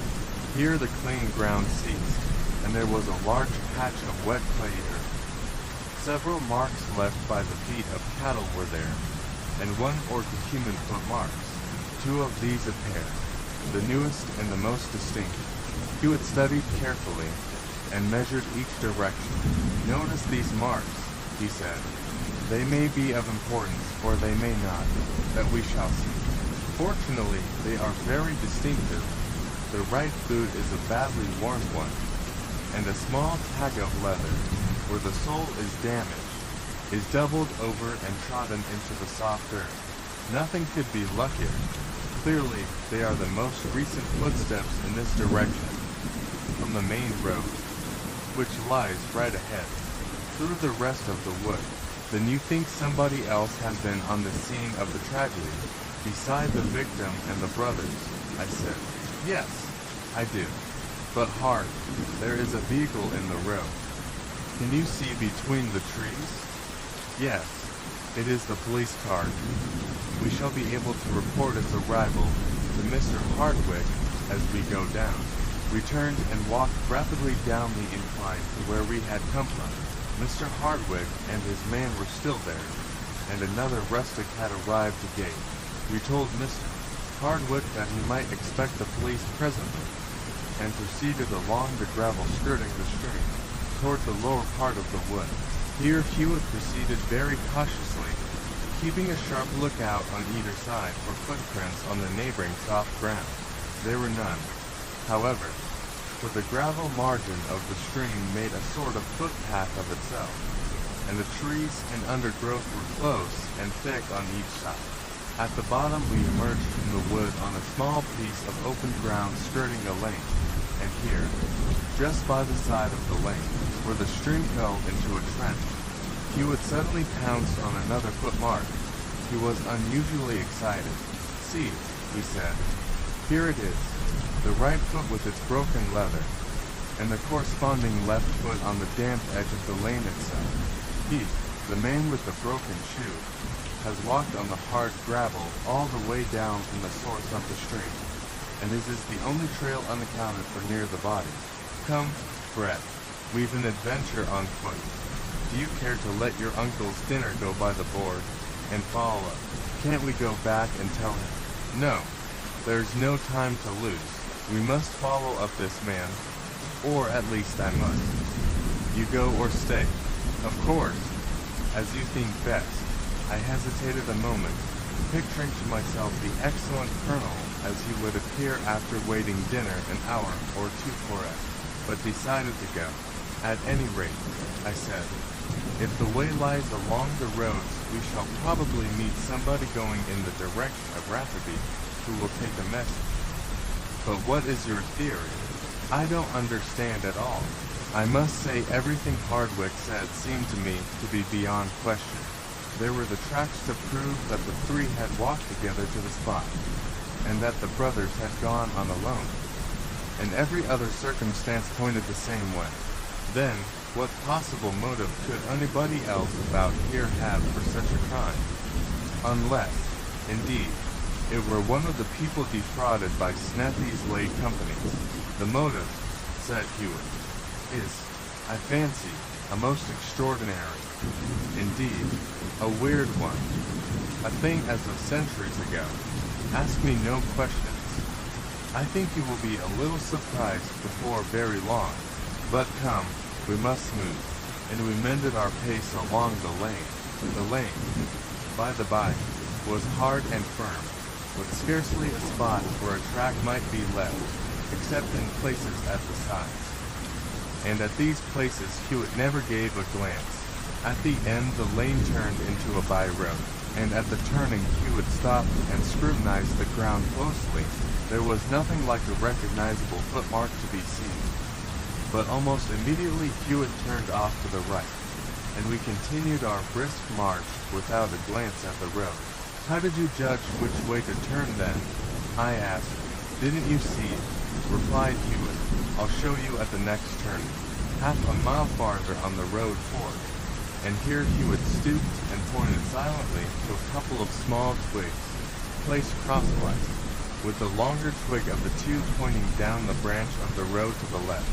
We took the branch to the left, and went on. Our man's making a mistake, Hewitt observed. He leaves his friends messages lying about for his enemies to read. We hurried forward with scarcely a word. I was almost bewildered by what Hewitt had said and done to formulate anything like a reasonable guess as to what our expedition tended, or even to make an effective inquiry. Though, after what Hewitt had said, I knew that would be useless. Who was this mysterious man with the broken shoe? What had he to do with the murder of Snappy? What did the mutilation mean? And who were his friends, who left him signs and messages by means of crossed twigs? We met a man, by whom I sent a short note to my uncle, and soon after we turned into a main road. Here again, at the corner, was the curious message of twigs. A cartwheel had passed over and crushed them, but it had not so far displaced them as to cause any doubt that the direction to take was to the right. At an inn a little farther along we entered, and Hewitt bought a pint of Irish whiskey and a flat bottle to hold it in, as well as a loaf of bread and some cheese, which we carried away wrapped in paper. This will have to do for our dinner, Hewitt said as we emerged. But we're not going to drink a pint of common whiskey between us, I asked in some astonishment. Never mind, Hewitt answered with a smile. Perhaps we'll find somebody to help us. Somebody not so fastidious as yourself as to quality. Now we hurried more than ever, for it was beginning to get dusk, and Hewitt feared a difficulty in finding and reading the twig signs in the dark. 2 more turnings we made, each with its silent direction, the crossed twigs. To me there was something almost weird and creepy in this curious hunt for the invisible and incomprehensible, guided faithfully and persistently at every turn by this now unmistakable signal. After the second turning, we broke into a trot along the long, winding lane, but presently Hewitt's hand fell on my shoulder, and we stopped. He pointed ahead, where some large object round the bend of the hedge was illuminated as though by a light from below. We will walk now, Hewitt said. Remember that we are on a walking tour, and have come along here entirely by accident. We proceeded at a swinging walk, Hewitt whistling gaily. Soon as we turned the bend, and saw that the large object was a traveling van drawn up with 2 others on a space of grass by the side of the lane. It was a gypsy encampment, the caravan having apparently only lately stopped for a man was still engaged in tugging at the rope of a tent that stood near the bands. 2 or 3 sullen-looking ruffians lay about a fire, which burned in the space left in the middle of the encampment. A woman stood at the door of one van with a large kettle in her hand, and at the foot of the steps below her a more pleasant-looking old man sat on an inverted pail. Hewitt swung towards the fire from the road, and with an indescribable mixture of slouch, bow, and smile addressed the company generally with underscore Kushabah, cow, underscore one good luck, brothers. The men on the ground took no notice, but continued to stare doggedly before them. The man working at the tent looked round quickly for a moment, and the old man on the bucket looked up and nodded, quick to see the most likely friend. Hewitt at once went up to the old man, extending his hand. Underscore Sergeant, Data, underscore, he said. Underscore Del Mandy Tooties Bars. Underscore 2. How do you do? Father, give me your hand. The old man smiled and shook hands, though without speaking. Then Hewitt proceeded, producing the flat bottle of whiskey. Underscore Taddy for Pawnee. Charles. Del Mandy the Pawnee. And Low Posh the Taddy. Underscore 3. 3 spirits for water? Lads, give me the water and take your share of the spirits. The whiskey did it. We were Romany Rise in 20 minutes or less, and had already been taking tea with the gypsies for half the time. The 2 or 3 we had found about the fire were still reserved, but these, I found, were only half gypsies, and understood very little Romany. 1 or 2 others, however, including the old man, were of pure breed, and talked freely, as did one of the women. They were Lees, they said, and expected to be on Worksby racecourse in 3 days' time. We, too, were underscore Pyramingros underscore, or travelers. Hewitt explained, and might look to see them on the course. Then he fell to telling gypsy stories, and they too telling others back. To my intense mystification, Hewitt explained afterwards that they were mostly stories of poaching, with now and again a horse-coping anecdote thrown in. Since then, I have learned enough of Romany to take my part in such a conversation, but at the time a word or 2 appeared, and there was all I could understand. In all this talk the man we had first noticed stretching the tent rope took very little interest, but lay, with his head away from the fire, smoking his pipe. He was a much darker man than any other present had. In fact, the appearance of a man of even a swarthier race than that of the others about us.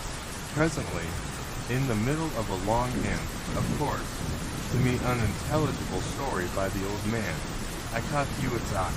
He lifted one eyebrow almost imperceptibly, and glanced for a single moment at his walking stick. Then I saw that it was pointed toward the feet of the very dark man, who had not yet spoken. One leg was thrown over the others as he lay, with the solace of his shoes presented toward the fire, and in its glare I saw that the right sole was worn and broken, and that a small triangular tag of leather was doubled over beneath in just the place we knew of from the prints in Rathaby Wood. I could not take my eyes off that man with his broken shoe. There lay the secret. The whole mystery of the fantastic crime in Rathaby Wood centered in that shabby ruffian. What was it? But Hewitt went on, talking and joking furiously. The men who were not speaking mostly smoked gloomily, but whenever one spoke, he became animated and lively. I had attempted once or twice to join in, though my efforts were not particularly successful, except in inducing one man to offer me tobacco from his box. Tobacco that almost made me giddy in the smell. He tried some of mine in exchange, and though he praised it with native politeness, and smoked the pipe through, I could see that my pignet mixture was poor stuff in his estimation, compared with the awful tobacco in his own box. Presently the man with the broken shoe got up, slouched over to his tent, and disappeared. Then said Hewitt, I translate. You're not all leads here. I see. Yes. Underscore pal underscore. All leads. But underscore, he's underscore not a lead. And Hewitt jerked his head towards the tent. Why not a lead? Underscore pal underscore. We be leads. And he is with us. Thus he is a lead. Oh yes, of course. But I know he is from over the underscore Pawnee underscore. Come, I'll guess the underscore Tam underscore for he comes from. It's from Romania, eh? Perhaps the Wall Achen part. Or country. The men looked at one another, and then the old Lee said, You're right, how? You're cleverer than we took you for. That is what they calls his underscore Tam underscore. He is a petulant girl. 5. And he comes with us to shoot the underscore grides underscore 6, and then the underscore Vargos underscore 7, but he is with us, and so he is the lead. 5 Smith, 6 horses, 7 vans. The talk and the smoke went on, and presently the man with the broken returned, and lay down again. Then, when the whiskey had all gone, and Hewitt, with some excuse that I did not understand, had begged a piece of cord from one of the men, we left in a chorus of underscore, Kushtorardis underscore, a good night. By this time it was nearly 10 o'clock. We walked briskly till we came back again to the inn, where we had bought the whiskey. Here Hewitt, after some little trouble, succeeded in hiring a village cart, and while the driver was harnessing the horse, cut a couple of short sticks from the hedge. These, being each divided into 2, made for short, stout pieces of something less than 6 inches long apiece. Then Hewitt joined them together in pairs, each pair being connected from center to center by about 9 or 10 inches of the cord he had brought from the gypsies' camp. These done, he handed one pair to me, handcuffs, he explained, and no bad ones either. See, you use them so. And he passed the cord round my wrist, gripping the 2 handles, and giving them a slight twist that sufficiently convinced me of the excruciating pain that might be inflicted by a vigorous turn, and the utter helplessness of a prisoner thus secured in the hands of captors prepared to use their instruments. Whom are these for? I asked. The man with the broken shoe. Hewitt nodded. Yes, he said. I expect we shall find him out alone about midnight. You know how to use these now. It was fully 11 before the cart was ready and we started. A quarter of a mile or so from the gypsy encampment, Hewitt stopped the cart and gave the driver instructions to wait. We got through the hedge and made our way on the soft ground behind it in the direction of the vans and the tent. Roll up your handkerchief, Hewitt whispered, into a tight pad. The moment I grabbed it, ram it into his mouth will underscore it, mine, so that it doesn't easily fall out. Probably he will be stooping. That will make it easier. We can pull him suddenly backward. Now be quiet. We kept until nothing but the hedge divided us from the space whereon stood the encampment. It was now nearer 12 o'clock than 11, but the time we waited seemed endless. But time is not eternity after all, and at last we heard a move in the tent. A minute after, the man we sought was standing before us. He made straight for a gap in the hedge, which we had passed on our way, and we crouched low and waited. He emerged on our side of the hedge with his back towards us, and began walking, as we had walked, behind the hedge, but in the opposite direction. We followed. He carried something in his hand that looked like a large bundle of sticks and twigs, and he appeared to be as anxious to be secret as we ourselves. From time to time, he stopped and listened.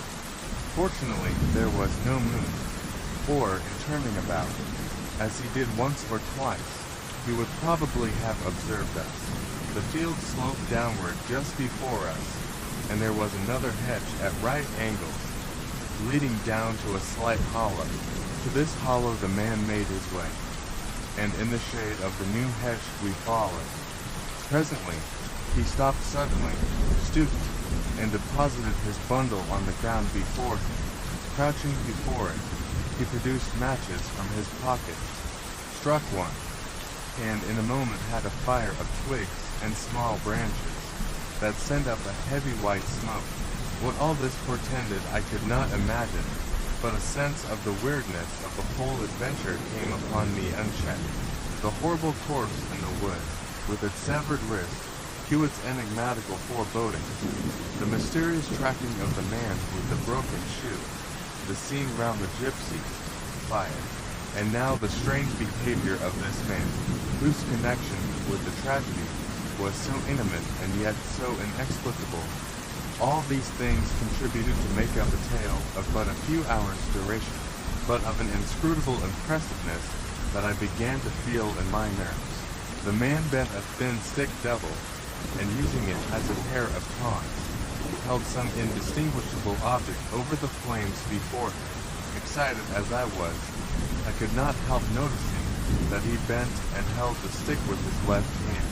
We crept stealthily nearer, and as I stood scarcely 3 yards behind him and looked over his shoulder, the form of the object stood out clear and black against the dull red of the flame. It was _human hand _ I suppose I may have somehow betrayed my amazement and horror to my companion's sharp eyes, for suddenly I felt his hand tightly grip my arm, and just above the elbow. I turned, and found his face close by mine and his finger raised warningly. Then I saw him produce his wrist grip and make a motion with his palm toward his mouth, which I understood to be intended to remind me of the gag. We stepped forward.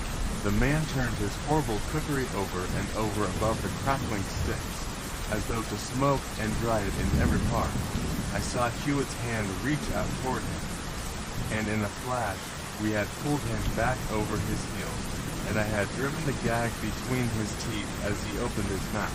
We seized his wrists and the cords at once, and I shall never forget the man's look of ghastly, frantic terror as he lay on the ground. When I knew more, I understood the reason of this.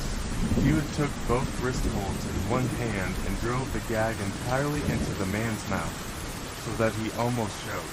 A piece of sacking lay near the fire, and by Hewitt's request I dropped that awful hand from the wood and twigs upon it and rolled it up in a parcel. It was, no doubt, what the sacking had been brought for. Then we lifted the man to his feet and hurried him in the direction of the car. The whole capture could not have occupied 30 seconds, and as I stumbled over the rough field at the man's left elbow, I could only think of the thing as one thinks of a dream that one knows all the time _ a dream. But presently the man, who had been walking quietly, though gasping, sniffing and choking because of the tightly rolled handkerchief in his mouth, presently he made a sudden dive, thinking doubtless to get his wrists free by surprise. But Hewitt was alert, and gave them a twist that made him roll his head with a dismal, stifled yell, and with the opening of his mouth, by some chance the gag fell away. Immediately the man roared aloud for help. "Quick," said Hewitt, "drag him along. They'll hear in the van. Bring the hand." I seized the fallen handkerchief and crammed it over the man's mouth as well as I might, and together we made as much of a trot as we could, dragging the man between us, while Hewitt checked any reluctance on his part by a timely wrench of the wrist holds. It was a hard 250 yards to the lane even for us. For the gypsy, it must have been a bad minute and a half indeed. Once more as we went over the uneven ground, he managed to get out a shout, and we thought we heard a distinct reply from somewhere in the direction of the encampment. We pulled him over a stile in a tangle, and dragged and pushed him through a small hedge gap all in a heap. Here we were but a short distance from the cart, and into that we flung him, without wasting time or tenderness, to the intense consternation of the driver, who, I believe, very nearly set up a cry for help on his own account. Once in the car, however, I seized the reins and the whip myself and, leaving Hewitt to take care of the prisoner. Put the turnout along toward rapidly at as near 10 miles an hour as it could go. We made first for Mr. Hardwick's, but he, we found, was with my uncle. So, we followed him. The arrest of the Fosters had been effected, we learned, not very long after we had left the wood, as they returned by another route to Ranworth. We brought our prisoner into the Colonel's library, where he and Mr. Hardwick were sitting. I'm not quite sure what we can charge him with unless it's anatomical robbery, Hewitt remarked. But here's the criminal. The man only looked down with a sulkily impenetrable countenance.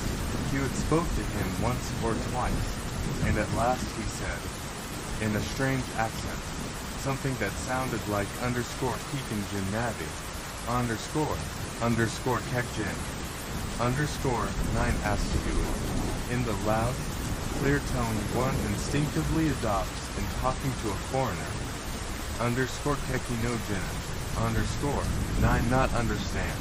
The man understood and shook his head, but not another word would he say, or another question answer. He's a foreign gypsy, Hewitt explained, just as I thought Iawal Achin. In fact, theirs is an older and purer dialect than that of the English gypsies, and only some of the root words are alike, I think, and he gingerly lifted the folds of sacking from the ghastly object as it lay on the table, and then covered it up again. But what? What does it all mean? Mr. Hardwick said in bewildered astonishment. Do you mean this man was an accomplice? Not at all.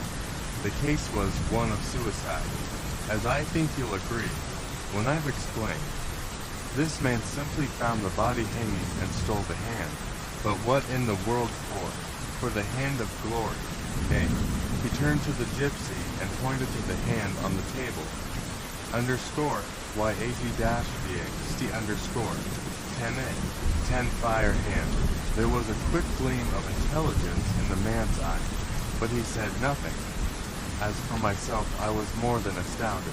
Could it be possible that the old superstition of the hand of glory remained alive in a practical shape at this day? You know the superstition. Of course, Hewitt said. It did exist in this country in the last century, when there were plenty of dead men hanging at crossroads, and so on. On the continent, in some places, it has survived later. Among the wall action gypsies, it has always been a great article of belief, and the superstition is quite active still. The belief is that the right hand of a hanged man, cut off and dried over the smoke of certain wood and herbs, and then provided with wicks at each finger made of the dead man's hair, becomes, when lighted at each wick, the wicks are greased, of course, a charm, whereby a thief may walk without hindrance where he pleases in a strange house, push open all doors and take what he likes. Nobody can stop him, for everybody the hand of glory approaches is made helpless, and can neither move nor speak. You may remember there was some talk of thieves' candles in connection with the horrible series of Whitechapel murders not long ago. That is only one form of the cult of the hand of glory. Yes, my uncle said. I remember reading so. There is a story about it in the Ingoldsby Legends, too, I believe. There is. It is called the Hand of Glory. In fact, you remember the spell. Open lock to the dead man's knock, and so on. But I think you'd better have the constable up and get this man into safe quarters for the night. He should be searched, of course. I expect they will find on him the hair I noticed to have been cut from Snappy's head. The village constable arrived with his iron handcuffs in substitution for those of cord, which had so sorely vexed the wrists of our prisoner, and marched him away to the little lockup on the green. Then my uncle and Mr. Hardwick turned on Martin Hewitt with doubts and many questions. Why do you call it suicide? Mr. Hardwick asked. It is plain the Fosters were with him at the time from the tracks. Do you mean to say that they stood there and watched Snappy hang himself without interfering? No, I don't, Hewitt replied, lighting a cigar. I think I told you that they never saw Snappy. Yes, you did. And of course that's what they said themselves when they were arrested. But the thing's impossible. Look at the tracks. The tracks are exactly what revealed to me that it was underscore, not underscore impossible. Hewitt returned. I'll tell you how the case unfolded itself to me from the beginning. As to the information you gathered from the Ranworth coachman, to begin with, the conversations between the Fosters, which he overheard, might well mean something less serious than murder. What did they say? They had been sent for in a hurry and had just had a short consultation with their mother and sister. Henry said that the thing must be done at once. Also that, as there were two of them, it should be easy.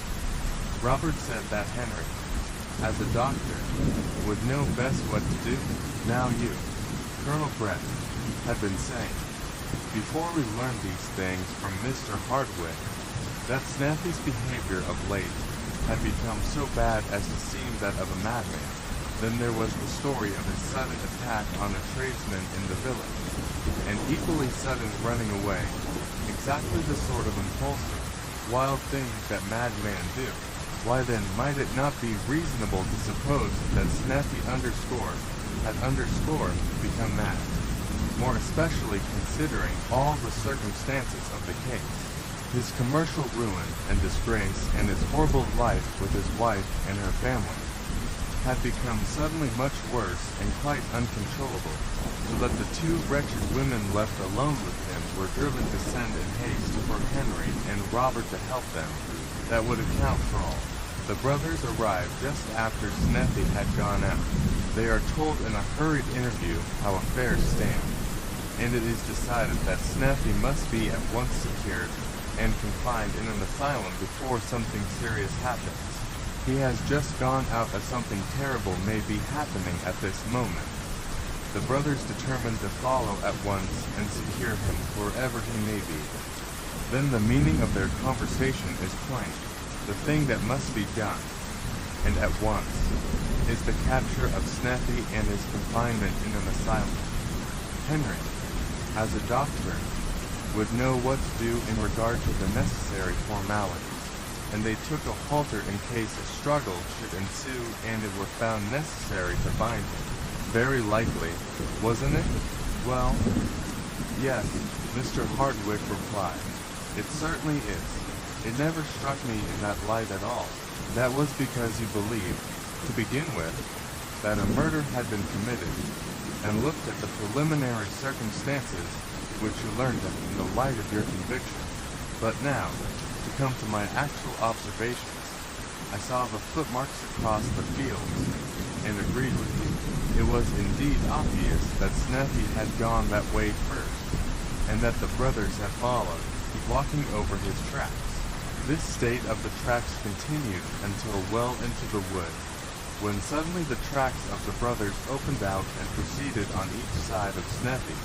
The simple inference would seem to be, of course, the one you made, that the Fosters had here overtaken Snappy, and walked one at each side of him. But of this I felt by no means certain. Another very simple explanation was available, which might chance to be the true one. It was just at the spot where the brothers' tracks separated that the path became suddenly much muddier, because of the closer overhang of the trees at the spot. The path was, as was to be expected, wettest in the middle. It would be the most natural thing in the world for two well-dressed young men, on arriving here, to separate so as to walk one on each side of the mud in the middle. On the other hand, a man and Snappy stayed, assuming him, for the moment, to be mad and contemplating suicide, would walk straight along the center of the path, taking no note of mud or anything else. I examined all the tracks very carefully, and my theory was confirmed. The feet of the brothers had everywhere alighted in the driest spots, and the steps were of irregular lengths, which meant, of course, that they were picking their way, while Snappy's footmarks had never turned aside even for the dirtiest puddle. Here, then, were the rudiments of a theory. At the watercourse, of course, the footmarks ceased, because of the hard gravel. The body lay on a knoll at the left, or a knoll covered with grass. On this the signs of footmarks were almost undiscoverable, although I am often able to discover tracks in grass that are invisible to others. Here, however, it was almost useless to spend much time in examination, for you and your man had been there, and what slight marks there might be would be indistinguishable one from another. Under the branch from which the man had hung there was an old tree stump, with a flat top, where the tree had been sawn off. I examined this, and it became fairly apparent that Snappy had stood on it when the rope was about his neck. His muddy footprint was plain to see. The mud was not smeared about, you see, as it probably would have been if he had been stood there forcibly and pushed off. It was a simple, clear footprint, another hint at suicide. But then arose the objection that you mentioned yourself. Plainly the brothers Foster were following Snappy, and came this way. Therefore, if he hanged himself before they arrived, it would seem that they must have come across the body. But now I examined the body itself. There was mud on the knees, and clinging to one knee was a small leaf. It was a leaf corresponding to those on the bush behind the tree, and it was not a dead leaf, so must have been just detached. After my examination of the body, I went to the bush, and there, in the thick of it, were, for me, sufficiently distinct knee marks, in one of which the knee had crushed a spray of the bush against the ground, and from that spray a leaf was missing. Behind the knee marks were the indentations of boot toes in the sod, bare earth under the bush, and thus the thing was plain. The poor lunatic had come inside of the dangling rope, and the temptation to suicide was irresistible. To people in a deranged state of mind, the mere sight of the means of self-destruction is often a temptation impossible to withstand. But at that moment, he must have heard the steps, probably the voices, of the brothers behind him on the winding path. He immediately hid in the bush till they had passed. It is probable that seeing who the men were, and conjecturing that they were following him, thinking also, perhaps, of things that had occurred between them and himself, his inclination to self-destruction became completely ungovernable, with the result that you saw. But before I inspected the bush, I noticed one or two more things about the body. You remember I inquired if either of the brothers Foster was left-handed, and was assured that neither was. But clearly the hand had been cut off by a left-handed man, with a large, sharply pointed knife, for well away to the right underscore of where the wrist had hung the knife point, had made a tiny triangular rent in the coat, so that the hand must have been held in the mutilator's right hand, while he used the knife with his left, clearly a left-handed man.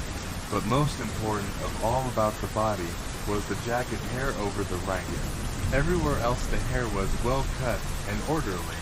Here it seemed as though a good piece had been, so to speak, sawn off. What could anybody want with a dead man's right hand and certain locks of his hair? Then it struck me suddenly, the man was hanged. It was the hand of glory. Then you will remember I went, at your request, to see the footprints of the Fosters on the part of the past underscore the water course. Here again, it was muddy in the middle, and the two brothers had walked as far apart as before, although nobody had walked between them. A final proof, if one were needed, of my theory as to the 3 lines of footprints. Now I was to consider how to get at the man who had taken his hand. He should be punished for the mutilation, but beyond that he would be required as a witness. Now all the foot tracks in the vicinity had been accounted for. There were those of the brothers and of Snappy, which we have been speaking of, those of the rustics looking on, which, however, stopped a little way off, and did not interfere with our sphere of observation. Those of your man, who had cut straight through the wood when he first saw the body, and had come back the same way with you. and our own, which we had been careful to keep away from the other. Consequently, there was no track of the man who had cut off the hand.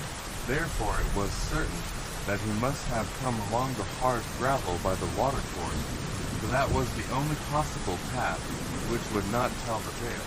Indeed, it seemed quite a likely path through the wood for a passenger to take, coming from the high ground by the Shupperton Road. Brett and I left you and traversed the watercourse, both up and down. We found a footprint at the top, left lately by a man with a broken shoe. Right down to the bottom of the watercourse, where it emerged from the wood, there was no sign on either side of this man having left the gravel. Where the body was, as you will remember, he would simply have stepped off the gravel onto the grass, which I thought it useless to examine, as I have explained. But at the bottom, by the lane, the footprint appeared again. This then was the direction in which I was to search for a left-handed man with a broken-soled shoe, probably a gypsy, and most probably a foreign gypsy, because a foreign gypsy would be the most likely still to hold the belief in the hand of glory.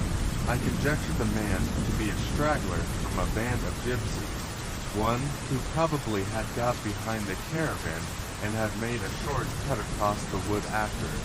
So at the end of the lane, I looked for _passion_. This is a sign that gypsies leave to guide stragglers following up. Sometimes it is a heap of dead leaves, sometimes a few stones, sometimes a mark on the ground, but more usually a couple of twigs crossed, with the longer twig pointing the road. Guided by these _passions_, we came in the end on the gypsy camp just as it was settling down for the night. We made ourselves agreeable, as Brett will probably describe to you better than I can. We left them, and after they had got to sleep we came back and watched for the gentleman who is now in the lockup. He would, of course, seize the first opportunity of treating his ghastly trophy in the prescribed way, and I guessed he would choose midnight, for that is the time the superstition teaches that the hand should be prepared. We made a few small preparations, collared him, and now you've got him, and I should think the sooner you let the brothers Foster go the better. But why didn't you tell me all the conclusions you had arrived at the time? Asked Mr. Hardwick. Well, really, Hewitt replied, with a quiet smile. You were so positive, and some of the traces I relied on were so small, that it would probably have meant a long argument and a loss of time. But more than that, confess, if I had told you bluntly that Sneffy's hand had been taken away to make a medieval charm to enable a thief to pass through a locked door and steel plate calmly under the owner's nose, what underscore would underscore you have said? Well, perhaps I should have been a little skeptical. Appearances combined so completely to point to the Fosters as murderers that any other explanation almost would have seemed unlikely to me. And well no, I confess, I shouldn't have believed in it, but it is a startling thing to find such superstitions alive nowadays. Yes, perhaps it is. Yet we find survivals of the sort very frequently. The wall actions, however, are horribly superstitious still. The gypsies among them are, of course, worse. Don't you remember the case reported a few months ago, in which a child was drowned as a sacrifice in Wallachia in order to bring rain, and that was not done by gypsies either. Even in England, as late as 1865, a poor pluralist Frenchman was killed by being swum for witchcraft. That was in Essex. And less atrocious cases of belief in wizardry occur again and again even now. Then Mr. Hardwick and my uncle fell into a discussion as to how the gypsy in the lockup could be legally punished. Mr. Hardwick thought it should be treated as a theft of a portion of a dead body. But my uncle fancied there was a penalty for mutilation of a dead body _per se_, though he could not point to the statute. as it happened. However, they were saved the trouble of arriving at a decision, for in the morning he was discovered to have escaped. He had been left, of course, with free hands, and had occupied the night in wrenching out the bars at the top of the back wall of the little prison shed. It had stood on the green for 150 years in climbing out. He was not found again, and a month or two later, the Foster family left the district entirely. The case of Laker absconded. There were several of the larger London banks and insurance offices from which Hewitt held a sort of general retainer as detective advisor, in fulfillment of which he was regularly consulted as to the measures to be taken in different cases of fraud, forgery, theft, and so forth, which it might be the misfortune of the particular firms to encounter.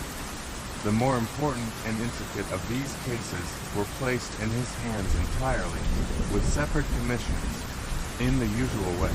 One of the most important companies of the sort was the General Guarantee Society, an insurance corporation, which, among other risks, took those of the integrity of secretaries, clerks, and cashiers. In the case of a cash box elopement on the part of any person guaranteed by the society, the directors were naturally anxious for a speedy capture of the culprit, and more especially of the booty, before too much of it was spent, in order to lighten the claim upon their funds. And in work of this sort, Hewitt was at times engaged, either in general advice and direction, or in the actual pursuit of the plunder and the plunder. Arriving at his office a little later than usual one morning, Hewitt found an urgent message awaiting him from the General Guarantee Society, requesting his attention to a robbery which had taken place on the previous day. He had gleaned some hint of the case from the morning paper, wherein appeared a short paragraph, which ran thus: "Serious bank robbery. In the course of yesterday, a clerk employed by Messrs. Little, Neal and Little, the well-known bankers, disappeared, having in his possession a large sum of money, the property of his employers, a sum reported to be rather over £15,000. It would seem that he had been entrusted to collect the money in his capacity of law clerk from various other banks and trading concerns during the morning, but failed to return at the usual time. A large number of the notes which he received had been cashed at the Bank of England before suspicion was aroused. We understand that Detective Inspector Plummer, of Scotland Yard, has the case in hand. The clerk, whose name was Charles William Laker, had, it appeared from the message, been guaranteed in the usual way by the General Guarantee Society, and Hewitt's presence at the office was at once desired, in order that steps might quickly be taken for the man's apprehension, and in the recovery, at any rate, of as much of the booty as possible. A smart hansom brought Hewitt to Threadneedle Street in a bare quarter of an hour, and there a few minutes talked with the manager, Mr. Lister, put him in possession of the main facts of the case, which appeared to be simple. Charles William Laker was 25 years of age, and had been in the employ of Messrs. Little, Neal and Little for something more than 7 years, since he left school. In fact, and until the previous day, there had been nothing in his conduct to complain of. His duties as law clerk consisted in making a certain round, beginning at about 10:30 each morning. There were a certain number of the more important banks between which and Messrs. Little, Neal and Little, there were daily transactions, and a few smaller semi-private banks and merchant firms acting as financial agents, with whom there was business intercourse of less importance and regularity. And each of these, as necessary, he visited in turn, collecting cash due on bills and other instruments of a like nature. He carried a wallet, fastened securely to his person by a chain, and this wallet contained the bills and the cash. Usually at the end of his round, when all his bills had been converted into cash, the wallet held very large sums. His work and responsibilities in fine, were those common to walk clerks in all banks. On the day of the robbery, he had started out as usual, possibly a little earlier than was customary, and the bills and other securities in his possession represented considerably more than £15,000. It had been ascertained that he had called in the usual way at each establishment on the round, and had transacted his business at the last place by about 1:15, being then, without doubt, in possession of cash to the full value of the bills negotiated. After that, Mr. Lister said, yesterday's report was that nothing more had been heard of him, but this morning there had been a message to the effect that he had been traced out of the country, to Calais. At least, it was thought. The directors of the society wished Hewitt to take the case in hand personally and at once, with a view of recovering what was possible from the plunder by way of salvage. Also, of course, of finding later, for it is an important moral gain to guarantee societies. As an example, if a thief is caught and punished. Therefore Hewitt and Mr. Lister, as soon as might be, made for Messrs. Little, Neal and Little, that the investigation might be begun. The bank premises were quite near on Leadenhall Street. Having arrived there, Hewitt and Mr. Lister made their way to the firm's private rooms. As they were passing an outer waiting room, Hewitt noticed two women. One, the elder, in widow's weeds, was sitting with her head bowed and her hand over a small writing table. Her face was not visible, but her whole attitude was that of a person overcome with unbearable grief, and she sobbed quietly. The other was a young woman of 22 or 23. Her thick black veil revealed no more than that her features were small and regular, and that her face was pale and drawn. She stood with a hand on the elder woman's shoulder, and she quickly turned her head away as the two men entered. Mr. Neal, one of the partners, received them in his own room. "Good morning, Mr. Hewitt," he said, when Mr. Lister had introduced the detective. "This is a serious business, very. I think I am sorrier for Laker himself than for anybody else, ourselves included. Or, at any rate, I am sorrier for his mother. She is waiting now to see Mr. Little, as soon as he arrives. Mr. Little has known the family for a long time. Miss Shaw is with her, too. Poor girl. She is a governess, or something of that sort, and I believe she and Laker were engaged to be married. It's all very sad. Inspector Plummer, I understand," Hewitt remarked, "has the affair in hand, on behalf of the police." "Yes," Mr. Neal replied. "In fact, he's here now, going through the contents of Laker's desk, and so forth. He thinks it possible Laker may have had accomplices. Will you see him?" Presently. Inspector Plummer and I are old friends. We met last, I think, in the case of the Stanley cameo, some months ago. But, first, will you tell me how long Laker has been a walk clerk? Barely for months, although he has been with us altogether 7 years. He was promoted to the walk soon after the beginning of the year. Do you know anything of his habits, what he used to do in his spare time, and so forth? Not a great deal. He went in for boating, I believe, though I have heard it whispered that he had 1 or 2 more expensive tastes. Expensive, that is, for a young man in his position. Mr. Neal explained, with a dignified wave of the hand that he peculiarly affected. He was a stout old gentleman, and the gesture suited him. You have had no reason to suspect him of dishonesty before, I take it. Oh, no. He made a wrong return once, I believe, that went for some time undetected, but it turned out, after all, to be a clerical error, a mere clerical error. Do you know anything of his associates out of the office? No. How should I? I believe Inspector Plummer has been making inquiries as to that. However, of the other clerks. Here he is. By the by, I expect, come in. It was Plummer who had knocked, and he came in at Mr. Neal's call. He was a middle-sized, small-eyed, impenetrable-looking man, as yet of no great reputation in the force. Some of my readers may remember his connection with that case, so long a public mystery, that I have elsewhere fully set forth and explained under the title of the Stanley Cameo Mystery. Plummer carried his Billy's top hat in one hand and a few papers in the other.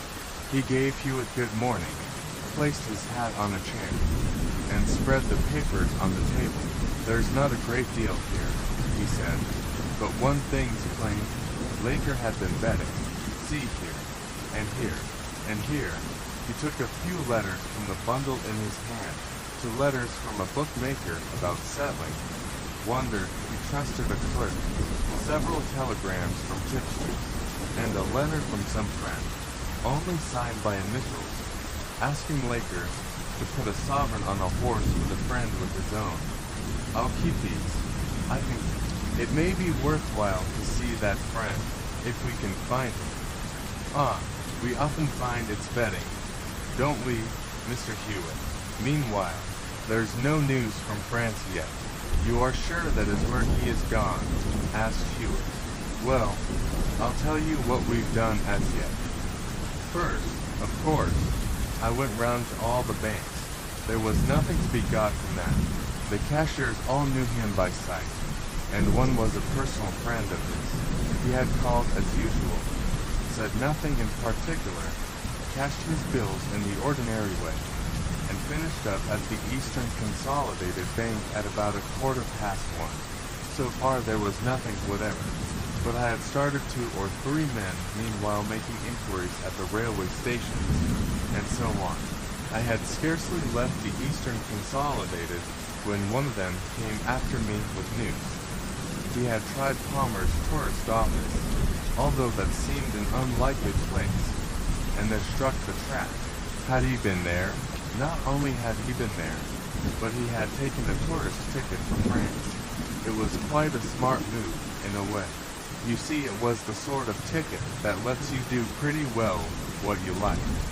You have the choice of 2 or 3 different routes to begin with, and you can break your journey where you please, and make all sorts of variations, so that a man with a ticket like that, and a few hours' start, could twist about on some remote branch route, and strike off in another direction altogether with a new ticket, from some out-of-the-way place. While we were carefully sorting out and inquiring along the different routes, he might have taken. Not half a bad move for a new hand, but he made one bad mistake, as new hands always do, as old hands do. In fact, very often. He was fool enough to give his own name, see, Laker, although that didn't matter much, as the description was enough to fix it. There he was, wallet and all, just as he had come from the Eastern Consolidated Bank. He went straight from there to Palmer's, by the by, and probably in a cab. We judged that by the time. He left the Eastern Consolidated at 1:15, and was at Palmer's by 25 past 10 minutes. The clerk at Palmer's remembered the time, because he was anxious to get out to his lunch, and kept looking at the clock, expecting another clerk in to relieve him. Laker didn't take much in the way of luggage, I fancy. We inquired carefully at the stations, and got the porters to remember the passengers for whom they had been carrying luggage, but none appeared to have had any dealings with our man. That, of course, is as one would expect. He'd take as little as possible with him, and by what he wanted on the way, or when he'd reached his hiding place. Of course, I wired to Calais. It was a Dover to Calais route ticket, and sent a couple of smart men off by the 8.15 mail from Charing Cross. I expect we shall hear from them in the course of the day. I am being kept in London in view of something expected at headquarters, or I should have been off myself. That is all. Then, up to the present, Have you anything else in view? That's all I've absolutely ascertained at present. As for what I'm going to do, a slight smile curled Plummer's lip. Well, I shall see. I've a thing or two in my mind. Hewitt smiled slyly himself. He recognized Plummer's touch of professional jealousy. Very well, he said. Rising, I'll make an inquiry or two for myself at once. Perhaps, Mr. Neal, you'll allow one of your clerks to show me the banks, in their regular order, at which Laker called yesterday. I think I'll begin at the beginning. Mr. Neal offered to place at Hewitt's disposal anything or anybody the bank contained, and the conference broke up as Hewitt, with the clerk, came through the rooms separating Mr. Neal's sanctum from the outer office. He fancied he saw the two veiled women leaving by a side door. The first bank was quite close to Neal and Little. There the cashier who had dealt with Laker the day before remembered nothing in particular about the interview. Many other walk clerks had called during the morning, as they did every morning, and the only circumstances of the visit that he could say anything definite about were those recorded in figures in the books. He did not know Laker's name, so Plummer had mentioned it in making inquiries on the previous afternoon. As far as he could remember, Laker behaved much as usual, though really he did not notice much. He looked chiefly at the bills. He described Laker in a way that corresponded with the photograph that Hewitt had borrowed from the bank. A young man with a brown mustache and ordinary looking, fairly regular face, dressing much as other clerks dressed, a tall hat, black cutaway coat, and so on. The numbers of the notes handed over had already been given to Inspector Plummer, and these Hewitt did not trouble about. The next bank was in Cornhill, and here the cashier was a personal friend of Laker's, at any rate, an acquaintance, and he remembered a little more. Laker's manner had been quite as usual, he said. Certainly, he did not seem preoccupied or excited in his manner. He spoke for a moment or two of being on the river on Sunday, and so on, and left in his usual way. Can you remember, everything, he said. Hewitt asked, if you can tell me, I should like to know exactly what he did and said to the smallest particular. Well, he saw me a little distance off. I was behind there, at one of the desks, and raised his hand to me, and said, how do you do? I came across and took his bills, and dealt with them in the usual way. He had a new umbrella lying on the counter, rather a handsome umbrella, and I made a remark about the handle. He took it up to show me, and told me it was a present he had just received from a friend. It was a gorse root handle, with the silver bands, one with his monogram CWL. I said it was a very nice handle, and asked him whether it was fine in his district on Sunday. He said he had been up the river, and it was very fine there, and I think that was all. Thank you. Now about this umbrella. Did he carry it rolled?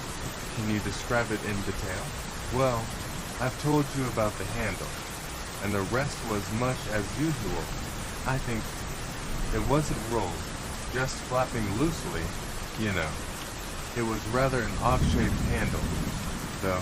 I'll try and sketch it, if you like, as well as I can remember.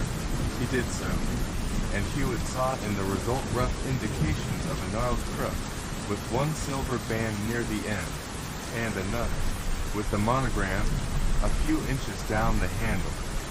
Hewitt put the sketch in his pocket, and bade the cashier good day. At the next bank the story was the same as at the first. There was nothing remembered but the usual routine. Hewitt and the clerk turned down a narrow paved court, and through into Lombard Street for the next visit. The bank, that of Fuller, Clayton, Lads and Co., was just at the corner at the end of the court, and the imposing stone entrance porch was being made larger and more imposing still, the way being almost blocked by ladders and scaffold poles. Here there was only the usual tale, and so on through the whole walk. The cashiers knew Laker only by sight, and that not always very distinctly. The calls of walk clerks were such matters of routine that little note was taken of the persons of the clerks themselves, who were called by the names of their firms. If they were called by any names at all, Laker had behaved much as usual, so far as the cashiers could remember, and when finally the Eastern Consolidated was left behind, nothing more had been learned than the chat about Laker's new umbrella. Hewitt had taken leave of Mr. Neal's clerk, and was stepping into a hansom, when he noticed a veiled woman in widow's weeds hailing another hansom a little way behind. He recognized the figure again, and said to the driver, "Drive fast to Palmer's tourist office, but keep your eye on that cab behind, and tell me presently it is following us." The cabman drove off, and after passing one or two turnings, opened the lid above Hewitt's head, and said that their other kept underscore and underscore following us, "Sir, and keeping about even distance all along." "All right, that's what I wanted to know." Palmer's now. As Palmer's the clerk who had attended to Laker remembered him very well, and described him. He also remembered the wallet, and underscore thought underscore he remembered the umbrella, was practically sure of it. In fact, upon reflection, he had no record of the name given, but remembered it distinctly to be Laker. As a matter of fact, names were never asked in such a transaction, but in this case Laker appeared to be ignorant of the usual procedure, as well as in a great hurry, and asked for the ticket and gave his name all in one breath, probably assuming that the name would be required. Hewitt got back to his cab and started for Charing Cross. The cabman once more lifted the lid and informed him that the hansom with the veiled woman in it was again following, having waited while Hewitt had visited Palmer. At Charing Cross Hewitt discharged his cab and walked straight to the lost property office. The man in charge knew him very well, for his business had carried him there frequently before. "I fancy an umbrella was lost in the station yesterday," Hewitt said. It was a new umbrella, silk, with a knotted gorse-root handle and the silver bands, something like this sketch. There was a monogram on the lower band. CWL were the letters. "Has it been brought here?" "There was 2 or 3 yesterday," the man said. "Let's see." He took the sketch and retired to a corner of his room. "Oh, yes, here it is. I think, isn't this it? Do you claim it?" "Well, not exactly that, but I think I'll take a look at it, if you'll let me. By the way, I see it's rolled up. Was it found like that?" "No, the chap rolled it up what found it. Porter he was. It's a fad of his, rolling up umbrellas close and neat, and he's rather proud of it. He often looks as though he'd like to take a man's umbrella away and roll it up for him when it's a bit clumsy done. Rum fad." "Yes, everybody has his little fad, though. Where was this found?" "Close by here." "Yes, sir, just there, almost opposite this window, in the little corner, about 2 o'clock. "Ah, about that time, more or less." Hewitt took the umbrella, unfastened the band, and shook the silk out loose. Then he opened it, and as he did so a small scrap of paper fell from inside it. Hewitt pounced on it like lightning. Then, after examining the umbrella thoroughly, inside and out, he handed it back to the man, who had not observed the incident of the scrap of paper. "That will do. Thanks," he said. "I only wanted to take a peep at it. Just a small matter connected with a little case of mine. Good morning." He turned suddenly and saw, gazing at him with a terrified expression from a door behind, the face of the woman who had followed him in the cab. The veil was lifted, and he caught but a mere glance of the face ere it was suddenly withdrawn. He stood for a moment to allow the woman time to retreat, and then left the station and walked towards his office. Close by, Scarcely 30 yards along the strand, he met Plummer. I'm going to make some much closer inquiries all down the line as far as Dover, Plummer said. They wired from Calais that they have no clue as yet, and I mean to make quite sure, if I can, that Laker hasn't quietly slipped off the line somewhere between here and Dover. There's one very peculiar thing, Plummer added confidentially. Did you see the two women who were waiting to see a member of the firm at Little? Neil and Little's? Yes. Laker's mother and his fiancé I was told. That's right. Well, do you know that girl? Shaw her name has been shadowing me ever since I left the bank. Of course, I spotted it in the beginning. These amateurs don't know how to follow anybody, and, as a matter of fact, she's just inside that jeweler's shop door behind me now, pretending to look at the things in the window. But it's odd, isn't it? Well, Hewitt replied, of course it's not a thing to be neglected.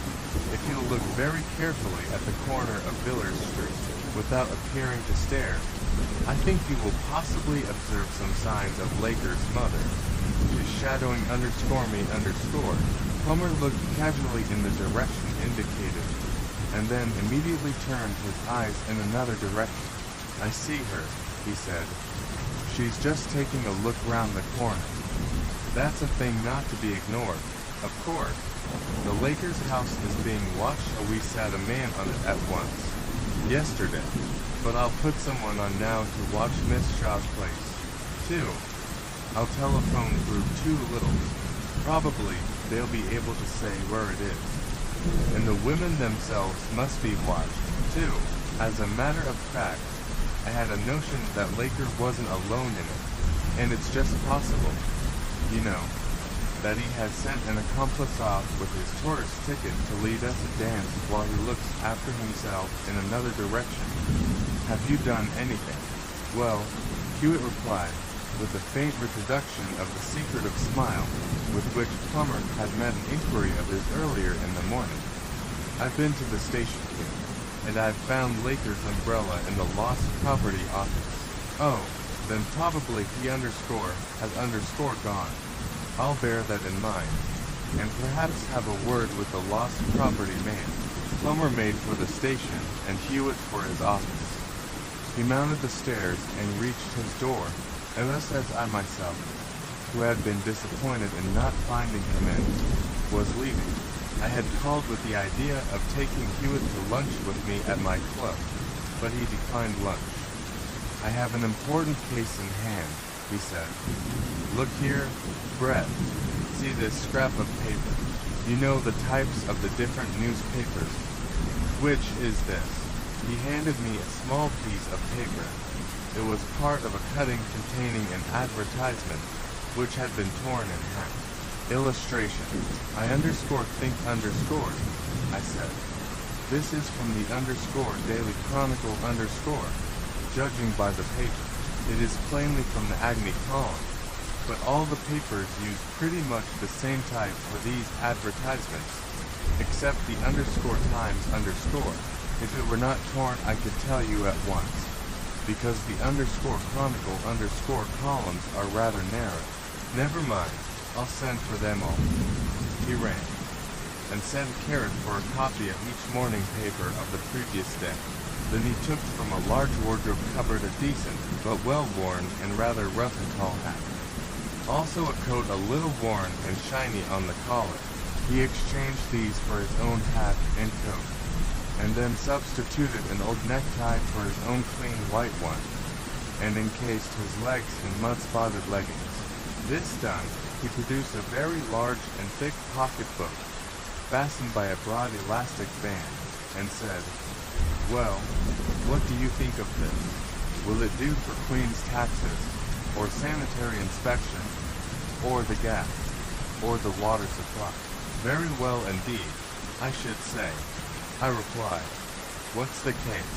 Oh, I'll tell you all about that when it's over. No time now.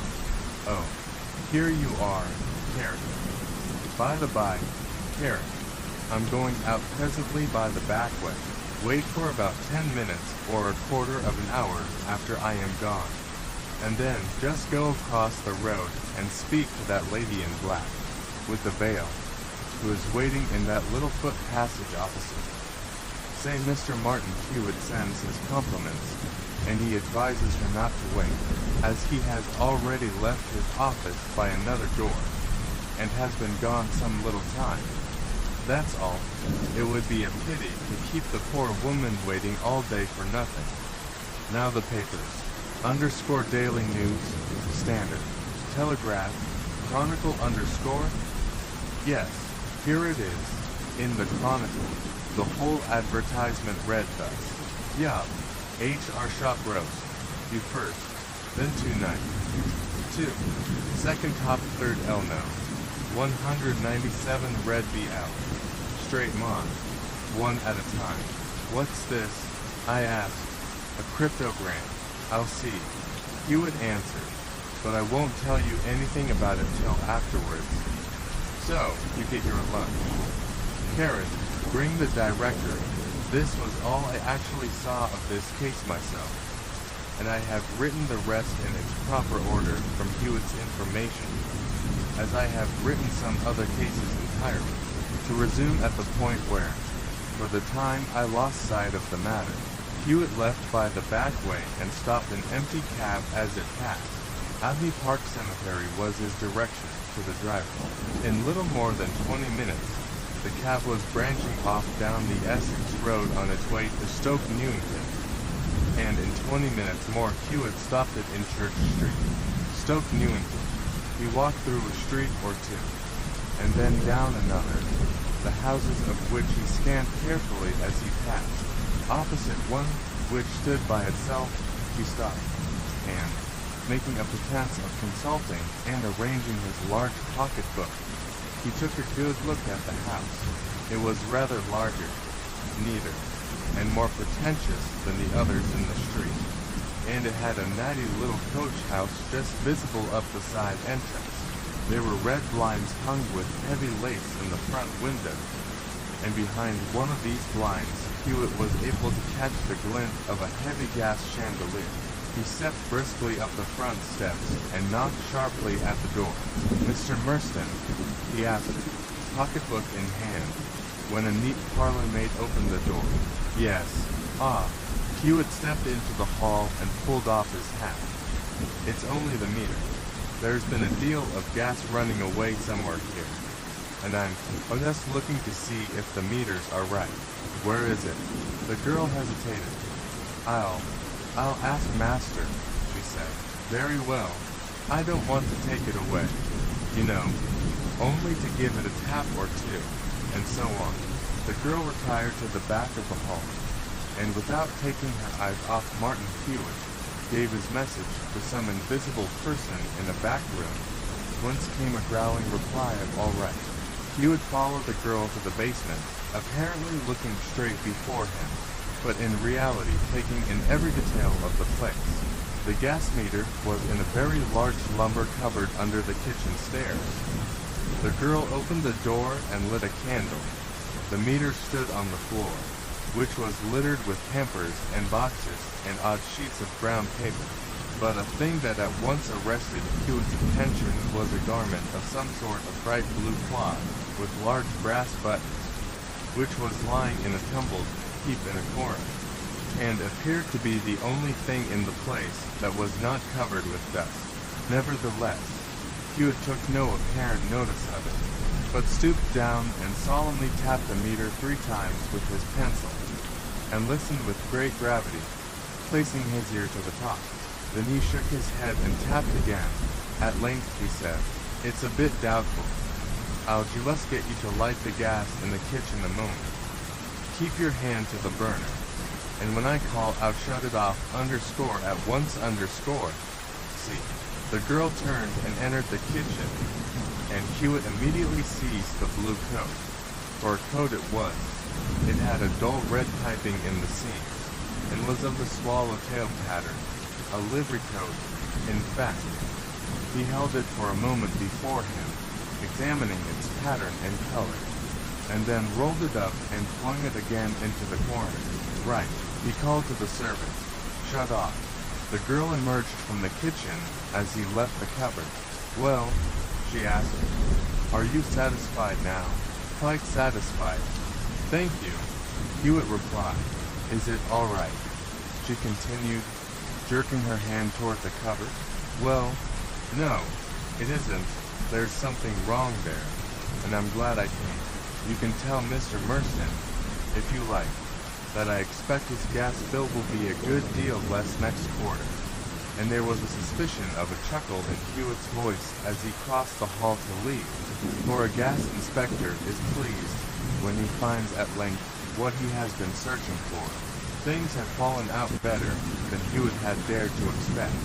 He saw the key of a whole mystery in that blue coat, for it was the uniform coat of the hall porters at one of the banks that he had visited in the morning, though which one he could not for the moment remember. He entered the nearest post office and dispatched a telegram to Plummer, giving certain directions and asking the inspector to meet him. Then he hailed the first available cab and hurried toward the city. At Lombard Street he alighted, and looked in at the door of each bank till he came to Bullard, Clayton, Lads and Co. This was the bank he wanted. In the other banks the hall porters wore mulberry coats, brick desk coats, brown coats, and what not.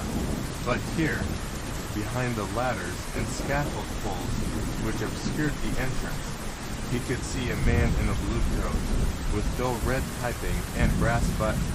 He sprang up the steps, pushed open the inner swing door, and finally satisfied himself by a closer view of the coat, to the wearer's astonishment. Then he regained the pavement and walked the whole length of the bank premises in front, afterwards turning up the paved passage at the side.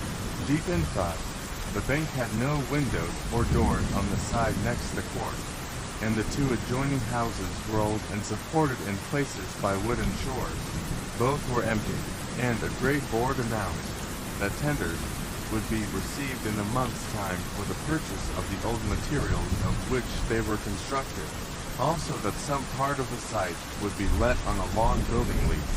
Hewitt looked up at the grimy fronts of the old buildings. The windows were crusted thick with dirt, all except the bottom window of the house nearer the bank, which was fairly clean, and seemed to have been quite lately washed. The door, too, of this house was cleaner than that of the other, though the paint was more. Hewitt reached and fingered a hook driven into the left-hand doorpost about 6 feet from the ground. It was new, and not at all rusted. Also a tiny splinter had been displaced when the hook was driven in, and clean wood showed at the spot. Having observed these things, Hewitt stepped back and read at the bottom of the big board the name, Windsor and Weeks, surveyors and auctioneers, Upchurch Lane. Then he stepped into Lombard Street. The hansoms pulled up near the post office, and out of the first stepped Inspector Plummer and another man. This man and the two who alighted from the second hansom were unmistakably plainclothes constables. Their air, gait, and boots proclaimed it. What's all this? Demanded Plummer, as Hewitt approached. You'll soon see, I think, but first, have you put the watch on note? 197, Hackworth Road. Yes. Nobody will get away from there alone. Very good. I am going into Upchurch Lane for a few minutes. Leave your men out here, but just go round into the court by Bullard, Clayton, and Lads's, and keep your eye on the first door on the left. I think we'll find something soon. Did you get rid of Miss Shaw? No.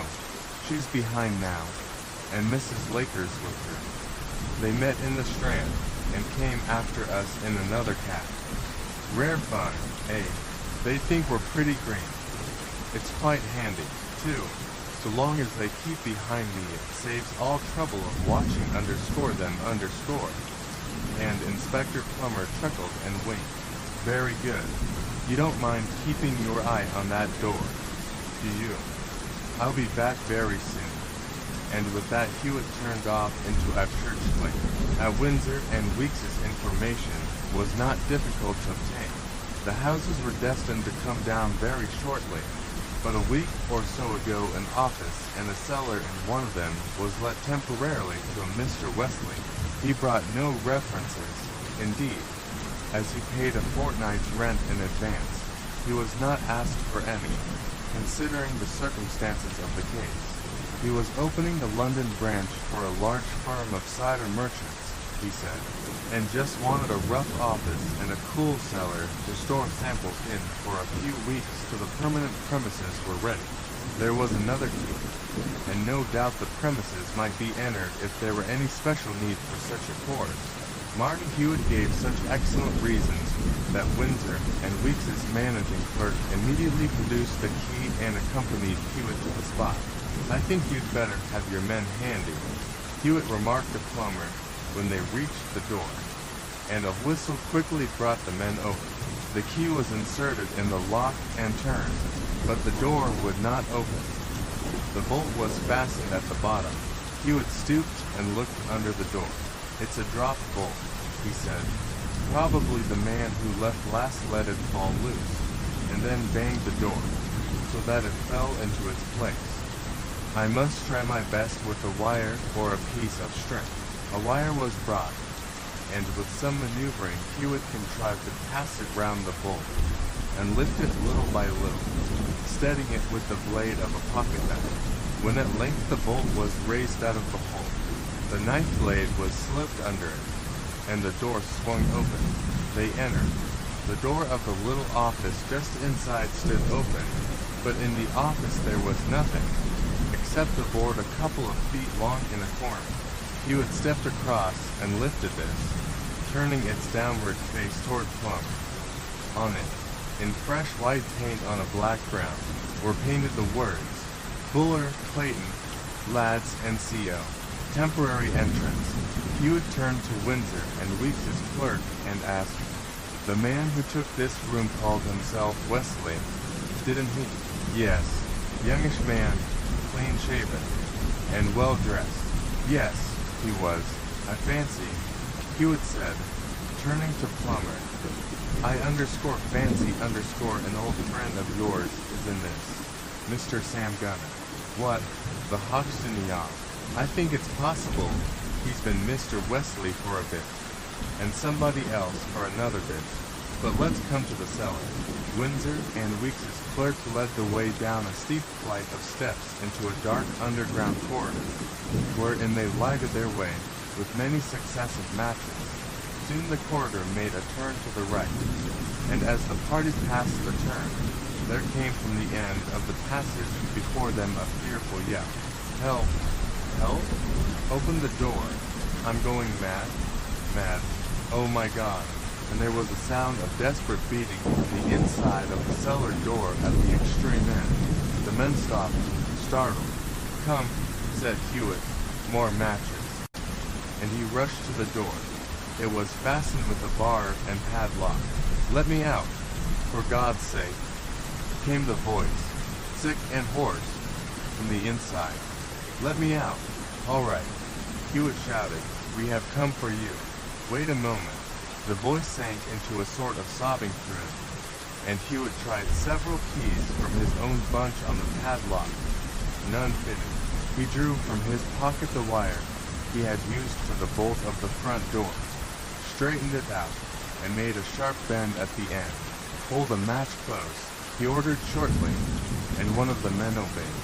3 or 4 attempts were necessary, and several different bendings of the wire were effected, but in the end Hewitt picked the lock and flung open the door. From within a ghastly figure fell forward among them fainting, and knocked out the matches. "Hello!" cried Plummer. "Hold up! Who are you?" "Let's get him up into the open," said Hewitt. "He can't tell you who he is for a bit, but I believe he's Laker." "Laker? What, here?" "I think so. Steady up the steps. Don't bump him. He's pretty sore already, I expect." Truly the man was a pitiable sight. His hair and face were caked in dust and blood, and his fingernails were torn and bleeding. Water was sent for at once, and brandy. Well, said Plummer hazily, looking first at the unconscious prisoner and then at Hewitt. But what about the swag? You'll have to find that yourself. Hewitt replied, I think my share of the case is about finished. I only act for the Guarantee Society, you know. And if Lakers proved innocent. Innocent? How? Well, this is what took place, as near as I can figure. You'd better undo his collar. I think this to the men. What I believe has happened is this. There has been a very clever and carefully prepared conspiracy here, and Laker has not been the criminal, but the victim, been robbed himself, you mean. But how? Where? Yesterday morning, before he had been to more than 3 banks here. In fact, but then how? You're all wrong. We underscore no underscore, he made the whole round, and did all the collection. And then Palmer's office, and all, and the umbrella. Why? The man lay still unconscious. Don't raise his head, Hewitt said. And one of you had best fetch a doctor. He's had a terrible shock. Then turning to Plummer, he went on. As to underscore, how underscore they managed the job, I'll tell you what I think. First it struck some very clever person that a deal of money might be got by robbing a walk clerk from a bank. This clever person was one of a clever gang of thieves. Perhaps the Hoxton Row gang. As I think I hinted, now you know quite as well as I do that such a gang will spend any amount of time over a job that promises a big haul, and that for such a job they can always command the necessary capital. There are many most respectable persons living in good style in the suburbs whose chief business lies in financing such ventures and taking the chief share of the proceeds. Well, this is their plan, carefully and intelligently carried out.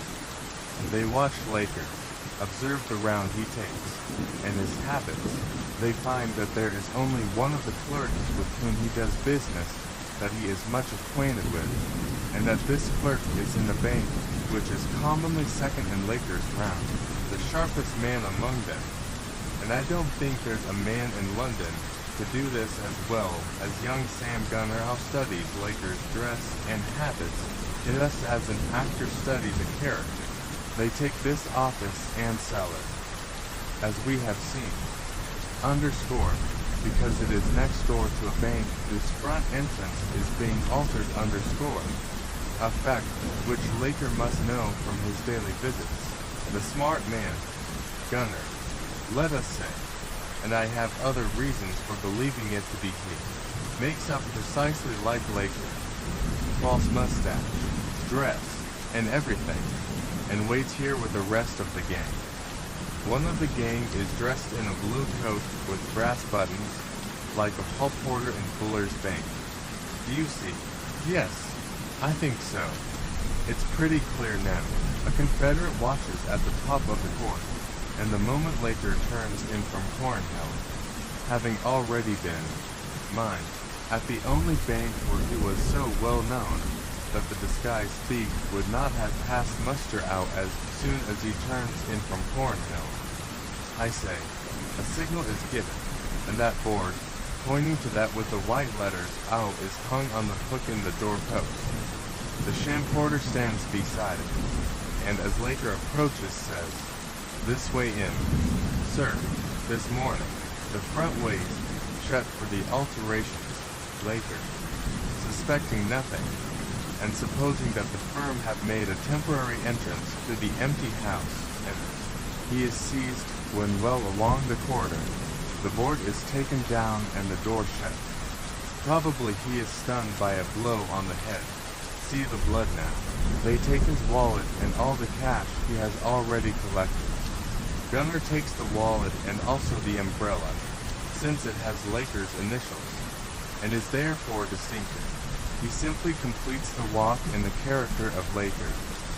Beginning with Fuller, Clayton and Ladd's is just round the corner. It is nothing but routine work. which is quickly done, and nobody notices him particularly. It is the bills they examine.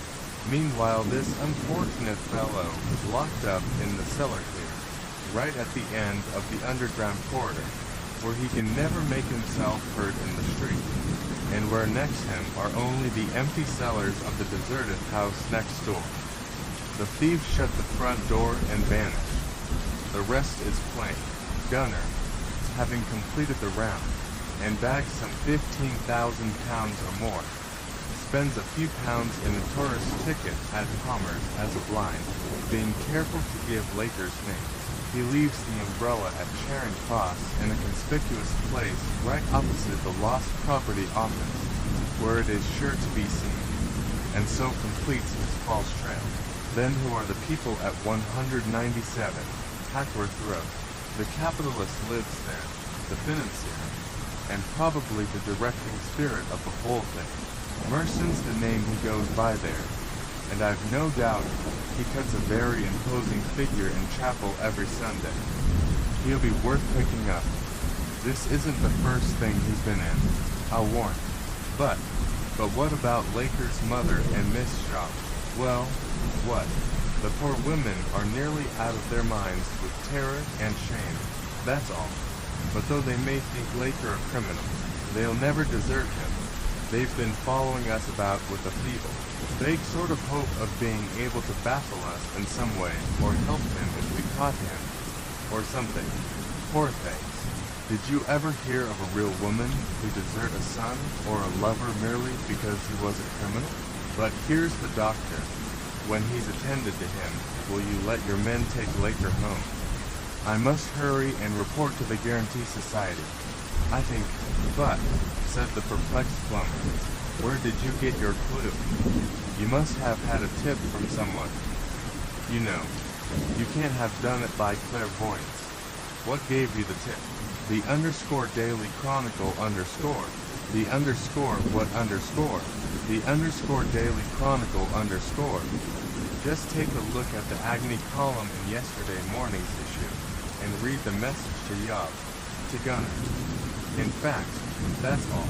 By this time a cab was waiting in Lombard Street, and two of Plummer's men, under the doctor's directions, carried Laker to it. No sooner, however, were they in the court, than the two watching women threw themselves hysterically upon Laker, and it was long before they could be persuaded that he was not being taken to jail. The mother shrieked aloud, "My boy, my boy! Don't take him! Oh, don't take him! They've killed my boy! Look at his head! Oh, his head!" and wrestled desperately with the men, while Hewitt attempted to soothe her, and promised to allow her to go in the cab with her son if she would only be quiet. The younger woman made no noise, but she held one of Laker's limp hands in both hers. Hewitt and I dined together that evening, and he gave me a full account of the occurrences, which I have here set down. Still, when he was finished, I was not able to see clearly by what process of reasoning he had arrived at the conclusions that gave him the key to the mystery. Nor did I understand the Agony column message, and I said so. In the beginning, Hewitt explained, the thing that struck me as curious was the fact that Laker was said to have given his own name at Palmer's in buying his ticket. Now, the first thing the greenest and newest criminal thinks of is changing his name, so that the giving of his own name seemed unlikely to begin with. Still, the _ might _ have made such a mistake, as Plummer suggested when he said that criminals usually make a mistake somewhere, as they do, in fact. Still, it was the least likely mistake I could think of, especially as he actually didn't wait to be asked for his name, but blurted it out when it wasn't really wanted, and it was conjoined with another rather curious mistake.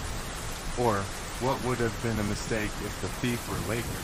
Why should he conspicuously display his wallet, such a distinctive article, for the clerk to see and know?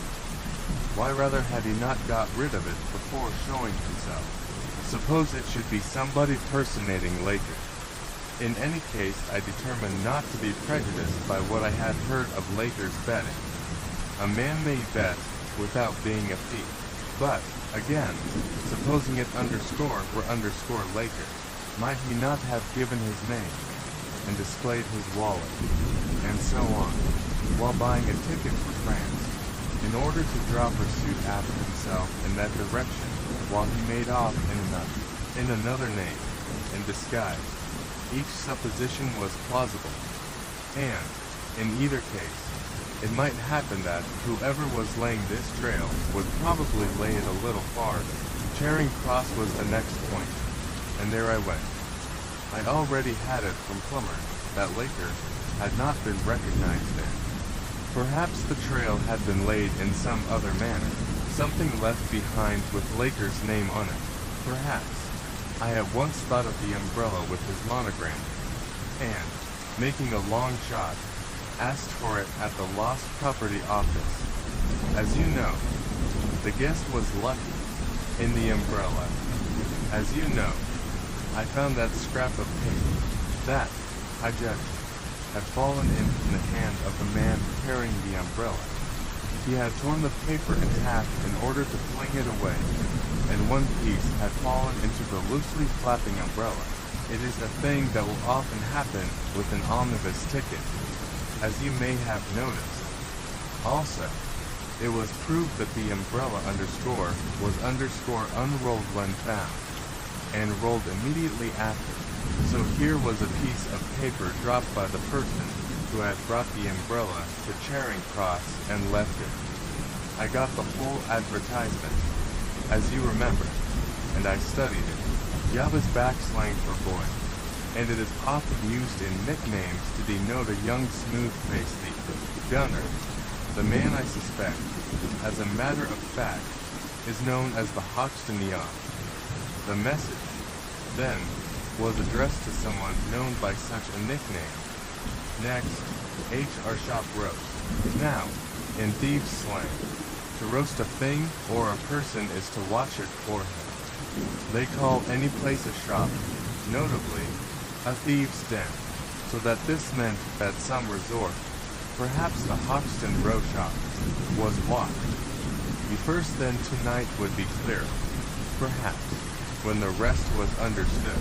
I thought a little over the rest, and it struck me that it must be a direction to some other house, since one was warned of as being watched. Besides, there was the number 197, and red BL, which would be extremely likely to mean red blinds, by way of clearly distinguishing the house. And then the plan of the thing was plain. You have noticed, probably, that the map of London, which accompanies the post office directory, is divided, for convenience of reference, into numbered squares. Yes, the squares are denoted by letters along the top margin and figures down the side, so that if you consult the directory and find a place marked as being in D5, for instance, you find vertical division C, and run your finger down until it intersects horizontal division 5, and there you are. Precisely. I got my post office directory and looked for O2.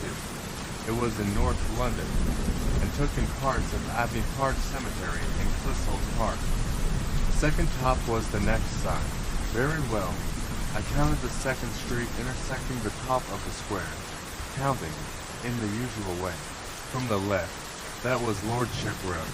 Then, third L from the point where Lordship Road crossed the top of the square, I ran my finger down the road till it came to third L.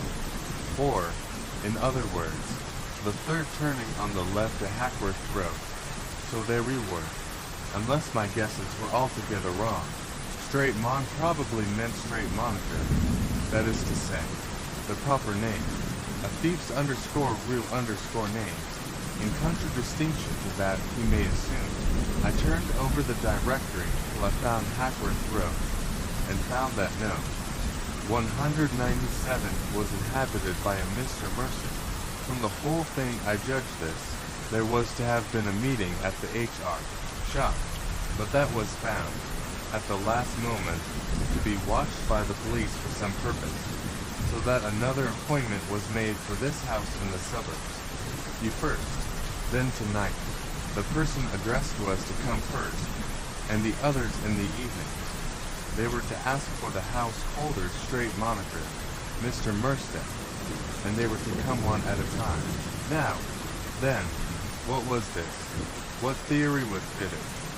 Suppose this were a robbery, directed from afar by the advertiser. Suppose, on the day before the robbery, it was found that the place fixed for division of spoils were watched. Suppose that the principal thereupon advertised as had already been agreed in case of emergency in these terms. The principal in the actual robbery, the job addressed, was to go first with the booty. The others were to come after, one at a time. Anyway, the thing was good enough to follow a little further, and I determined to try no. 197 Hackworth Road. I have told you what I found there, and how it opened my eyes. I went, of course, merely on chance, to see what I might chance to see. But luck favored, and I happened on that coat, brought back rolled up, on the evening after the robbery, doubtless by the thief who had used it, and flung carelessly into the hand discovered. That underscore was this gang's mistake. Well, I congratulate you, I said. I hope they'll catch the rascal. I rather think they will. Now they know where to look. They can scarcely miss Merstead. Anyway, there has been very little to go upon in this case, but I stuck to the thread, however slight, and it brought me through. The rest of the case, of course, is Plummer's. It was a peculiarity of my commission that I could equally well fulfill it by catching the man with all the plunder, or by proving him innocent, having done the latter. My work was at an end, but I left it where Plummer will be able to finish the job handsomely. Plummer did. Sam Gunner, Merstead, and one accomplice were taken. The first and last were well known to the police, and were identified by Layton. Merstead, as Hewitt had suspected, had kept the lion's share for himself, so that altogether, with what was recovered from him and the other two, nearly £11,000 was saved from Messrs. Little, Neal and Little. Merstead, when taken, was in the act of packing up to take a holiday abroad, and their cashier's notes, which were found, neatly packed in separate thousands, in his portmanteau. As Hewitt had predicted, his gas bill underscore was underscore considerably less next quarter. For less than halfway through it, he began a term in jail. As for Laker, he was reinstated, of course, with an increase of salary by way of compensation for his broken head. He had passed a terrible 26 hours in the cellar, unfed and unhurt. Several times he had become insensible, and again he had thrown himself madly against the door, shouting and tearing at it, till he fell back exhausted, with broken nails and bleeding fingers. For some hours before the arrival of his rescuers, he had been sitting in a sort of stupor, from which he was suddenly aroused by the sound of voices and footsteps. He was in bed for a week, and required a rest of a month in addition before he could resume his duties. Then he was quietly lectured by Mr. Neal as to betting, and, I believe, dropped that practice in consequence. I am told that he is at the counter now, a considerable promotion. The case of the lost foreign. I have already said in more than one place that Hewitt's personal relations with the members of the London police force were of a cordial character. In the course of his work it has frequently been Hewitt's hop to learn of matters on which the police were glad of information, and that information was always passed on at once. And so long as no infringement of regulations or damage to public service were involved, Hewitt could always rely on a return in kind. It was with a message of a useful sort that Hewitt one day dropped into Vine Street Police Station and asked for a particular inspector, who was not in.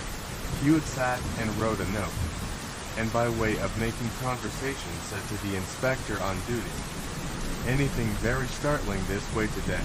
Nothing very startling. Perhaps. As yet," the inspector replied. "But one of our chaps picked up rather an odd customer a little while ago. Lunatic of some sort. I should think, in fact, I've sent for the doctor to see him. He's a foreigner, a Frenchman, I believe. He seemed horribly weak and faint, but the oddest thing occurred when one of the men, thinking he might be hungry, brought in some bread. He went into fits of terror at the sight of it, and wouldn't be pacified till they took it away again. That was strange. Odd, wasn't it? And he was hungry too. They brought him some more a little while after, and he didn't funk it a bit, pitched into it, in fact, like anything, and ate it all with some cold beef. It's the way with some lunatics. Never the same 5 minutes together. He keeps crying like a baby, and saying things we can't understand. As it happens, there's nobody in just now who speaks French." "I speak French," Hewitt replied. "Shall I try him?" "Certainly, if you will. He's in the men's room below.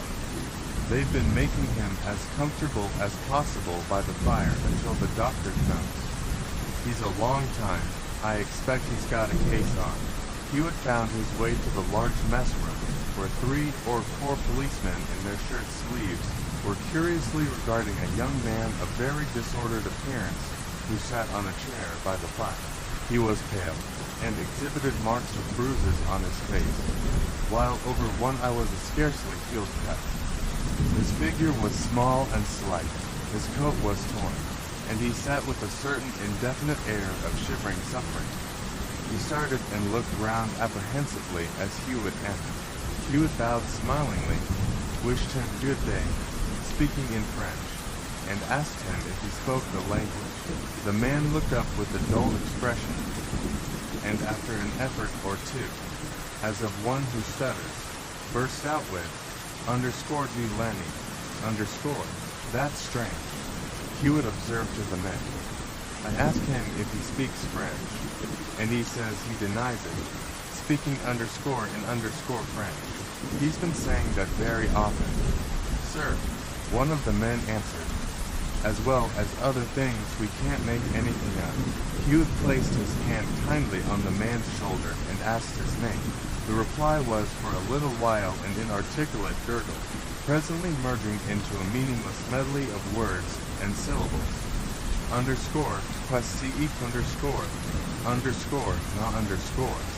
Les star swarf _sacre nom _ not spigot _ Pokemon _ Thank you for mosh _ du Lenny _ he paused, stared, and then, as though realizing his helplessness, he burst into tears. "He's been a-crying 2 or 3 times," said the man who had spoken before. "He was a-crying when we found him." Several more attempts Hewitt made to communicate with the man, but though he seemed to comprehend what was meant, he replied with nothing but meaningless gibberish, and finally gave up the attempt, and, leaning against the side of the fireplace, buried his head in the bend of his arm. Then the doctor arrived and made his examination. While it was in progress, Hewitt took aside the policeman who had been speaking before and questioned him further. He had himself found the Frenchman in a dull back street by Golden Square, where the man was standing helpless and trembling, apparently quite bewildered and very weak. He had brought him in, without having been able to learn anything about him. 1 or 2 shopkeepers in the street where he was found were asked, but knew nothing of him. Indeed, had never seen him before. But the curiousest thing, the policeman proceeded, was in this room, when I brought him a loaf to give him a bit of a snack. Seeing he looked so weak and hungry, you'd have thought we was a-going to poison him. He fair screamed at the very sight o' the bread, and he scrouched himself up in that corner and put his hands in front of his face. I couldn't make out what was up at first. He didn't tumble to its being the bread he was frightened of, seeing as he looked like a man, as I'd be frightened at anything else for underscore, that underscore, but the nearer I came with it, the more he yelled. So I took it away and left it outside, and then he calmed down, and told me, when I cut some bits off that they're very loaf and brought them in, with a bit o' beef, he just went for 'em like 1 o'clock. Underscore, he underscore, wasn't frightened oh no bread then, you bet. Rum thing. How the fancies takes 'em when they're a bit touched, ain't it? All one way 1 minute, all the other the next. Yes, it is. By the way, have you another uncut loaf in the place? Yes, sir. Half a dozen if you like. 1 will be enough. I am going over to speak to the doctor. Wait a while until he seems very quiet and fairly comfortable. Then bring a loaf in quietly and put it on the table, not far from his elbow. Don't attract his attention to what you are doing. The doctor stood looking thoughtfully down on the Frenchman, who, for his part, stared gloomily, but tranquilly, at the fireplace. Hewitt stepped quietly over to the doctor and, without disturbing the man by the fire, said interrogatively, "Aphasia." The doctor tightened his lips, frowned, and nodded significantly. "Motor," he murmured, just loudly enough for Hewitt to hear. "And there's a general nervous breakdown as well, I should say by the way. Perhaps there's no agraphia. Have you tried him with pen and paper?" Pen and paper were brought and set before the man. He was told, slowly and distinctly, that he was among friends, whose only object was to restore him to his proper health. Would he write his name and address, and any other information he might care to give about himself, on the paper before him? The Frenchman took the pen and stared at the paper. Then slowly, and with much hesitation, he traced these marks. Illustration. The man paused after the last of these few characters, and his pen stabbed into the paper with a blot, as he dazedly regarded his work. Then, with a groan, he dropped it, and his face sank again into the bend of his arm. The doctor took the paper and handed it to Hewitt, complete agraphia. "You see," he said, "he can't write a word. He begins to write, monsieur, from sheer habit in beginning letters thus, but the word tails off into a scrawl. Then his attempts become mere scribbles, with just a trace of some familiar word here and there, but quite meaningless, although he had never before chanced to come across a case of aphasia, happily a rare disease. Hewitt was acquainted with its general nature. He knew that it might arise either from some physical injury to the brain, or from a breakdown consequent on some terrible nervous strain. He knew that in the case of motor aphasia the sufferer, though fully conscious of all that goes on about him, and though quite understanding what is said to him, is entirely powerless to put his own thoughts into spoken words, has lost, in fact, the connection between words and their spoken symbols. Also that in most bad cases agraphia is the loss of ability to write words with any reference to their meaning is commonly an accompaniment. You will have him taken to the infirmary, I suppose? Hewitt asked. Yes, the doctor replied. I shall go and see about it at once. The man looked up again as they spoke. The policeman had, in accordance with Hewitt's request, placed a loaf of bread on the table near him. And now as he looked up he caught sight of it. He started visibly and paled, but gave no such signs of abject terror as the policeman had previously observed.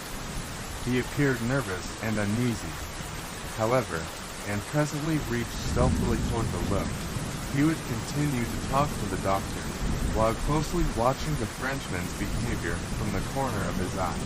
The loaf was what is called a plain cottage, of solid and regular shape.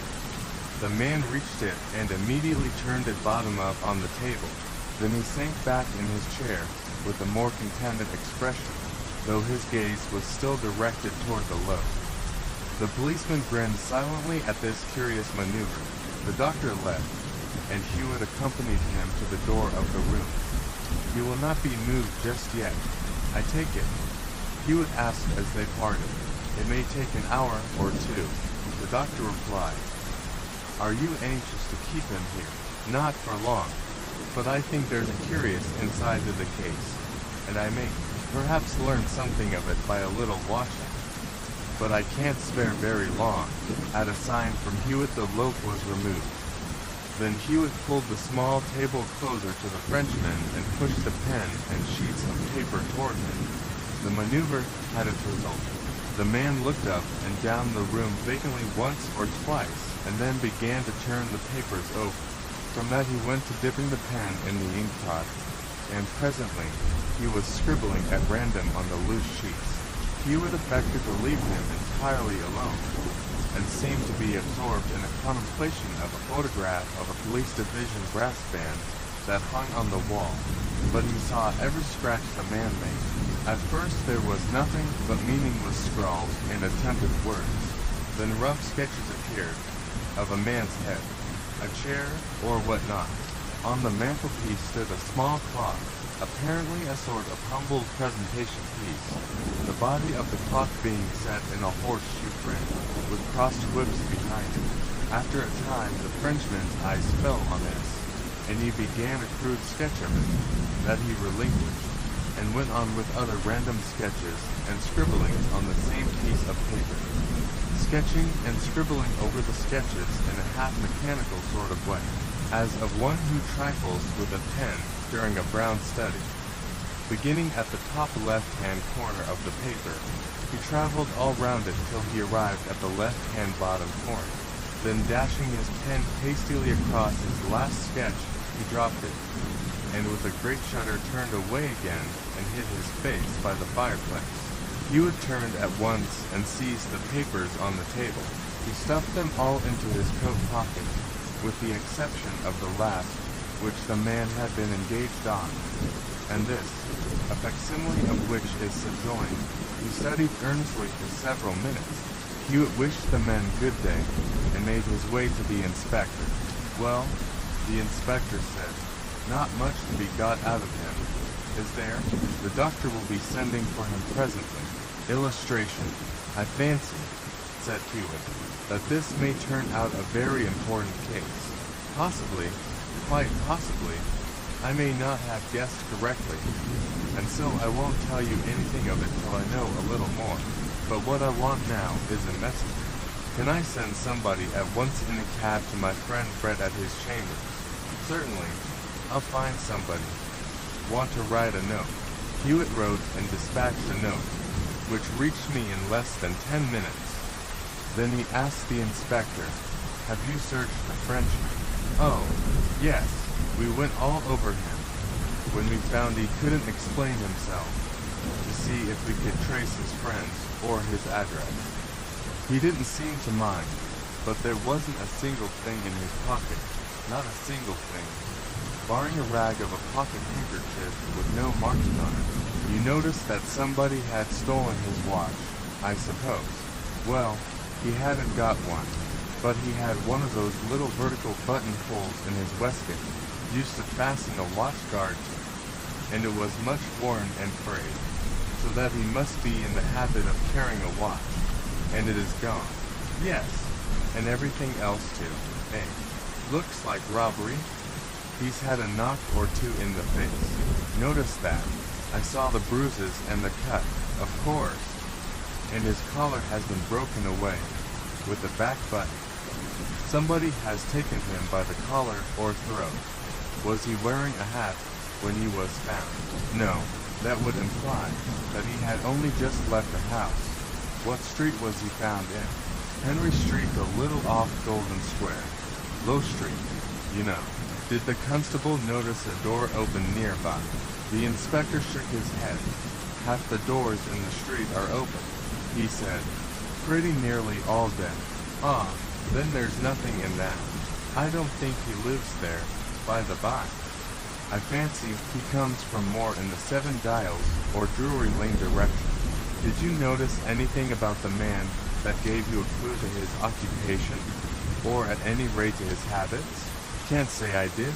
Well, just take a look at the back of his coat before he goes away. Just over the loins. Good day. As I have said, Hewitt's messenger was quick. I happened to be in, having lately returned from a latish lunch, when he arrived with this note. My dear B, I meant to have lunch with you today, but have been kept.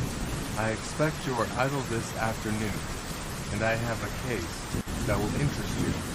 Perhaps be useful to you from a journalistic point of view. If you care to see anything of it, cabaway _ at once _ to Fitzroy Square, South Side, where I'll meet you. I will wait no later than 3:30. Yours, M.H. I had scarce a quarter of an hour, so I seized my hat and left my chambers at once. As it happened, my cab and Hewitt's burst into Fitzroy Square from opposite sides almost at the same moment, so that we lost no time. Come, said Hewitt, taking my arm and marching me off, we are going to look for some stabling. Try to feel as though you just set up a broom and had come out to look for a place to put it in. I fear we may have to delude some person with that belief presently. Why? What do you want stables for? And why make me your excuse? As to what I want the stables for, really, not altogether sure myself. As to making you an excuse, well, even the humblest excuse is better than none. But come, here are some stables. Not good enough, though, even if any of them were empty. Come on. We had stopped for an instant at the entrance to a small alley of rather dirty stables, and Hewitt, paying apparently but small attention to the stables themselves, had looked sharply about him with his gaze in the air. I know this part of London pretty well, Hewitt observed, and I can only remember one other range of stabling nearby. We must try that. As a matter of fact, I'm coming here on little more than conjecture, though I shall be surprised if there isn't something in it. Do you know anything of aphasia? I have heard of it, of course, though I can't say I remember ever knowing a case. I've seen one today, very curious case. The man's a Frenchman, discovered helpless in the street by a policeman. The only thing he can say that has any meaning in it at all, _do Lenny _, and that he says mechanically, without in the least knowing what he is saying. And he can't write, but he got sketching and scrawling various things on some paper, and his scrawls, together with another thing or two, have given me an idea. We're following it up now, when we are less busy, and in a quiet place. I'll show you the sketches and explain things generally. There's no time now, and I may want your help for a bit, in which case ignorance may prevent you spoiling things. You clumsy ruffian. Now look, here we are. I think we had stopped at the end of another stable yard, rather dirtier than the first. The stables were sound, but an elegant shed, and one or to appear to be devoted to other purposes, having low chimneys, on one of which an old basket was rakishly set by way of cowl. Beside the entrance a worn-out old board was nailed, with the legend, "Stabling to Let," in letters formerly white on a ground formerly black. Come, said Hewitt, we'll explore. We picked our way over the greasy cobblestones and looked about us. On the left was the wall enclosing certain backyards, and on the right the stables. The doors in the middle of these were open, and a butcher's young man, who with his shiny bullet head would have been known for a butcher's young man anywhere, was wiping over the new washed wheel of a smart butcher's cart. Good day, Hewitt said pleasantly to the young man. I notice there's some stabling to let here. Now, where should I inquire about it? Jones, Whitfield Street, the young man answered, giving the wheel a final spin. But there's only one little place to let now, I think, and it ain't very grand. Oh, which is that? Next, but one to the street there. A chap added for wood chopping. But, he chucked it. There ain't room for more'n a donkey and a barrow. Ah, that's a pity. We're not particular, but want something big enough, and we don't mind paying a fair price. Perhaps we might make an arrangement with somebody here who has a stable." The young man shook his head. "I shouldn't think so," he said doubtfully. "They're mostly shop people as wants all the room theirselves. My governor couldn't do nothing. I know. These air the stable ain't scarcely enough for all he wants as it is. Then there's Market the greengrocer air next door. Underscore that underscore ain't no good. Then, next to that, there's the little place as is to let. And at the end, there's Griffith's at the butter shop, and those the other way. Well, this air first one's Curtis's, Houston Road. That's a butter shop, too, and he has the next after that. The last one, up at the end. I dunno quite whose that is. It ain't been long took, but I believe it's some foreign baker. I ain't ever see anything come out of it, though. But there's a horse there. I know. I seen the feed took in." Hewitt turned thoughtfully away. "Thanks," he said. "I suppose we can't manage it. Then, good day." We walked to the street as the butcher's young man wheeled in his cart and flung away his pail of water. "Will you just hang about here, Brett?" he asked, "while I hurry round to the nearest ironmonger's. I shan't be gone long. We're going to work a little burglary. Take note if anybody comes to that stable at the farther end." He hurried away, and I waited. In a few moments, the butcher's young man shut his doors and went whistling down the street. And in a few moments more Hewitt appeared. "Come," he said. "There's nobody about now. We'll lose no time. I bought a pair of pliers and a few nails." We re-entered the yard at the door of the last stable. Hewitt stooped and examined the padlock. Taking a nail in his pliers, he bent it carefully against the brick wall, then using the nail as a key, still held by the pliers, and working the padlock gently in his left hand. In an astonishingly few seconds, he had released the hasp and taken off the padlock. "I'm not altogether a bad burglar," he remarked. "Not so bad. Really." The padlock fastened a bar which, when removed, allowed the door to be opened. Opening it, Hewitt immediately seized a candle stuck in a bottle, which stood on a shelf, pulled me in, and closed the door behind us. "We'll do this by candlelight," he said, as he struck a match. "If the door were left open, it would be seen from the street. Keep your ears open in case anybody comes down the yard." The part of the shed that we stood in was used as a coach house, and was occupied by a rather shabby tradesman's cart, the shafts of which rested on the ground. From the stall adjoining came the sound of the shuffling and trampling of an impatient horse. We turned to the cart. On the name board at the side were painted in worn letters the words, "Schuyler, Baker." The address, which had been below, was painted out. Hewitt took out the pins and let down the tailboard. Within the cart was a new bed mattress, which covered the whole surface at the bottom. I felt it, pressed it from the top, and saw that it was an ordinary spring mattress, perhaps rather unusually soft in the springs.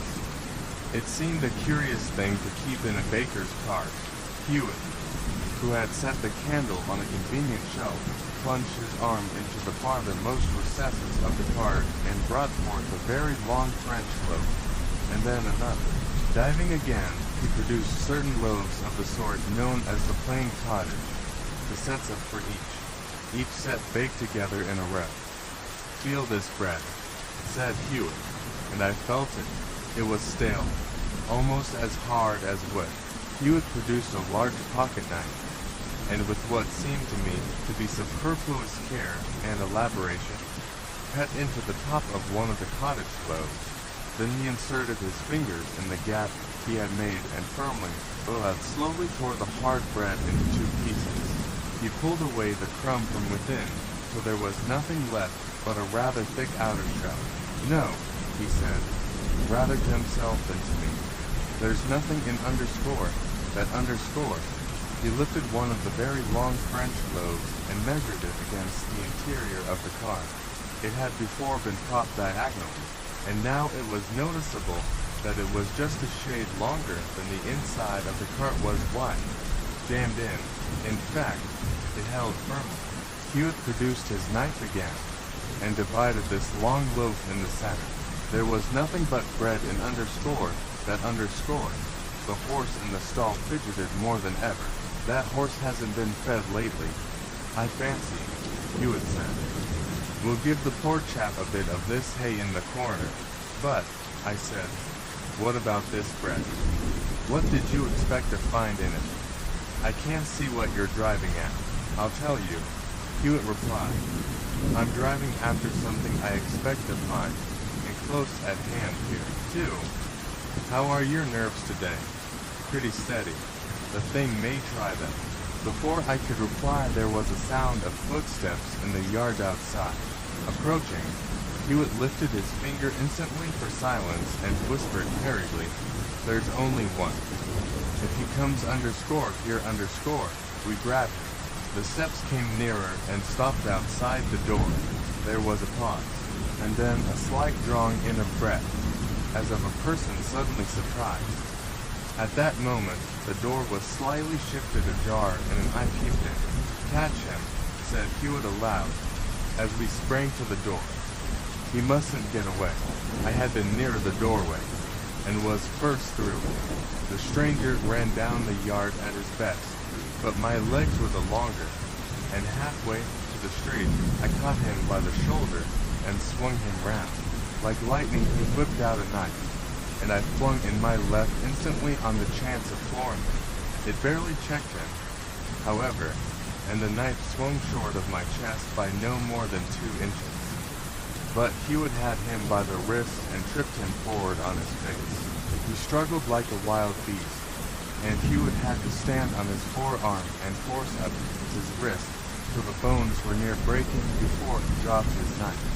But throughout the struggle, the man never shouted, called for help, nor, indeed, made the slightest sound, and we on our part were equally silent. It was quickly over, of course, for he was on his face, and we were too. We dragged our prisoner into the stable and closed the door behind us. So far as we had seen, nobody had witnessed the capture from the street, though, of course, we had been too busy to be certain.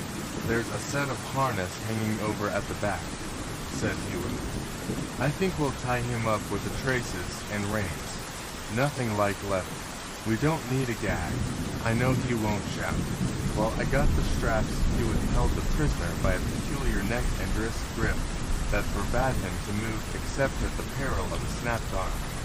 He had probably never been a person of pleasant aspect, being short, strongly and squatly built, large and ugly of feature, and wild and dirty of hair and beard. And now, his face flushed with struggling and smeared with mud from the stable yard, his nose bleeding and his forehead exhibiting a growing bump. He looked particularly repellent. He strapped his elbows together behind, and as he sullenly ignored a demand for the contents of his pockets, he would unceremoniously turn them out. Helpless as he was, the man struggled to prevent this, though, of course, ineffectually. There were papers, tobacco, a bunch of keys, and various odds and ends.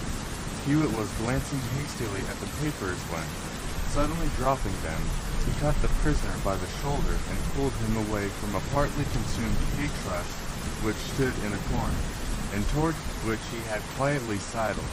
Keep him still, said Hewitt. We haven't examined this place yet, and he commenced to pull away the hay from the corner.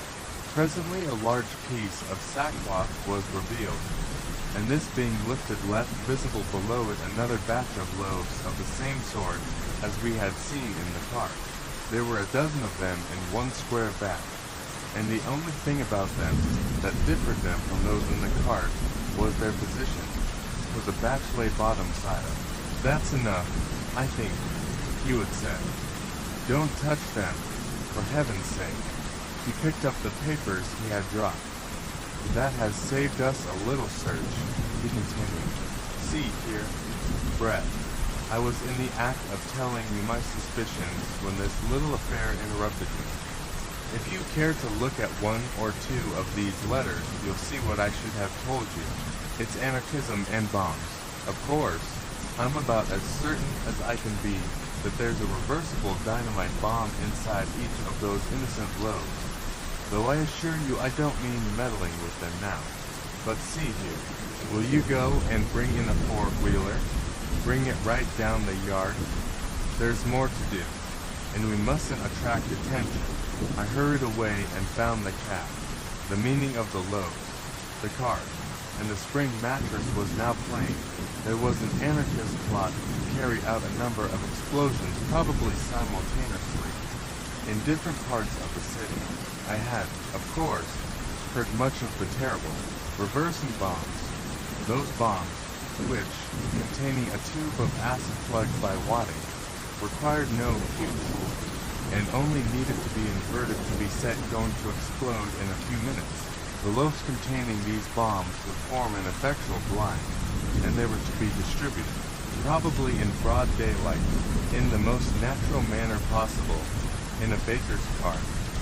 A man would be waiting near the scene of each contemplated explosion.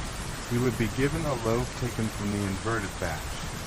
He would take it, perhaps wrapped in paper, but still inverted, and apparently the most innocent object possible eat to the spot selected, deposited, right side up, which would reverse the inner tube and set up the action, in some quiet corner, behind a door or whatnot, and make his own escape, while the explosion tore down walls, and, if the experiment were lucky, scattered the flesh and bones of unsuspecting people. The infernal loaves were made and kept reversed, to begin with, in order to stand more firmly, and, if observed, more naturally, when turned over to explode. Even if a child picked up the loaf and carried it off, that child at least would be blown to atoms, which at any rate would have been something for the conspirators to congratulate themselves upon. The spring mattress, of course, was to ease the jolting to the bombs, and obviate any random jerking loose of the acid, which might have had the deplorable result of sacrificing the valuable life of the conspirator who drove the car. The other loaves, too, with no explosive contents, had their use. The two long ones, which fitted across the inside of the cart, would be jammed across so as to hold the bombs in the center, and the others would be used to pack the batch on the other sides, and prevent any dangerous slipping about. The thing seemed pretty plain, except that as yet I had no idea of how Hewitt learned anything of the business. I brought the four-wheeler up to the door of the stable, and we thrust the man into it, and Hewitt locked the stable door with its proper key.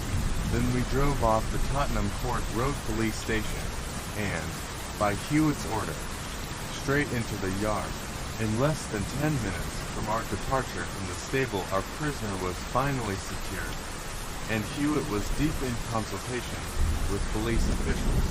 Messengers were sent and telegrams dispatched, and presently Hewitt came to me with information. The name of the helpless Frenchman the police found this morning, he said, appears to be Gerard.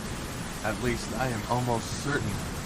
Among the papers found on the prisoner, whose full name doesn't appear, but who seems to be spoken of as Luigi, he is Italian. Among the papers, I said, is a sort of notice convening a meeting for this evening to decide as to the final punishment to be awarded the traitor Gerard, now in charge of Comrade Pinker. The place of meeting is not mentioned, but it seems more than probable that it will be at the Bohemian Club, not 5 minutes' walk from this place. The police have all these places under quiet observation, of course, and that is the club at which apparently important anarchist meetings have been held lately. It is the only club that has never been raided as yet, and, it would seem, the only one they would feel at all safe in using for anything important. Moreover, Luigi just now simply declined to open his mouth when asked where the meeting was to be, and said nothing when the names of several other places were suggested, but suddenly found his tongue at the mention of the Bakunin Club, and denied vehemently that the meeting was to be there. It was the only thing he uttered, so that it seems pretty safe to assume that it underscored to be there. Now, of course, the matter's very serious. Men have been dispatched to take charge of the stable very quietly, and the club is to be taken possession of at once, also very quietly. It must be done without a moment's delay. And as there is a chance that the only detective officers within reach at the moment may be known by sight, I have undertaken to get in first. Perhaps you'll come. We may have to take the door with a rush. Of course I meant to miss nothing if I could help it, and said so. Very well, replied Hewitt. We'll get ourselves up a bit. He began taking off his collar and tie. It is getting dusk, he proceeded, and we shan't want old clothes to make ourselves look sufficiently shabby. We're both wearing bowler hats, which is lucky. Make a dent in yours, if you can do so, without permanently damaging it. We got rid of our collars and made chokers of our ties. We turned our coat collars up at one side only, and then, with denim hats worn raffishly, and our hands in our pockets, we looked disreputable enough for all practical purposes in twilight. A cordon of plainclothes police had already been forming round the club, we were told, and so we sallied forth.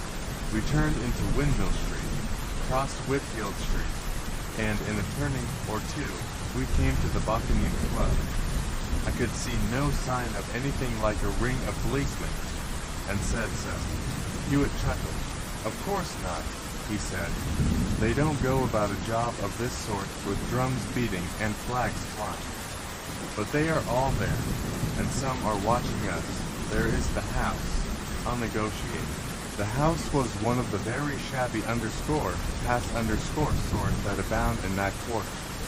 The very narrow area was railed over, and almost choked with rubbish. Visible above it were 3 floors, the lowest indicated by the door and 1 window, and the other by 2 windows, each a mean and dirty hole. A faint light appeared in the top floor, and another from somewhere behind the refuse-heaped area. Everywhere else was in darkness. Hewitt looked intently into the area, but it was impossible to discern anything behind the sole grimy patch of window that was visible. Then we stepped lightly up the 3 or 4 steps to the door and rang the bell. We could hear slippered feet mounting a stair and approaching. A latch was shifted, a door opened 6 inches, an indistinct face appeared, and a female voice asked, underscore QUIS long underscore her comrades underscore. Hewitt grunted testily, underscore Ubresv, underscore.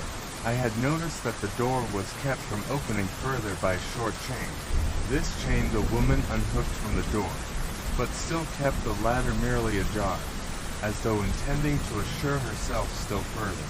But Hewitt immediately pushed the door back, planted his foot against it, and entered, asking carelessly as he did so, underscore OS he drove Luigi, underscore. I followed on his heels, and in the dark could just distinguish that Hewitt pushed the woman instantly against the wall and clapped his hand to her mouth. At the same moment a file of quiet men were suddenly visible ascending the steps at my heels. They were the police. The door was closed behind us almost noiselessly, and a match was struck. 2 men stood at the bottom of the stairs, and the others searched the house. Only 2 men were found, both in the top room. They were secured and brought down. The woman was now ungagged, and she used her tongue at a great rate. One of the men was a small, meek-looking slip of a fellow, and he appeared to be the woman's husband. "Eh, Messieurs Lovelace," she exclaimed vehemently, "it is not of them, mon pop Pierre, that you saw run in. Him and me, we are not of the cloth, we work only, we housekeep." Hewitt whispered to an officer, and the two men were taken below. Then Hewitt spoke to the woman, whose protests had not ceased. "You say you are not of the club," he said, "but what is there to prove that? If you are but housekeepers, as you say, you have nothing to fear, but you can only prove it by giving the police information. For instance, now, about Gerard, what have they done with him? Jean Tingered, a new ave take downstairs, the ave losing. Jean Tingered get last night all abusa, all drunk like this." She rolled her head and shoulders to express intoxication. "And he sleep too much today, when Emile go out, and Gerard, he go too, and nobody know.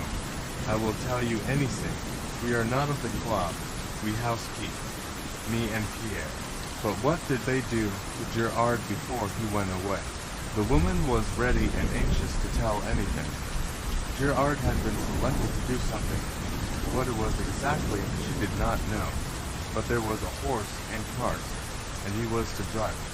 Where the horse and cart was also she did not know, but Gerard had driven the cart before in his work for a baker, and he was to drive one in connection with some scheme among the members of the club. But underscore Lepov Gerard, underscore at the last minute disliked to drive the cart. He had fear. He did not say he had fear, but he prepared a letter that was not signed. The letter was to be sent to the police, and it told them the whereabouts of the horse and cart, so that the police might seize these things, and then there would be nothing for Gerard, who had fear, to do in the way of driving. No, he did not betray the names of the comrades, but he told the place of the horse and the cart. Nevertheless, the letter was never sent. There was suspicion, and the letter was found in a pocket and read. Then there was a meeting, and Gerard was confronted with his letter. He could say nothing but underscore Giuliani. Underscore found no explanation but that there was much noise, and she had observed from a staircase, from which one might see through a ventilating hole. Gerard had much fear, very much fear. His face was white, and it moved. He prayed for mercy, and they talked of killing him. It was discussed how he should be killed, and the poor Gerard was more terrified. He was made to take off his collar, and a razor was drawn across his throat, though without cutting him, till he fainted. Then water was flung over him, and he was struck in the face till he revived. He again repeated, underscore Giuliani, Giuliani, underscore, and nothing more. Then one struck him with a bottle, and another with a stick. The point of a knife was put against his throat and held there, but this time he did not faint, but cried softly, as a man who is drunk. Underscore Giuliani, Giuliani, underscore, so they tied a handkerchief about his neck, and twisted it till his face grew purple and black, and his eyes were round and terrible. And then they struck his face, and he fainted again. But they took away the handkerchief, having fear that they could not easily get rid of the body if he were killed, for there was no preparation. So they decided to meet again and discuss when there would be preparation. Wherefore they took him away to the rooms of Jean Tingered, of Jean and Emile Tingered, in Henry Street, Golden Square. But Emile Tingered had gone out, and Jean was drunk and slept, and they lost him. Jean Tingered was he downstairs, the taller of the two. The other was but underscore Lepov Pierre underscore, who, with herself, was not of the club. They worked only, they were the keepers of the house. There was nothing for which they should be arrested, and she would give the police any information they might ask. As I thought, you see, Hewitt said to me, the man's nerves have broken down under the terror and the strain, and aphasia is the result. I think I told you that the only articulate thing you could say was underscore Giuliani. Underscore, and now we know how those words were impressed on him, so he now pronounces them mechanically, with no idea of their meaning. Come, we can do no more here now. But wait a moment. There were footsteps outside. the light was removed, and a policeman went to the door and opened it as soon as the bell rang. 3 men stepped in one after another, and the door was immediately shut behind them. They were prisoners.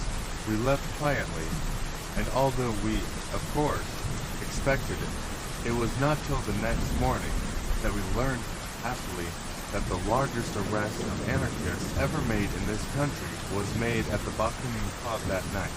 Each man as he came was admitted and collared. We made our way to Luzati's, and it was over our dinner that Hewitt put me in full possession of the earlier facts of this case, which I have set down as impersonal narrative in their proper place at the beginning. But, I said, what of that aimless scribble you spoke of that Gerard made in the police station? Can I see it? Hewitt turned to where his coat hung behind him and took a handful of papers from his pocket. Most of these, he said, mean nothing at all. That underscore what he wrote at first, and he handed me the first of the 2 papers which were presented in facsimile in the earlier part of this narrative. You see, he said, he has begun mechanically from long use to write, Monsieur, the usual beginning of a letter. But he scarcely makes 3 letters before tailing off into sheer scribble. He tries again and again, and although once there is something very like you, and once something like a word preceded by a negative end, the whole thing is meaningless. This he handed me the other paper, which has been printed in facsimile, underscore. Does underscore mean something, though Gerard never intended it? Can you spot the meaning? Really, I think it's pretty plain, especially now that you know as much as I about the day's adventures. The thing at the top left-hand corner, I may tell you, Gerard intended for a sketch of a clock on the mantelpiece in the police station. I stared hard at the paper, but could make nothing whatever of it. I only see the horseshoe clock, I said, and a sort of second, unsuccessful attempt to draw it again. Then there is a horseshoe dotted, but scribbled over it, and then a sort of kite or balloon on a string, a Highlander, and, well, I don't understand it, I confess. Tell me, I'll explain what I learned from that, Hewitt said, and also what led me to look for it. From what the inspector told me, I judged the man to be in a very curious state, and I took a fancy to see him. Then, when the doctor came, I had a chat, as I have already told you, with the policeman who found the man. He told me about the incident of the bread with rather more detail than I had had from the inspector. Thus it was plain that the man was terrified at the bread only when it was in the form of a loaf, and ate it eagerly when it was cut into pieces. That was one underscore thing to bear in mind. He was not afraid of underscore bread underscore, but only of underscore loaf underscore. Very well. I asked the policeman to find another uncut loaf, and to put it near the man when his attention was diverted. Meantime, the doctor reported that my suspicion as to aphasia was right. The man grew more comfortable, and was assured that he was among friends, and had nothing to fear, so that when at length he found the loaf near his elbow, he was not so violently terrified, only very uneasy. I watched him, and saw him turn it bottom up. A very curious thing to do. He immediately became less uneasy. The turning over of the loaf seemed to have set his mind at rest in some way. This was more curious still. I thought for some little while before accepting the bomb theory as the most probable. The doctor left, and I determined to give the man another chance with pen and paper. I felt pretty certain that if he were allowed to scribble and sketch as he pleased, sooner or later he would do something that would give me some sort of a hint. I left him entirely alone and let him do as he pleased. But I watched. After all the fetal scribble, which you have seen, he began to sketch. First a man's head, then a chair, just what he might happen to see in the room. Presently he took to the piece of paper you have before you. He observed that clock and began to sketch it, then went on to other things. such as you see, scribbling idly over most of them when finished. When he had made the last of the sketches, he made a hasty scrawl of his pen over it and broke down. It had brought his terror to his mind again somehow. I seized the paper and examined it closely. Now just see. Ignore the clock, which was merely a sketch of a thing before him, and look at the three things following. What are they? A horseshoe, a captive balloon, and a Highlander. Now, can't you think of something those three things in that order suggest? I could think of nothing whatever, and I confess as much. Think now. Tottenham Court Road. I started. Of course, I said. That never struck me. There's the Horseshoe Hotel, with the sign outside. There's the large toy and fancy shop halfway up, where they have a captive balloon moored to the roof as an advertisement. And there's the tobacco and snuff shop on the left, toward the other end, where they have a life-size wooden Highlander at the door out an uncommon thing. Indeed, nowadays, you are right. The curious conjunction struck me at once.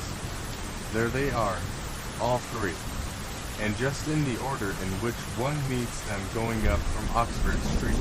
Also, as if to confirm the conjecture, note the underscore dotted underscore horseshoe. Don't you remember that at night the Horseshoe Hotel sign is illuminated by 2 rows of gas lights? Now here was my clue at last.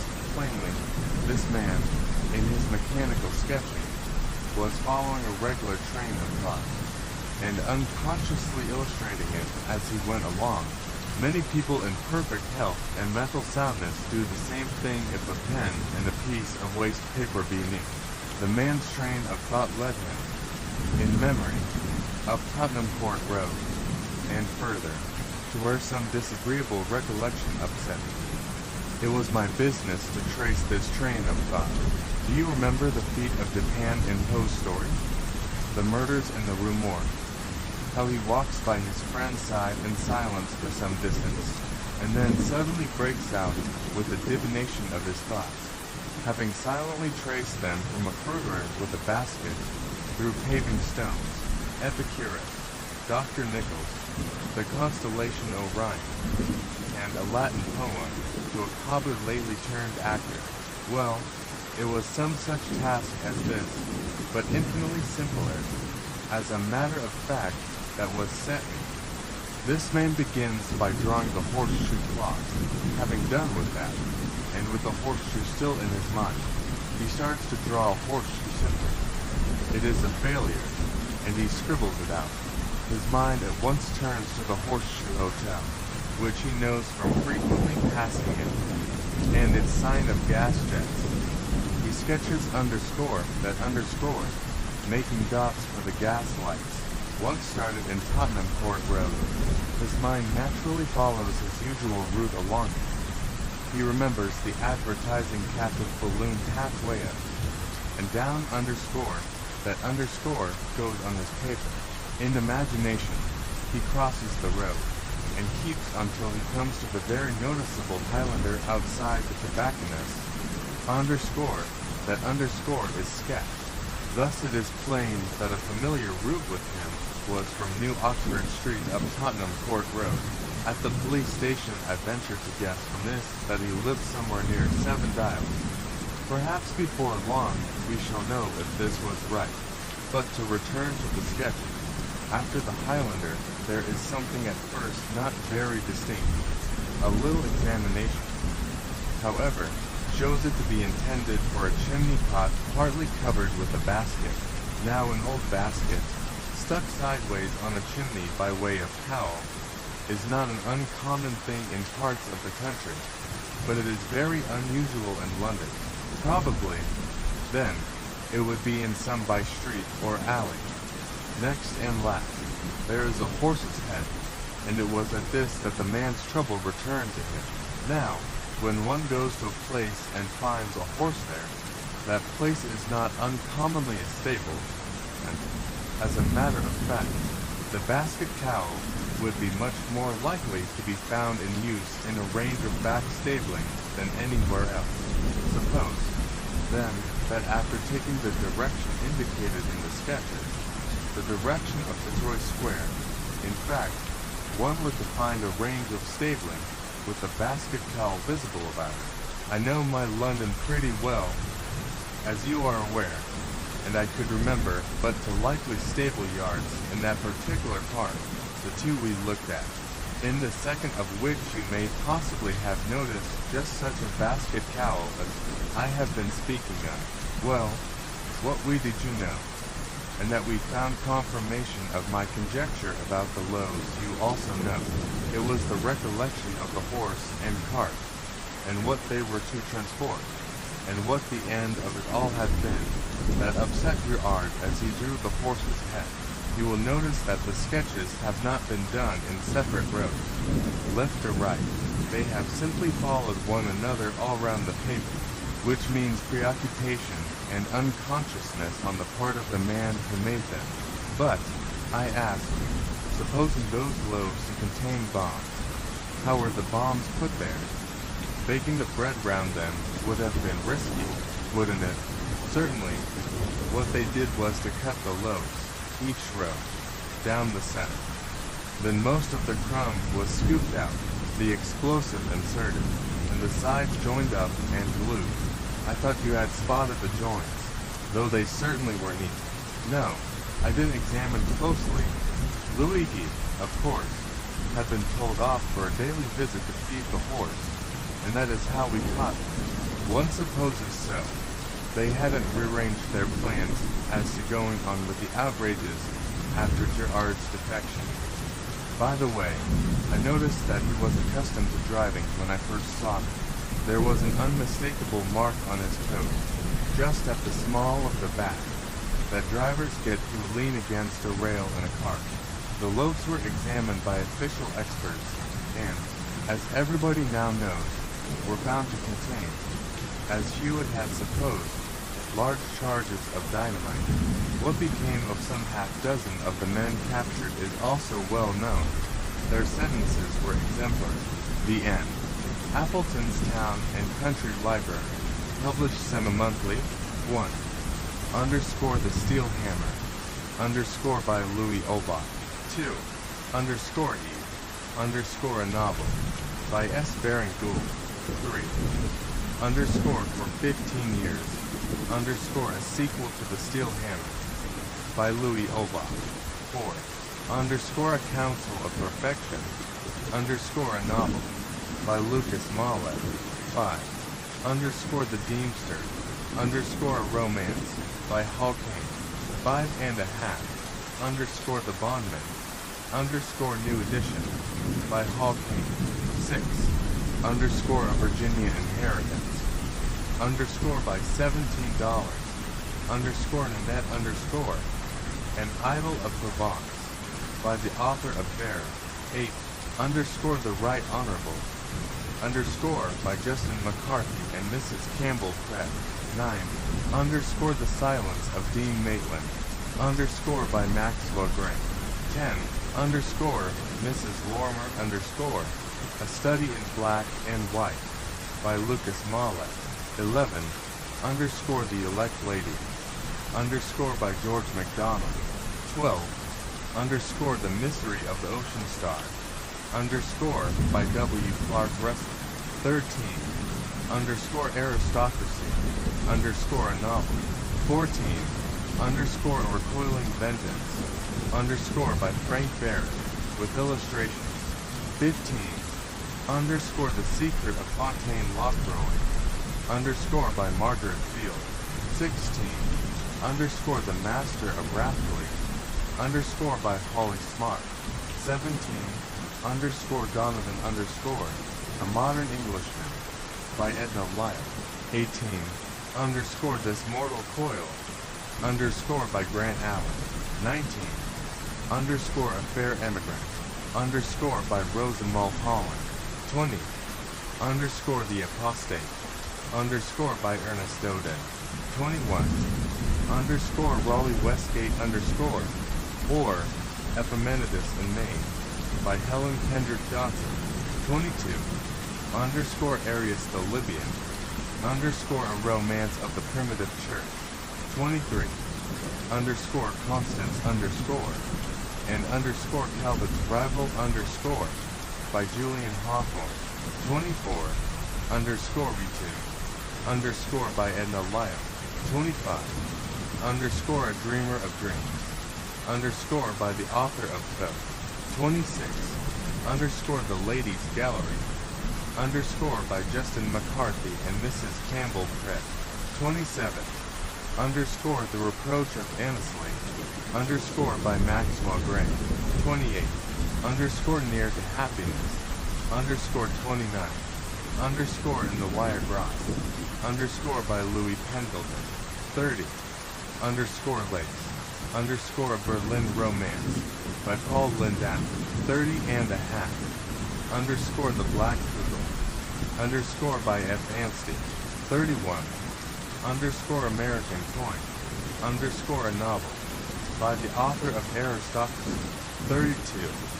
Underscore One by Waiting underscore by Edna Lyle. 33. Underscore The Story of Helen Davenant underscore by Violet Payne. 34. Underscore The Light of Her Countenance underscore by H.H. Boyson. 35. Underscore Mistress Beatrice Goat underscore by Emmy Leclerc. 36. Underscore The Night Heron underscore by Edna Lyle. 37. Underscore In the Golden Days underscore by Edna Lyle. 38. Underscore Giraldi underscore or The Curse of Love by Ross George Deering. 39. Underscore A Hardy Norseman underscore by Edna Lyle. 40. Underscore The Romance of Jenny Harlow underscore and underscore Sketches of Maritime Life underscore by W. Clark Russell. 41. Underscore Passion Slave underscore by Richard Ashton. 42. Underscore The Awakening of Mary Fenwick underscore by Beatrice Whitby. 43. Underscore Countess Lord underscore translated from the German of Rudolf Menger. 44. Underscore Blind Love underscore by Wilkie Collins. 45. Underscore The Dean's Daughter underscore by Sophie F. Fudge. 46. Underscore Countess Irene underscore A Romance of Austrian Life by J. Fodger. 47. Underscore Robert Browning's Principal Shorter Poems underscore 48. Underscore Frozen Hearts underscore by G. Webb Appleton. 49. Underscore Jambik the Georgian underscore by H. E. von Sutton. 50. Underscore The Craze of Christian Engelhardt underscore by Henry Faulkner Darnell. 51. Underscore Loud underscore by William A. Hammond, M.P. 52. Underscore A Line underscore A Novel by Henry Greville. 53. Underscore Jos Avling underscore A Dutch Story by Martin Martin. 54. Underscore Katie of Catoctin underscore by George Alfred Townsend. 55. Underscore Throckmorton underscore A Novel by Molly Elliott Sewell. 56. Underscore Expatriation underscore by the author of Aristocracy.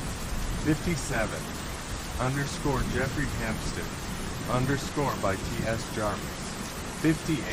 Underscore Dimitri underscore A Romance of Old Russia by F.W. Bain, M.A. 59. Underscore Part of the Property underscore by Beatrice Whitby. 60. Underscore Bismarck in Private Life underscore by a fellow student. 61. Underscore In Low Relief underscore by Morley Roberts. 62. Underscore The Canadians of Old underscore A Historical Romance by Philip Gasping. 63. Underscore A Squire of Low Degree underscore by Lily A. Long. 64. Underscore A Fluttered Dovecote underscore by George Manville Fenn. 65. Underscore The Nugents of Caractona underscore An Irish Story by Ty Hopkins. 66. Underscore a sensitive plant. Underscore by E.N.D. Gerard. 67. Underscore Dona Luz. Underscore by Juan Valera. Translated by Mrs. Mary J. Serrano. 68. Underscore Pepita de Mena. Underscore by Juan Valera. Translated by Mrs. Mary J. Serrano. 69. Underscore the Primes and their neighbors. Underscore by Richard Malcolm Johnson. 70. Underscore the Iron Gang.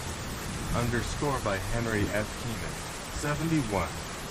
Underscore Stories of Old New Spain. Underscore by Thomas A. Janvier. 72. Underscore the Maid of Honor. Underscore by Hunt. Louis Wingfield. 73.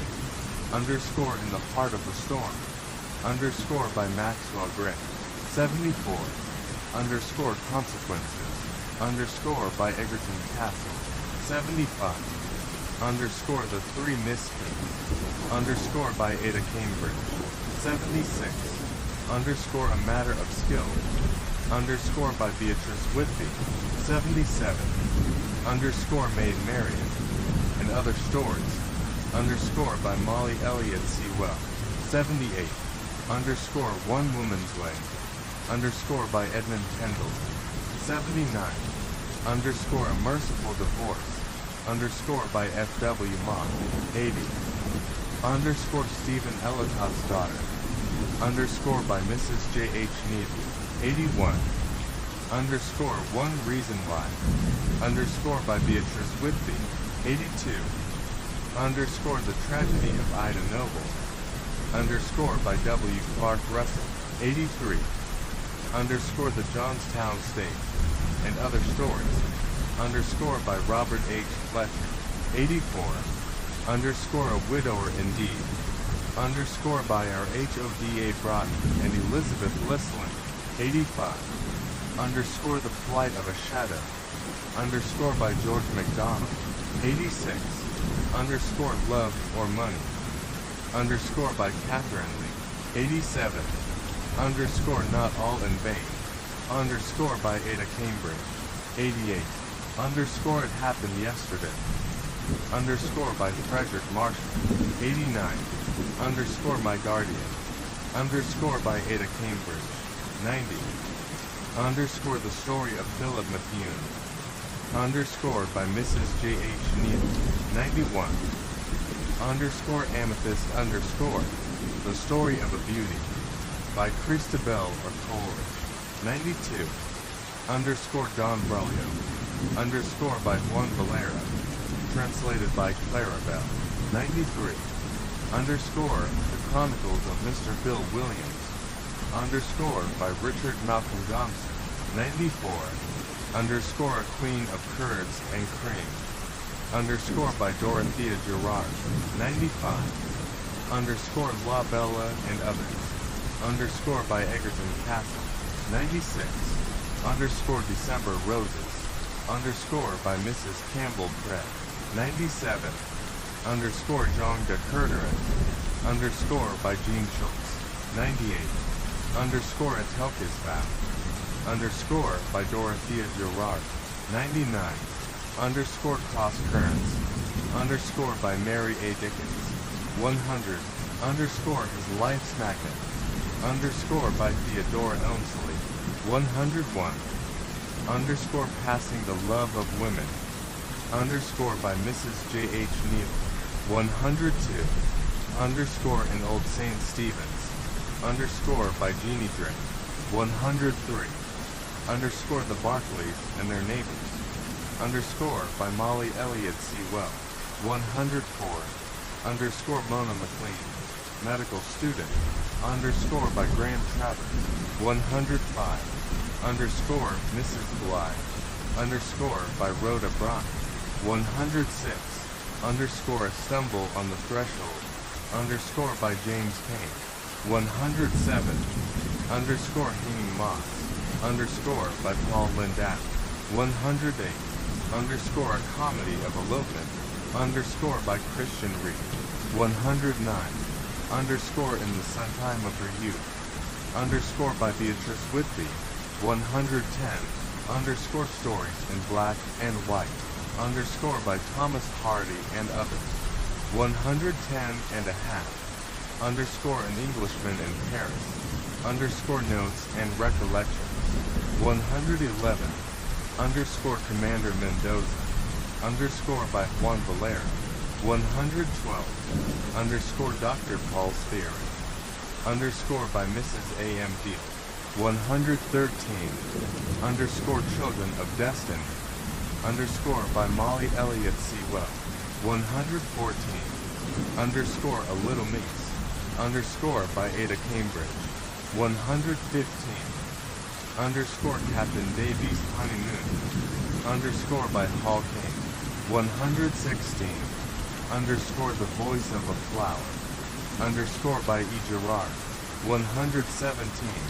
underscore Singularly Deluded, underscore by Sarah Grant, 118, underscore Suspected, underscore by Louisa Stratton, 119, underscore Lucia, You, and Another, underscore by Mrs. J.H. Needham, 120, underscore The Tutor's Secret, underscore by Victor Cherbuliez, 121, underscore From the Five Rivers, underscore by Mrs. F.A. Steele, 122, underscore An Innocent Imposter, and Other Stories, underscore by Maxwell Gray, 123, underscore Idala, underscore by Sarah Grant, 124, underscore A Comedy of Masks, underscore by Ernest Dowson and Arthur Moore, 125, underscore Relics,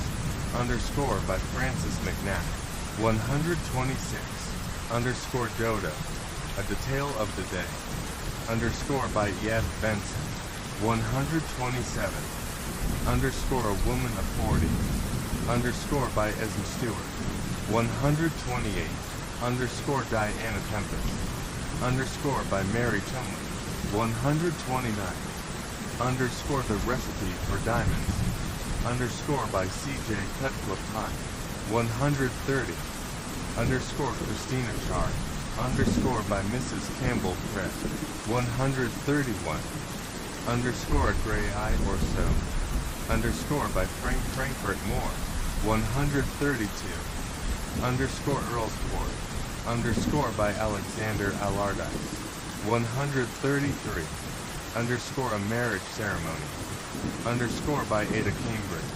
134, underscore Award in Chancery, underscore by Mrs. Alexander, 135, underscore Lot 13, underscore by Dorothea Gerard, 136, underscore Our Manifold Nature, underscore by Sarah Grant, 137, underscore Costly Freak, underscore by Maxwell Gray, 138, underscore A Beginner underscore by Rhoda Broughton, 139, underscore Yellow Asterisk, underscore by Mrs. Mannington Caffeine IOTA, 140, underscore The Rubicon, underscore by F. Benson, 141, underscore The Trespasser, underscore by Gilbert Parker, 142, underscore The Rich Miss Riddle,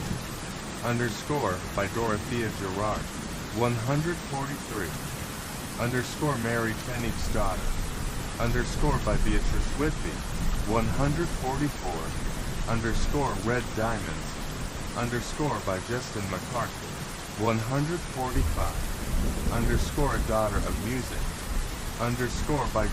Paul Moore, 146, underscore Outlaw and Lawmaker, underscore by Mrs. Campbell Craig, 147, underscore Dr. Janet of Holly Street, underscore by Arabella Keneally, 148, underscore George Mandeville's husband, underscore by C.E. Raymond, 149, underscore Vashti and Esther, underscore 150, underscore Demars to Worlds, underscore by Enjata, 151, underscore a victim of good luck, underscore by W.E. Norris.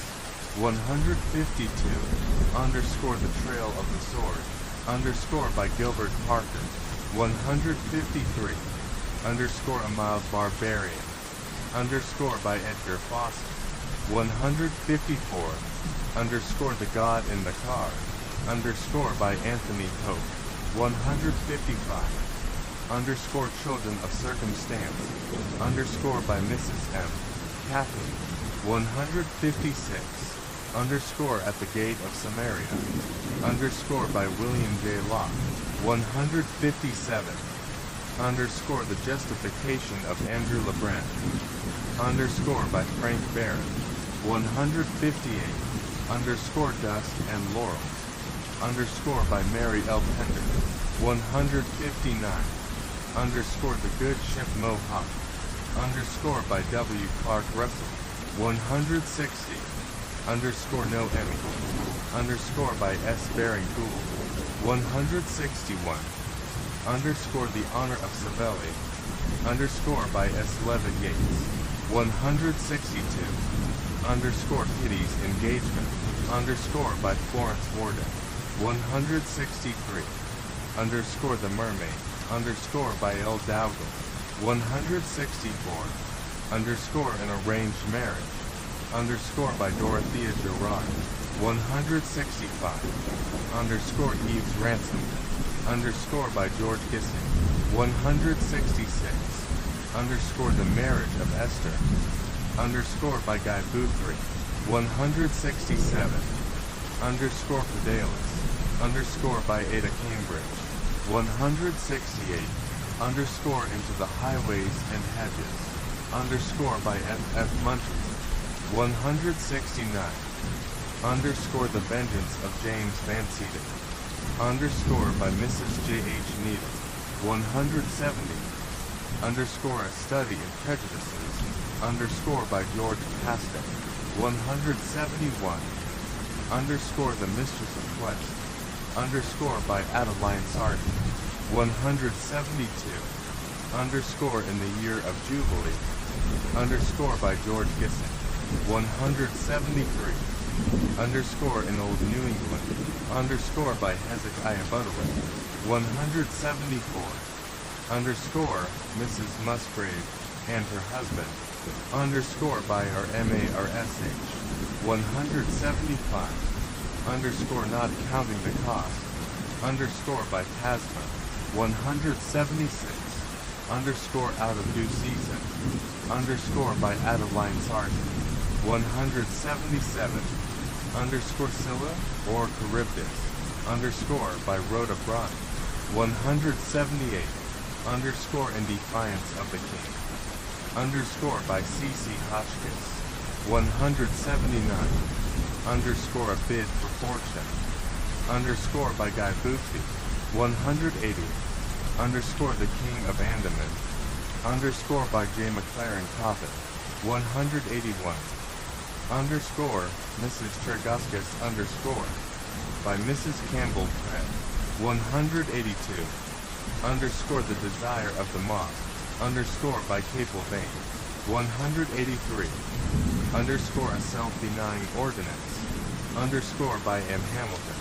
184, underscore successors to the title, underscore by M.R.S. L.B. Walford.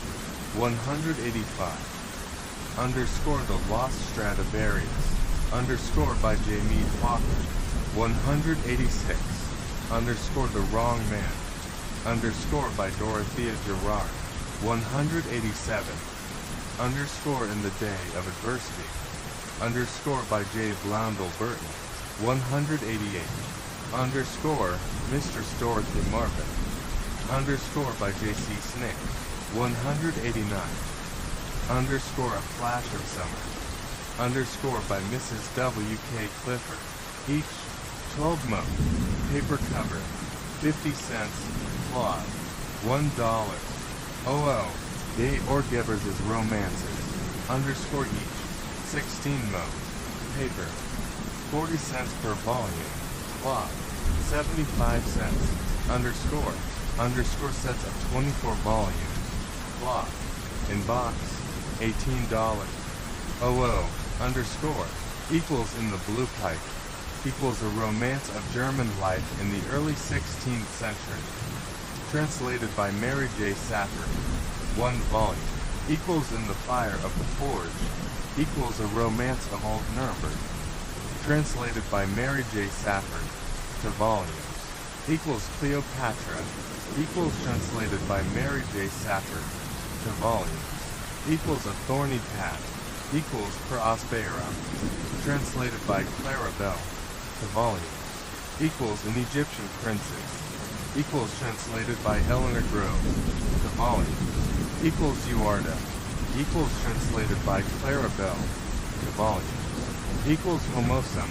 Equals translated by Clara Bell. 1 volume. Equals The Sisters. Equals translated by Clara Bell. 1 volume. Equals A Question. Equals translated by Mary J. Safford.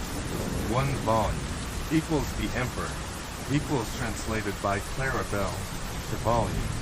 Equals The Burgomaster's Wife. Equals translated by Mary J. Safford. 1 volume. Equals A Word. Only a Word. Equals translated by Mary J. Safford. 1 volume. Equals Serape. Equals translated by Clara Bell. 1 volume. Equals The Bride of the Nile. Equals translated by Clara Bell. To volumes. Equals Marjorie. Equals Bread. Translated by Clara Bell. To volumes.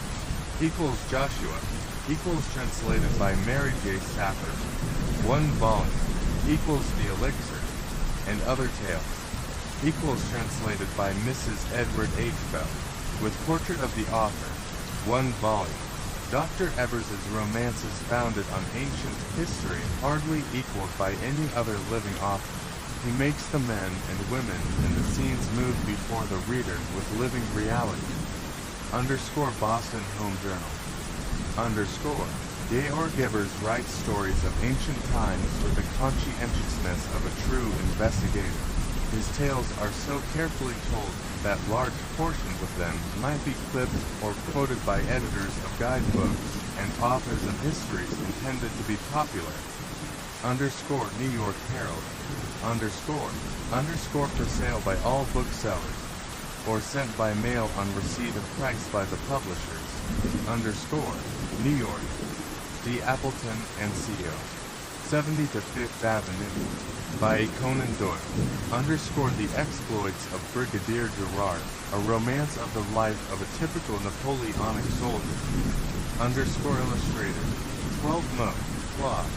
$1.50. There is a flavor of Dumas's Musketeers in the life of the redoubtable Brigadier Gerard, a typical Napoleonic soldier, more fortunate than many of his compeers, because some of his Homeric exploits were accomplished under the personal observation of the Emperor. His delightfully romantic career included an oddly characteristic glimpse of England, and his adventures ranged from the battlefield to secret service. In picturing the experiences of his fearless, hard-fighting and hard-drinking hero, the author of The White Company has given us a book which absorbs the interest and quickens the pulse of every reader. Underscore The Stark Munro Letters. Underscore being a series of 12 letters written by Stark Munro. And B. To his friend and former fellow student, Herbert Swanborough, of Lowell, Massachusetts, during the years 1881 to 1884. Illustrated. 12 mo. Buckram. $1.50. Cullingworth, a much more interesting creation than Sherlock Holmes. And I pray Dr. Doyle to give us more of him. Underscore Richard Legalis. In the London Star.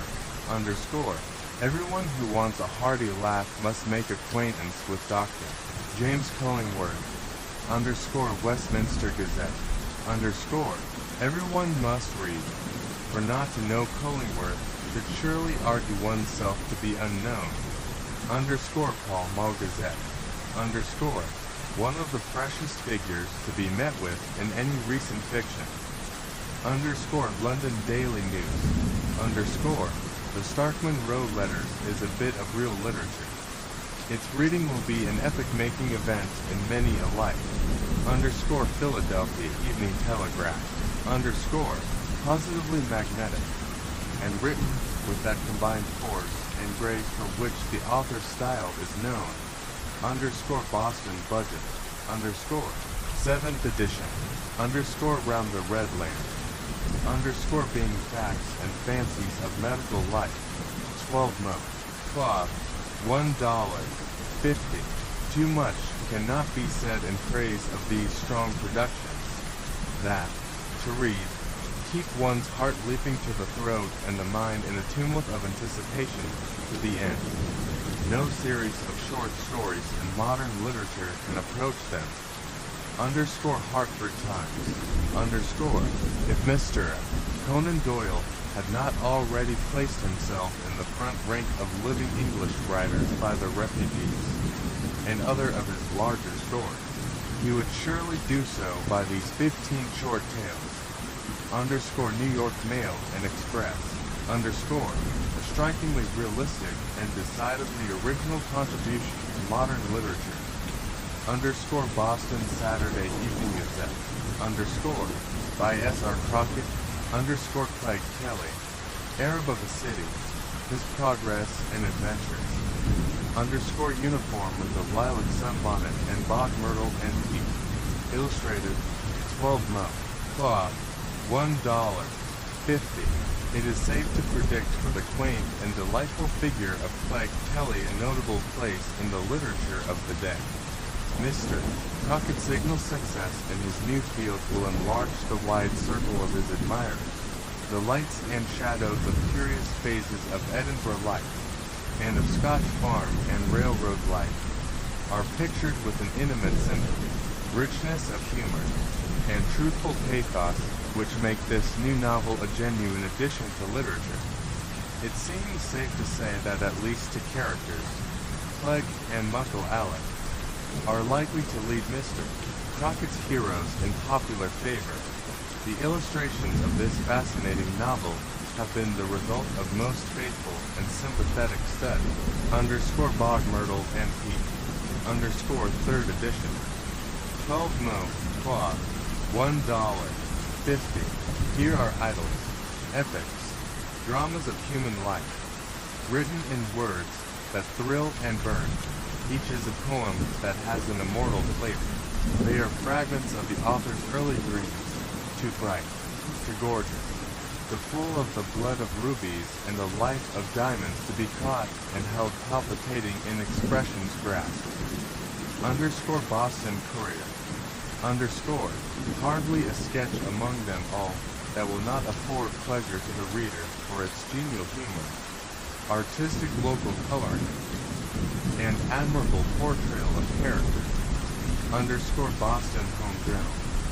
Underscore one dips into the book anywhere and reads on and on, fascinated by the writer's charm of manner. Underscore Minneapolis Tribune. Underscore the lilac sunbonnet. Underscore 6th edition. 12 Mo. Cloth. $1.50. A love story pure and simple. One of the old-fashioned, wholesome, sunshiny kind, with a pure-minded, sound-hearted hero, and a heroine who is merely a good and beautiful woman. And if any other love story half so sweet has been written this year, it has escaped our notice. Underscore New York Times.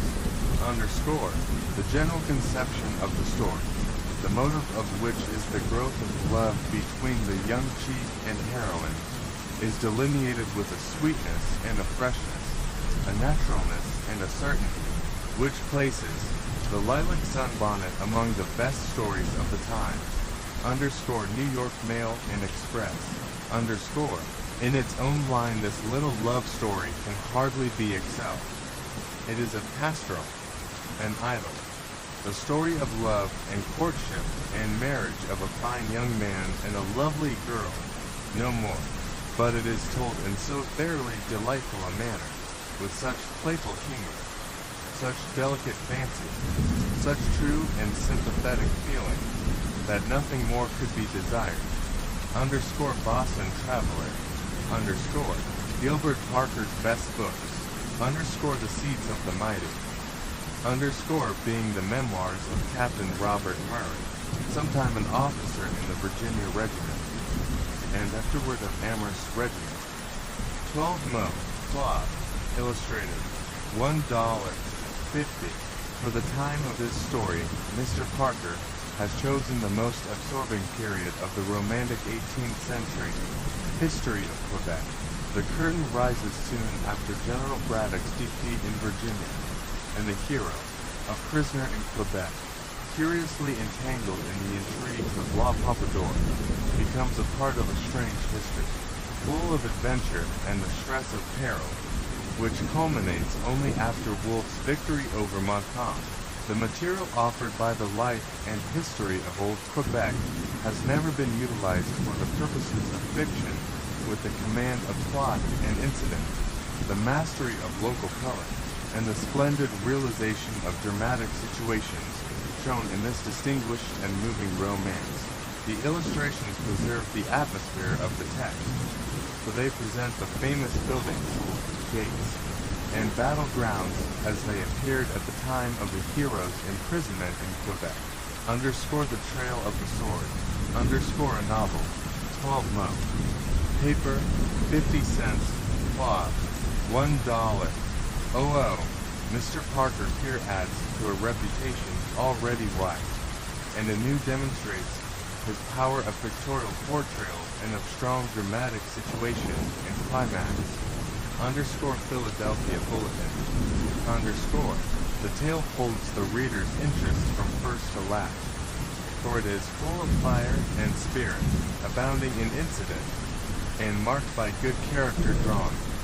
Underscore Pittsburgh Times. Underscore The Trespasser. Underscore 12 Mo. Paper, 50 cents. Cloth, $1. Interest, Pip. Force and charm on Mr. Parker's new story possesses all these qualities, almost bare of synthetical decoration. His paragraphs are stirring because they are real. We read at times, as we have read the great masters of romance, breathlessly. Underscore the critic. Underscore. Gilbert Parker writes a strong novel, but thus far this is his masterpiece. It is one of the great novels of the year. Underscore Boston Advertiser. Underscore the translation of a savage. Underscore 16 Mo. Flexible cloth, 75 cents. A book which no one will be satisfied to put down until the end has been matter of certainty and assurance. Underscore The Nation. Underscore a story of remarkable interest, originality, and ingenuity of construction. Underscore Boston Home Journal. Underscore the perusal of this romance will repay those who care for new and original types of character, and who are susceptible to the fascination of a fresh and vigorous style. Underscore London Daily News. Underscore equals a better book than The Prisoner of Zenda. Equals. Underscore London Queen. Underscore The Chronicles of Count Antonio. Underscore by Anthony Hope, author of The God in the Car, The Prisoner of Zenda, etc., with photogravure frontispiece by S.W. Van Schaik. 3rd edition. 12 Mo. Cloth, $1.50. No adventures were ever better worth recounting than are those of Antonio of Montevoluta, a very boyar among outlaws. To all those whose pulses still stir at the recital of deeds of high courage, we may recommend this book. The chronicle conveys the emotion of heroic adventure, and is picturesquely written. Underscore London Daily News. Underscore it has literary merits all its own, of a deliberate and rather deep order. In point of execution, the Chronicles of Count Antonio is the best work that Mr. Hope has yet done. The design is clearer, the workmanship more elaborate, the style more colored. The incidents are most ingenious. They are told quietly, but with great cunning, and the quixotic sentiment which pervades it all is exceedingly pleasant underscore Westminster Gazette, underscore a romance worthy of all the expectations, graced by the brilliancy of his former books, and likely to be read with a keen enjoyment and a healthy exaltation of the spirits by everyone who takes it up. Underscore The Scotsman, underscore a gallant tale, written with unfailing freshness and spirit, underscore London Daily Telegraph, underscore one of the most fascinating romances written in English within many days. The quaint simplicity of its style is delightful, and the adventures recorded in these chronicles of Count Antonio, stirring and ingenious as any conceived even by Wayman at his best. Underscore New York World, underscore romance of the real flavor, fully and entirely romance, and narrated in true romantic style. The characters, drawn with such masterly handling, are not merely pictures and portraits, but statues that are alive and step boldly forward from the canvas. Underscore Boston Courier, underscore told in a wonderfully simple and direct style, and with the magic touch of a man who has the genius of narrative, making the varied incidents flow naturally and rapidly in a stream of sparkling discourse. Underscore Detroit Tribune, underscore easily ranks with, if not above, A Prisoner of Zenda. Wonderfully strong, graphic, and compels the interest of the most underscore blaze underscore novel reader. Underscore Boston Advertisement, underscore no adventures were ever better worth telling than those of Count Antonio. The author knows full well how to make every pulse thrill, and how to hold his readers under the spell of his magic. Underscore Boston Herald, underscore a book to make women weep proud tears, and the blood of men to tingle with knightly fervor. In Count Antonio, we think Mr. Hope surpasses himself, as he has already surpassed all the other storytellers of the period. Underscore New York Spirit of the Times, underscore the one who looked on, underscore by F.F. Muntrizer, author of Into the Highways and Hedges, 16 mo. Cloth, special binding, $1.25. The story runs on as smoothly as a brook through lowlands. It excites your interest at the beginning and keeps it to the end. Underscore New York Herald, underscore an exquisite story. No person sensitive to the influence of what makes for the true, the lovely, and the strong in human friendship, and the real in life's work can read this book without being benefited by it. Underscore Buffalo Commercial, underscore the book has universal interest and very unusual merit. Aside from its subtle poetic charm, the book is a noble example of the power of keen observation. Underscore Boston Herald, underscore Corruption, underscore by Percy White, author of Mr. Bailey Martin, etc. 12 mo. Cloth, $1.25. There is intrigue enough in it for those who love a story of the ordinary kind, and the political part is perhaps more attractive in its sparkle and variety of incident than the real thing itself. Underscore London Daily News, underscore a drama of biting intensity, a tragedy of inflexible purpose and relentless result. Underscore Pall Mall Gazette, underscore a hard woman, underscore a story in scenes. By Violet Hunt, 12 mo. Cloth, $1.25. An extremely clever work. Miss Hunt probably writes dialogue better than any of our young novelists. Not only are her conversations wonderfully vivacious and sustained, but she contrives to assign to each of her characters a distinct mode of speech, so that the reader easily identifies them, and can follow the conversations without the slightest difficulty. Underscore London Athena, underscore one of the best writers of dialogue of our immediate day. The conversations in this book will enhance her already secure reputation. Underscore London Daily Chronicle, underscore a creation that does Miss Hunt infinite credit. and places her in the front rank of the younger novelists. Brilliantly drawn, quivering with life, adroit, quiet-witted, unfilteringly insolent, and withal strangely magnetic. Underscore London Standard. Underscore an imaginative man. Underscore by Robert S. Higgins, author of The Green Carnation. 12 Modes. Plot. $1.25. One of the brightest books of the year. Underscore Boston Budget. Underscore altogether delightful. Fascinating. Unusual. Underscore Cleveland Amusement Gazette. Underscore a study in character. Just as entertaining as though it were the conventional story of love and marriage. The clever hand of the author of The Green Carnation is easily detected in the caustic wit and pointed epigram.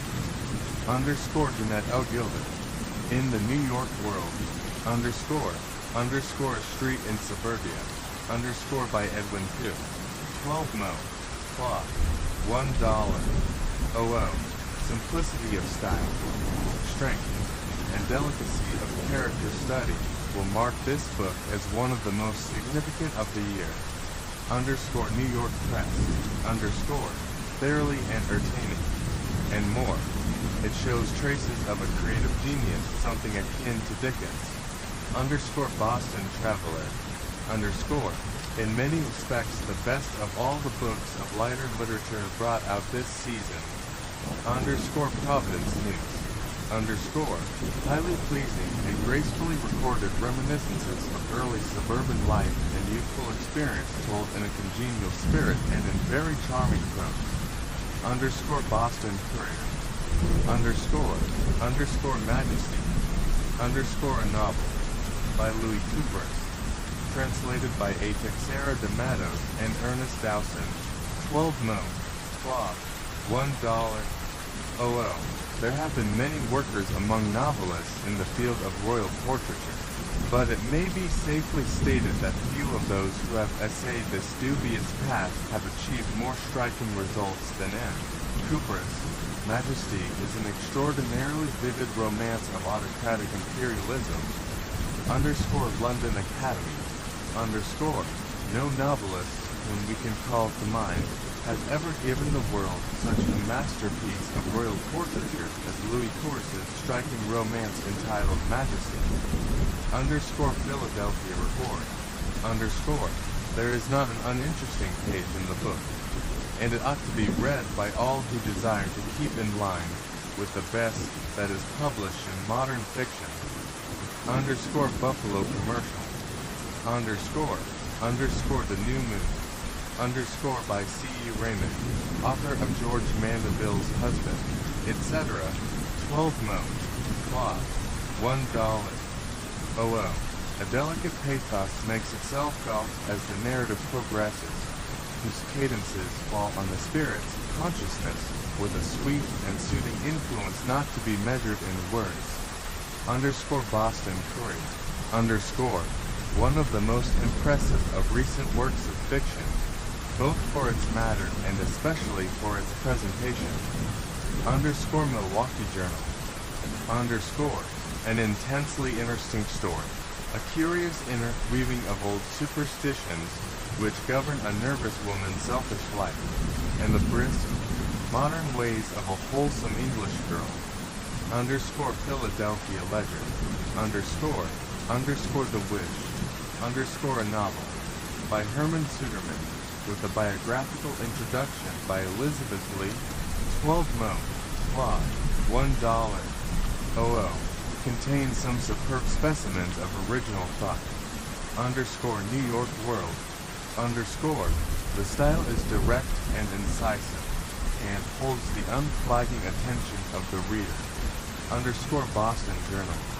Underscore a powerful story, very simple, very direct. Underscore Chicago Evening Post. Underscore Sleeping Fires.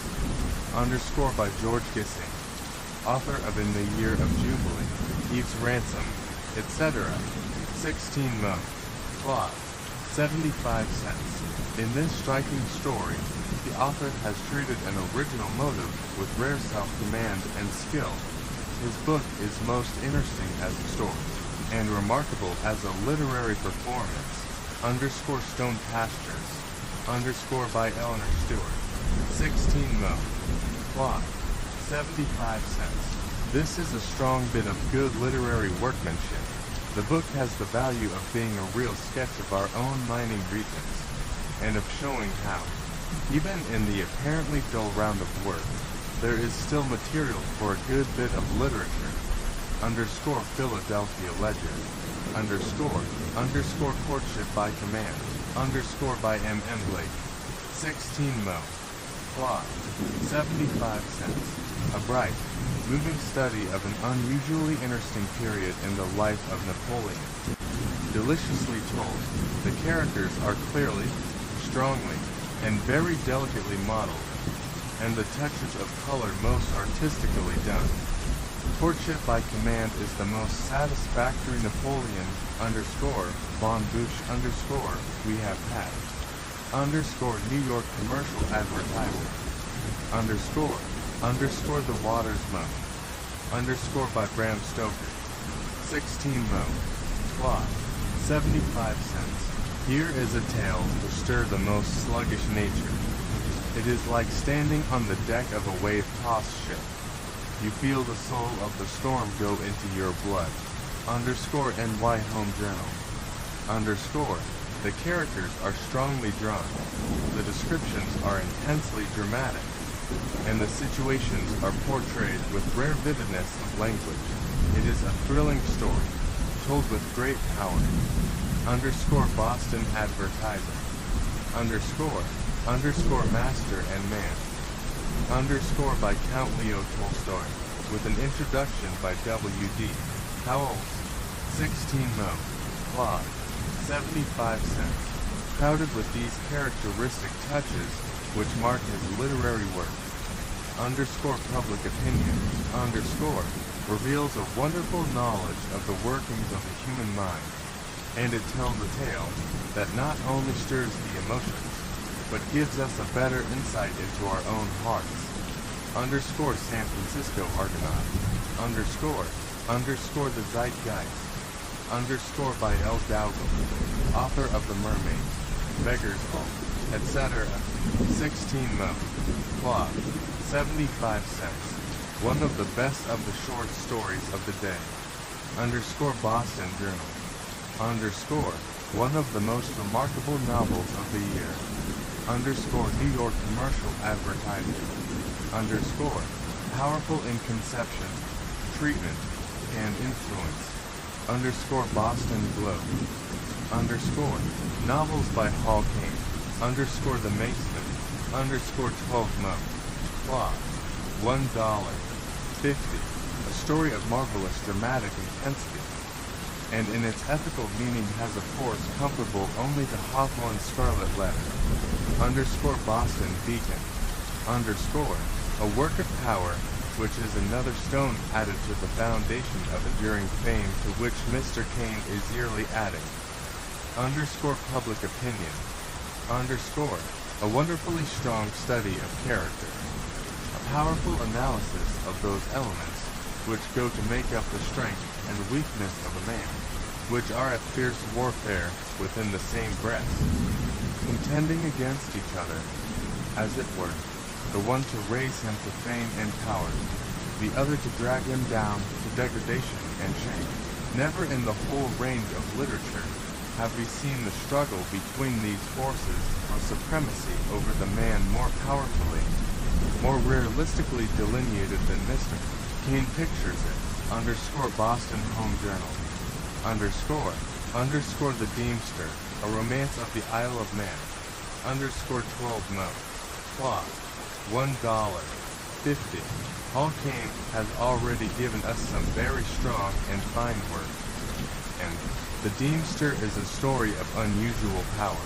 Certain passages and chapters have an intensely dramatic grasp and hold the fascinated reader with a force rarely excited nowadays in literature. The Critic.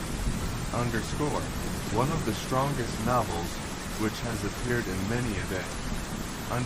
San Francisco Chronicle. underscore, fascinates the mind like the gathering and bursting of a storm. Underscore illustrated London News, underscore, deserves to be ranked among the remarkable novels of the day. Underscore Chicago Times, underscore The Bondman, underscore New Edition, 12 months. Cloth, $1.50. The welcome given to this story has cheered and touched me, but I am conscious that, to win a reception so warm, such a book must have had readers who brought to it as much as they took away. I have called my story a saga, merely because it follows the epic method, and I must not claim for it at any point the weighty responsibility of history, or serious obligations to the world of fact. But it matters not to me what Icelanders may call the bondman, if they will honor me by reading it in the open-hearted spirit and with the free mind with which they are content to read of Grettir and of his fights with the troll. Underscore from the author's preface, underscore Captain Davy's honeymoon, a Manx yarn, underscore 12 mode, paper, 50 cents, cloth, $1.00. A new departure by this author. Unlike his previous works, this little tale is almost wholly humorous, with, however, a current of pathos underneath. It is not always that an author can succeed equally well in tragedy and in comedy, but it looks as though Mr. Hall-Caine would be one of the exceptions. Underscore London Literary World, underscore. It is pleasant to meet the author of The Deemster in a brightly humorous little story like this. It shows the same observation of Manx's character, and much of the same artistic skill. Underscore Philadelphia Times, underscore, novels by Martin Martins, underscore The Greater Glory, a story of high life, underscore by Martin Martins, author of God's Fool, Jos Aveling, etc., 12 months, cloth, $1.50, until the Appletons discovered the merits of Martin Martins, the foremost of Dutch novelists. It is doubtful if many American readers knew that they were Dutch novelists. His God's Fool and Jos Aveling made for him an American reputation. To our mind, this just published work of his is his best. He is a master of epigram, an artist in description, a prophet in insight. Underscore Boston Advertiser, underscore, it would take several columns to give any adequate idea of the superb way in which the Dutch novelist has developed his theme and wrought out one of the most impressive stories of the period. It belongs to the small class of novels which one cannot afford to neglect. Underscore San Francisco Chronicle, underscore, Martin Martin stands head and shoulders above the average novelist of the day in intellectual subtlety and imaginative power. Underscore Boston Beacon, underscore God's Fool, underscore by Martin Martin, 12 mode, cloth, $1.50. Throughout there is an epigrammatic chord which would make palatable a less interesting story of human lives, or one less deftly told. Underscore London Saturday Review, underscore, perfectly easy, graceful, humorous. The author's skill in character drawing is undeniable. Underscore London Chronicle, underscore, a remarkable work. Underscore New York Times, underscore, Martin Martins has secured a firm footing in the eddies of current literature. Pathos deepens into tragedy in the thrilling story of God's Fool. Underscore Philadelphia Ledger, underscore, its preface alone stamps the author as one of the leading English novelists of today. Underscore Boston Daily Advertiser, underscore, the story is wonderfully brilliant. The interest never lacks. The style is realistic and intense, and there is a constantly underlying current of subtle humor. It is, in short, a book which no student of modern literature should fail to read. Underscore Boston Times, underscore, a story of remarkable interest and point. Underscore New York Observer, underscore Jos Aveling, underscore by Martin Martins, 12 mode, cloth, $1.50.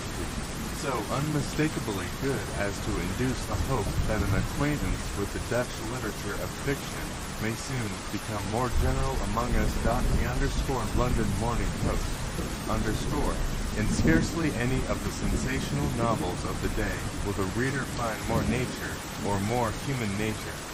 Underscore London Standard, underscore. A novel of a very high type, at once strongly realistic and powerfully idealistic. Underscore London Literary World, underscore. Full of local color and rich and quaint phraseology and suggestion. Underscore London Telegraph, underscore. Martin Martins is a capital storyteller. Underscore Pall Mall Gazette, underscore. Our English writers of fiction will have to look to their laurels. Underscore Birmingham Daily Post, underscore. To remarkable American novels. Underscore The Red Badge of Courage, an episode of the American Civil War. Underscore by Stephen Crane, 12 mo, cloth, $1.00. Mr. Stephen Crane is a great artist with something new to say, and consequently with a new way of saying it. In The Red Badge of Courage, Mr. Crane has surely contrived a masterpiece. He has painted a picture that challenges comparisons with the most vivid scenes of Tolstoy's La Guerre et la Paix or of Zola's La Debacle. Underscore London New Review, underscore. In its whole range of literature, we can call to mind nothing so searching in its analysis, so manifestly impressed with the stamp of truth, as The Red Badge of Courage, a remarkable study of the average mind under stress of battle. We repeat, a really fine achievement. Underscore London Daily Chronicle, underscore. Not merely a remarkable book, it is a revelation. One feels that, with perhaps one or two exceptions, all previous descriptions of modern warfare have been the merest abstractions. Underscore St. James Gazette, underscore. Holds one irrevocably. There is no possibility of resistance when once you are in its grip. From the first of the march of the troops to the closing scenes, Mr. Crane, we repeat, has written a remarkable book. His insight and his power of realization amount to genius. Underscore Pall Mall Gazette, underscore. There is nothing in American fiction to compare with it in the vivid, uncompromising, almost aggressive vigor with which it depicts the strangely mingled conditions that go to make up what men call war. Mr. Crane has added to American literature something that has never been done before, and that is, in its own peculiar way, inimitable.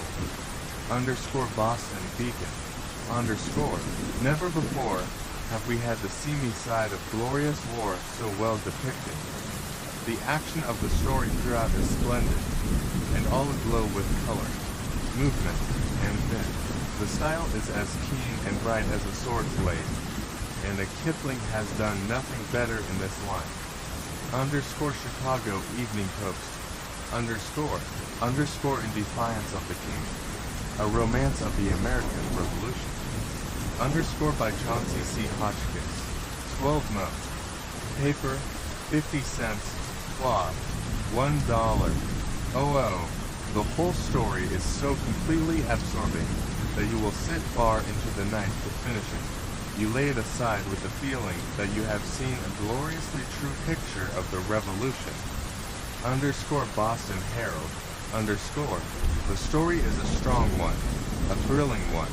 It causes the true American to flush with excitement, to devour chapter after chapter until the eyes smart. And it fairly smokes with patriotism. Underscore New York Mail and Express, underscore. The heart beats quickly, and we feel ourselves taking part in the scenes described. Altogether, the book is an addition to American literature. Underscore Chicago Evening Post, underscore.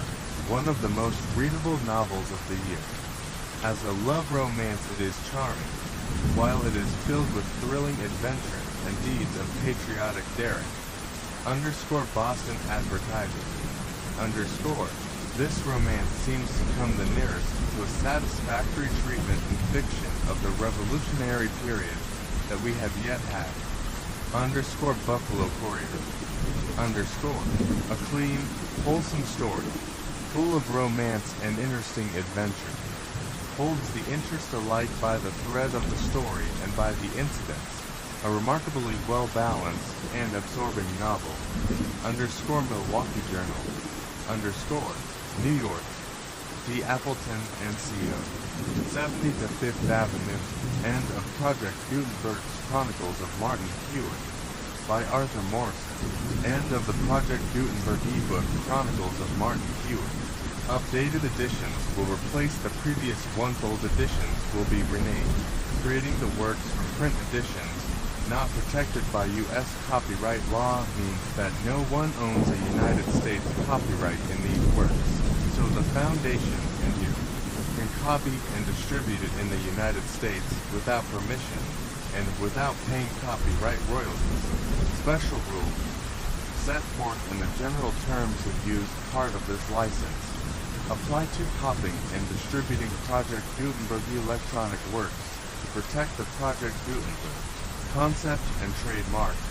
Project Gutenberg is a registered trademark and may not be used if you charge for an ebook, except by following the terms of the trademark license, including paying royalties for use of the Project Gutenberg trademark.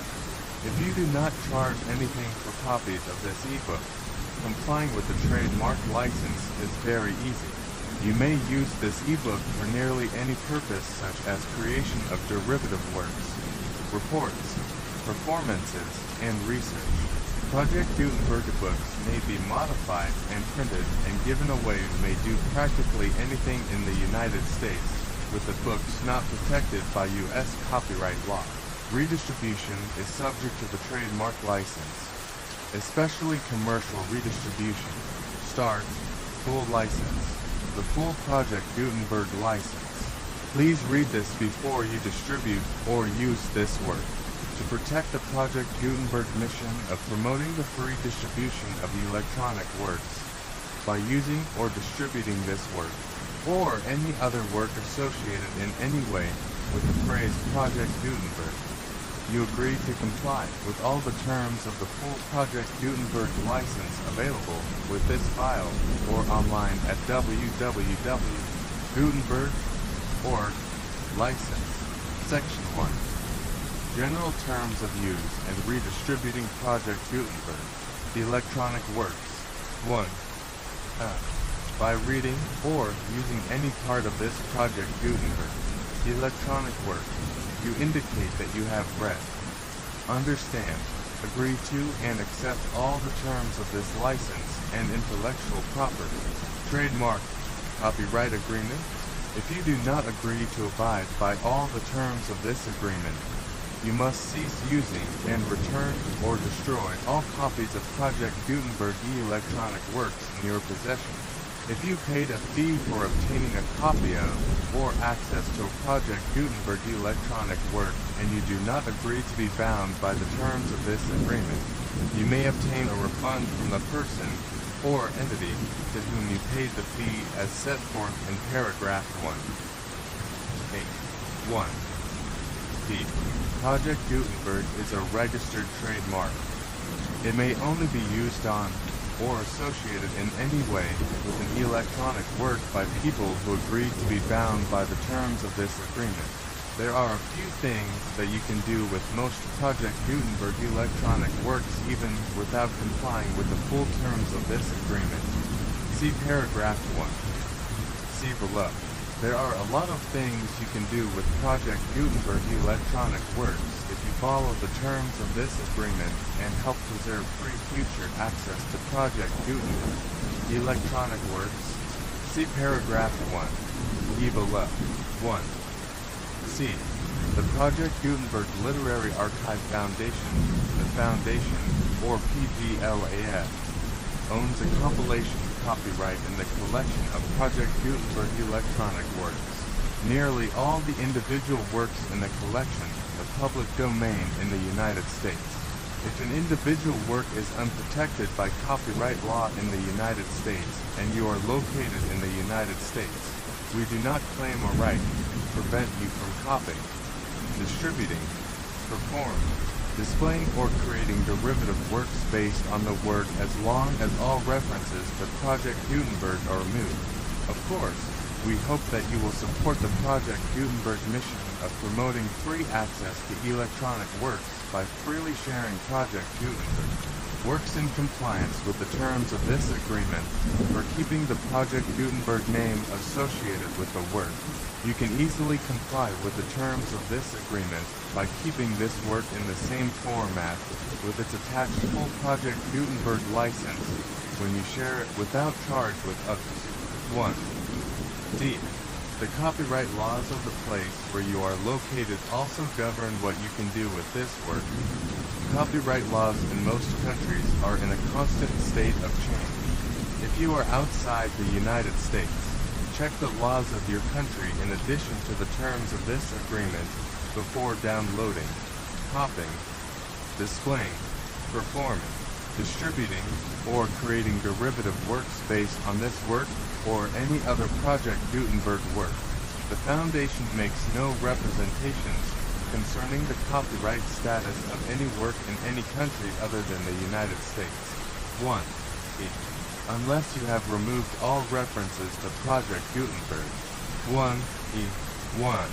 The following sentence, with active links to, or other immediate access to, the full Project Gutenberg license must appear prominently whenever any copy of a Project Gutenberg work, any work on which the phrase Project Gutenberg appears, or with which the phrase Project Gutenberg is associated is accessed, displayed, performed, viewed, copied or distributed.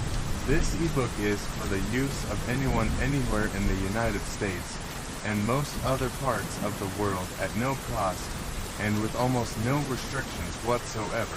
You may copy it, give it away, or reuse it under the terms of the Project Gutenberg license included with this ebook or online at www.gutenberg.org. If you are not located in the United States, you will have to check the laws of the country where you are located before using this ebook. 1. 2. If an individual Project Gutenberg electronic work is derived from text not protected by U.S. copyright law, does not contain a notice indicating that it is posted with permission of the copyright holder, the work can be copied and distributed to anyone in the United States without paying any fees or charges. If you are redistributing or providing access to a work with the phrase Project Gutenberg associated with or appearing on the work, you must comply either with the requirements of paragraphs 1 through 1, 7, or obtain permission for the use of the work in the Project Gutenberg trademark as set forth in paragraphs 1, 8, or 1, 9, 3. If an individual Project Gutenberg electronic work is posted with the permission of the copyright holder, your use and distribution must comply with both paragraphs 1 through 1, 7, and any additional terms imposed by the copyright holder. Additional terms will be linked to the Project Gutenberg license for all works posted with the permission of the copyright holder found at the beginning of this work. 1. 4. Do not unlink or detach or remove the full Project Gutenberg license terms from this work, or any files containing a part of this work or any other work associated with Project Gutenberg. 1. 5. Do not copy, display, perform, distribute or redistribute this electronic work, or any part of this electronic work, without prominently displaying the sentence set forth in paragraph 1. 1 with active links or immediate access to the full terms of the Project Gutenberg license. 1. 6. You may convert to and distribute this work in any binary, compressed, marked up, non-proprietary, or proprietary forms, including any word processing or hypertext form. However, if you provide access to or distribute copies of a Project Gutenberg work in a format other than plain vanilla ASCII or other format used in the official version hosted on the official Project Gutenberg website, www.gutenberg.org, you must, at no additional cost, fee or expense to the user, provide a copy, a means of exporting a copy, or a means of obtaining a copy upon request, of the work in its original plain vanilla ASCII or other form. Any alternate format must include the full Project Gutenberg license as specified in paragraph 1. 7. Do not charge a fee for access to, viewing, display, performing, copying or distributing any Project Gutenberg works unless you comply with paragraph 1. 8 or 1. 9. 1. 8. You may charge a reasonable fee for copies of, or providing access to, or distributing Project Gutenberg electronic works provided that you pay a royalty fee of 20% of the gross profit you derive from the use of Project Gutenberg works calculated using the method you already use to calculate your applicable taxes. The fee is owed to the owner of the Project Gutenberg trademark, but he has agreed to donate royalties under this paragraph to the Project Gutenberg Literary Archive Foundation. Royalty payments must be paid within 60 days following each date on which you prepare or are legally required to prepare your periodic tax returns. Royalty payments should be clearly marked as such and sent to the Project Gutenberg Literary Archive Foundation at the address specified in Section 4. Information about donations to the Project Gutenberg Literary Archive Foundation. You provide a full refund of any money paid by a user who notifies you in writing or by email within 30 days of receipt that S. He does not agree to the terms of the full Project Gutenberg license.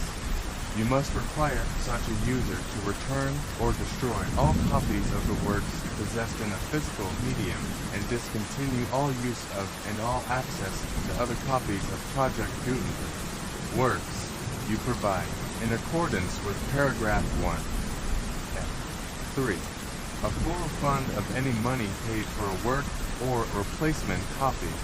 If a defect in the electronic work is discovered and reported to you within 90 days of receipt of the work, you comply with all other terms of this agreement for free distribution of Project Gutenberg works.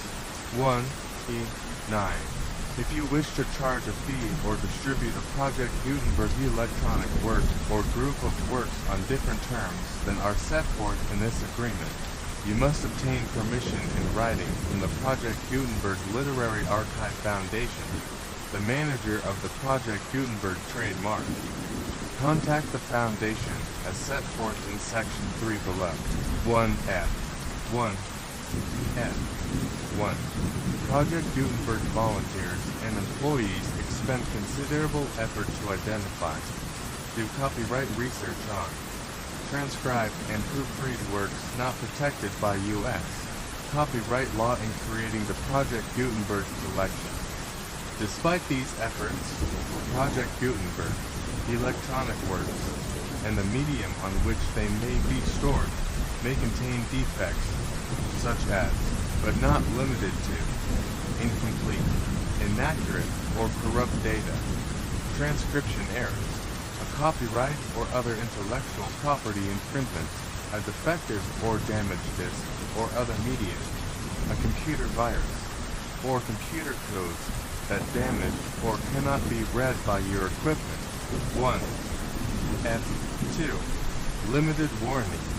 Disclaimer of damages except for the right of replacement or refund described in paragraph 1. 3.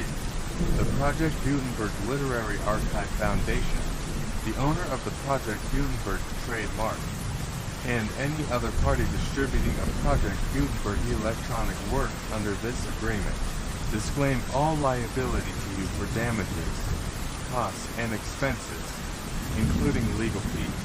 You agree that you have nitrogen monoxide remedies for negligence, strict stillage, breach of warranty, or breach of contract except those provided in paragraph 1. And 3.